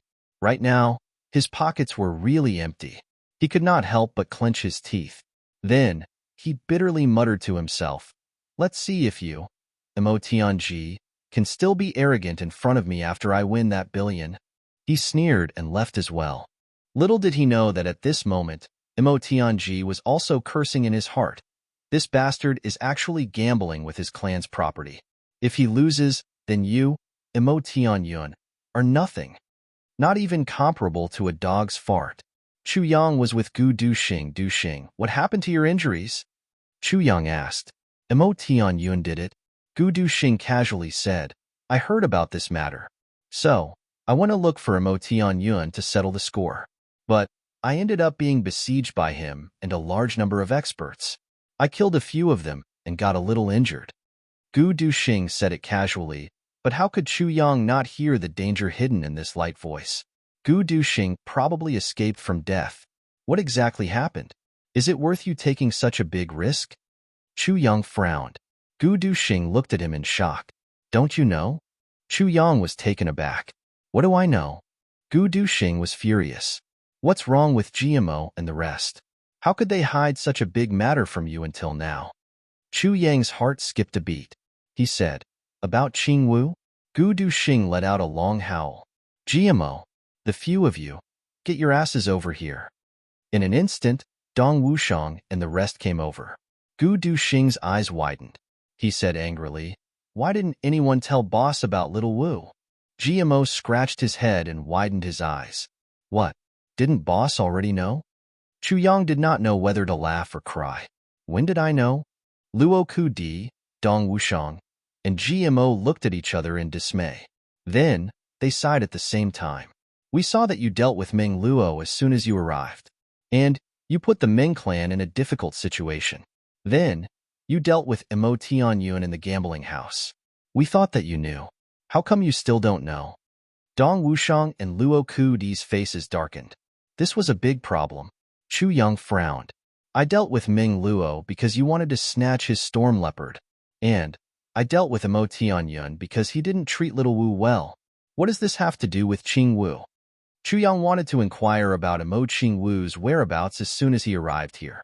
But, he thought that everyone was busy with Jimo's marriage. Everyone was under pressure. Moreover, Mo Qing Wu was still very young. So, she shouldn't have any big problems in the Mo clan. So, he thought that he would go and fetch Mo Qing Wu after he had dealt with this matter with GMO. Did something happen to little Wu? Mo Tianyun and Meng Luo were very close some time ago. They must have talked about little Wu's matter. And, they encouraged Meng Luo to propose marriage to the Mo clan on the basis of the alliance between the two clans. Gu Duxing slowly said, Propose marriage? Chu Yang stood up with a schwa sound. He angrily said, Are Meng Luo and Mo Tianyun courting death? He recalled that Meng Luo practiced an evil technique. It's so vicious that they want to harm Qing Wu. Suddenly, a murderous aura burst out from his body. It couldn't be contained. Even Gu Duxing and Dong Wushang felt cold all over. And Meng Luo followed the good advice. He immediately proposed marriage to the Mo clan. He wanted to take Mo Qing Wu as his concubine. And, the great elder of the Mo clan, Mo Wu Xin, made the final decision after some discussion. He agreed to this marriage. Gu Duxing said everything in one breath. Chu Yang was so angry that his hair stood up. He clenched his teeth so hard that they made grinding sounds. His body was also trembling. Concubine? Meng Luo. Chu Yang. announced that you bastard have won the big prize. I heard about this matter at that time. So, I immediately went to look for Mo Tianji. But Mo Tianji had already gone deep into the Zhonglan continent by that time. So, I turned back and went to look for Mo Tianya. And fought with him. Gu Duxing's eyes exposed a cold ray of light as he said, "But, big brother, you're here now. So, you should make the decision. You don't need to have any misgivings. We'll do whatever you say." Dong Wushang and the other two said in unison, "That's right. Little Wu is only 11 years old. The Mo clan is obviously devoid of conscience. Big brother, don't worry. We'll do whatever you say." Humph. It seems that I was too lenient. Chu Yang was extremely regretful. Motherfucker. How could I have let that bastard Ming Luo go back alive if I had known about this earlier? Someone rushed in from outside. An Imperial Guard reported, "Second young master, there's a matter." Dong Wushang, GMO, and Luo Ku Di turned around at the same time. "Which second young master did you call?" The Imperial Guard's forehead was full of sweat. "Second young master Dong. The second young master of the Mo clan, Mo Tianji, has come to pay a visit. He said that he has an important matter to discuss with you." Chu Yang's eyes turned cold as he said, "Let him come here. I'm looking for him to settle the account." The Imperial Guard didn't dare to stay any longer when he saw that the faces of these masters had turned as cold as frost. He rolled and crawled, and immediately rushed back. Someone hurriedly came in after a short while. He said from afar, "Dong Wushang, is Chu Yang here?" It was Mo Tianji, and the person he was looking for was Chu Yang. Mo Tianji had already known that Chu Yang had arrived in the three heavens, but he felt that he didn't have the face to see Chu Yang.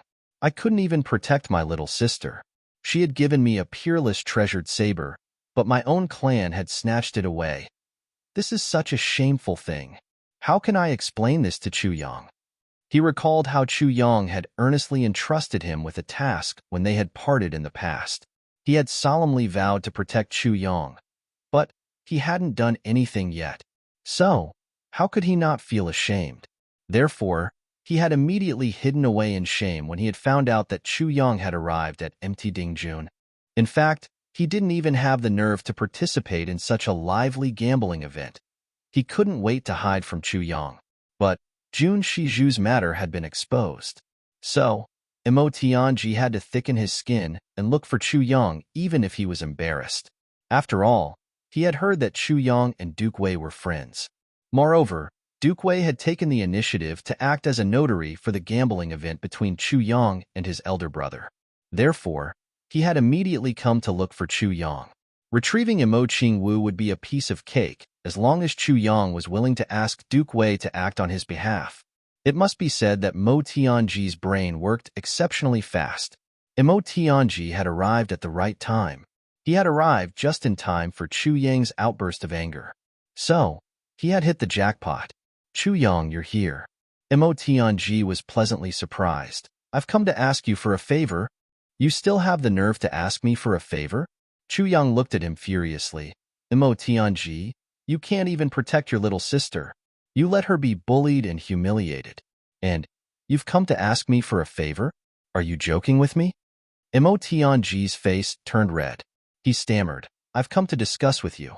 Chu Yang coldly said, "What do you want to discuss with me?" Mo Tianji was helpless. So, he humbly apologized. His handsome face had turned red. "I only want an explanation." Chu Yang angrily said, "What happened to little Wu? What do you plan to do? What kind of shameful thing has your Mo clan done?" "I've come to discuss this matter with you." Mo Tundi helplessly said, "It seems that only you can act on this matter." "Act on my behalf? Do I have so much face in your Mo clan?" Chu Yang was surprised. "Little Wu has run away from home, but she has fallen into the hands of Jun Shiju, the Lord of Dark Bamboo. She's currently being detained, and she's doing her best to torment our Mo clan." Mo Tianji anxiously said, "I've heard that you're very familiar with Duke Wei." Chu Yang immediately became vigilant. "First, tell me clearly." Mo Tianji then narrated the matter from when Mo Qingwu had run away from home until now. He bitterly sighed and said, I now understand that Jun Shizhu didn't kidnap Emo Qingwu. She probably doesn't find our Emo clan pleasing to the eye. So, she's deliberately tormenting us. I wouldn't have had any objection if this matter didn't involve Little Wu. But the problem is that the little house is with her. Chu Yang frowned and said, "What do you plan to do with Little Wu if she gets out? Send her back to the clan?" "Sending her back to the clan is impossible." Mo Tianji resolutely and decisively said, "I will take her far away."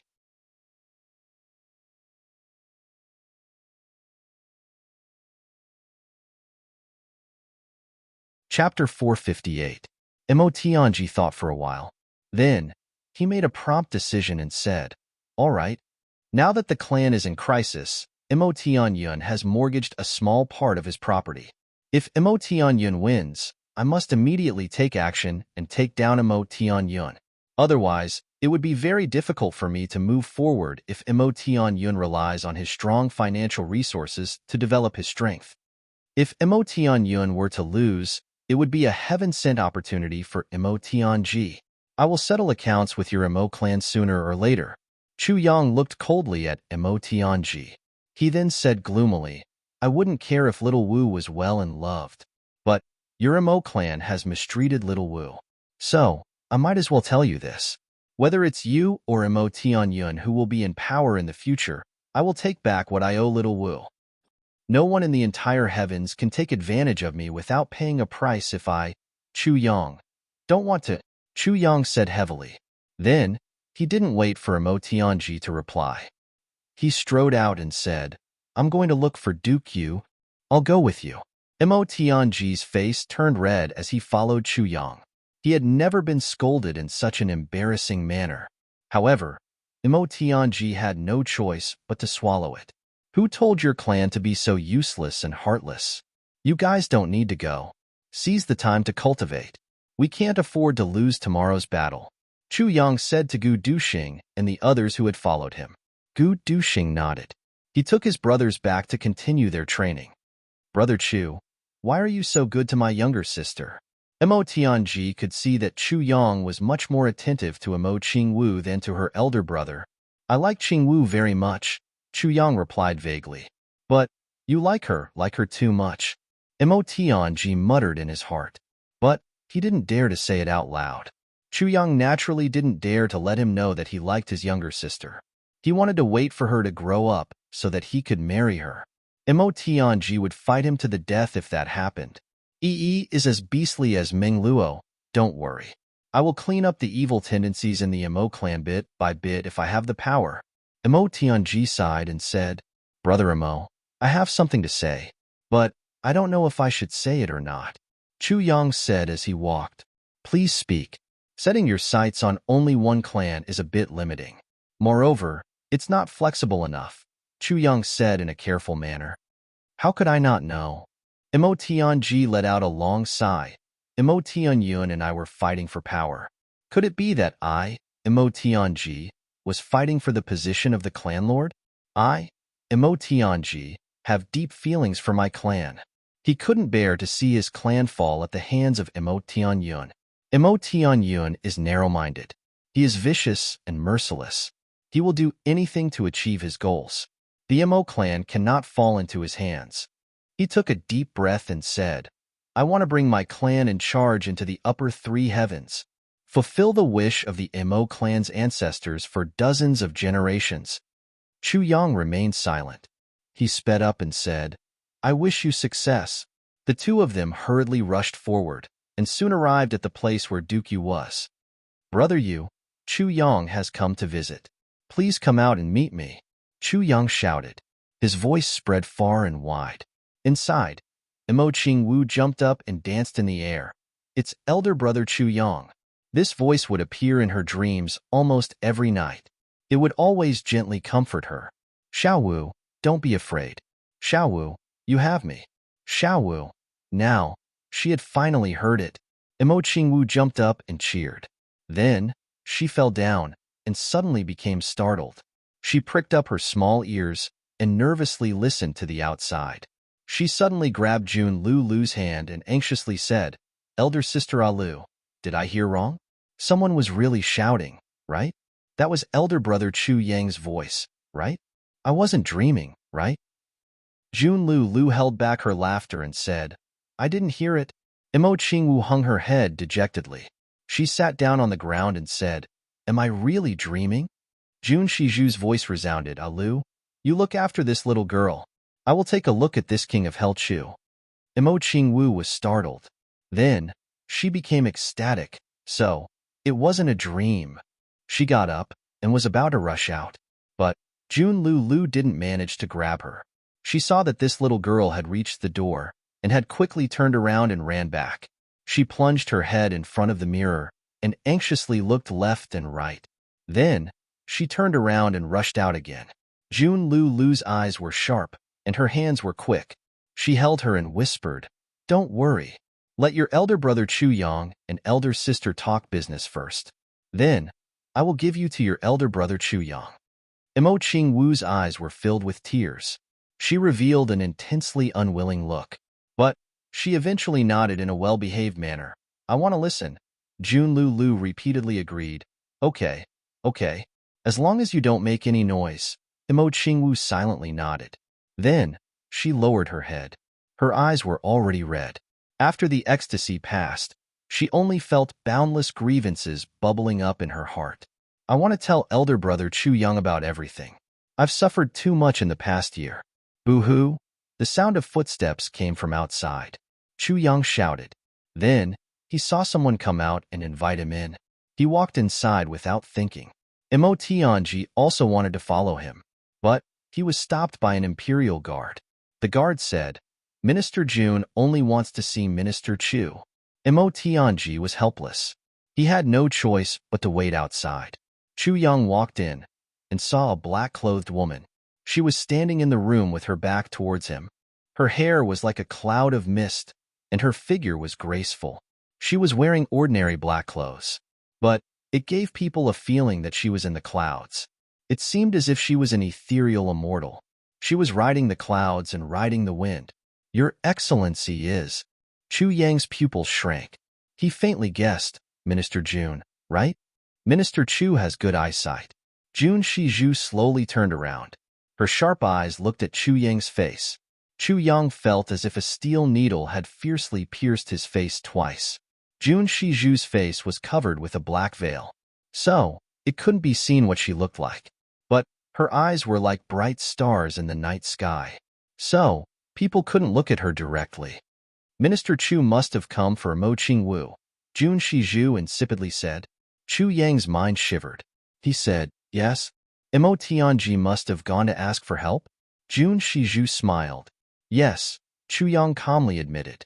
Sure enough, I deliberately made things difficult for Imo Tianji because I wanted Minister Chu to come here for a chat.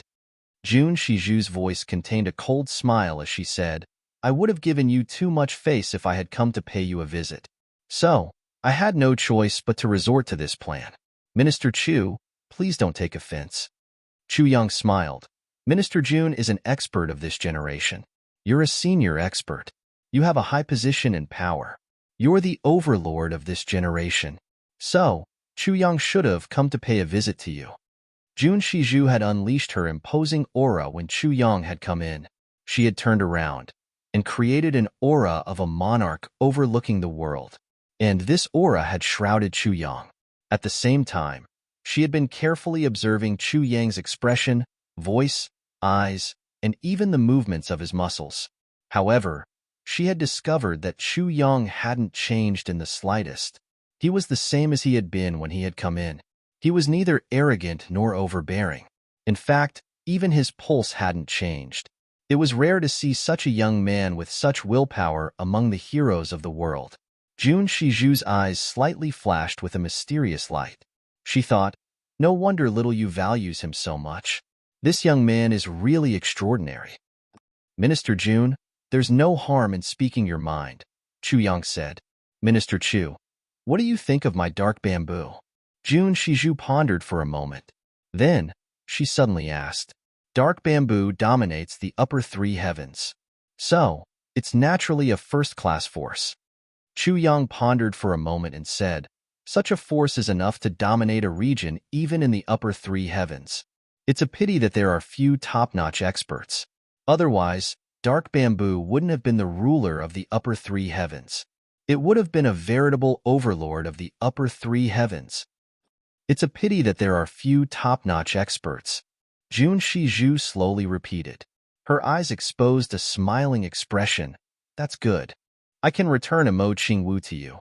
Jun Shizhu didn't beat around the bush and said, but I want Minister Chu to promise me something. Or give me a promise. I never make any promises. Chu Yang insipidly said, I never make promises to anyone or anything. He looked at Jun Shizhu with a serious expression and said, Minister Jun must be aware that the so-called promises are only used for betrayal. I don't want to break my promise to anyone. A promise is too heavy for me. The look of appreciation in Jun Shizhu's eyes became even more intense. She said, That's good. Then, you don't have to promise me anything.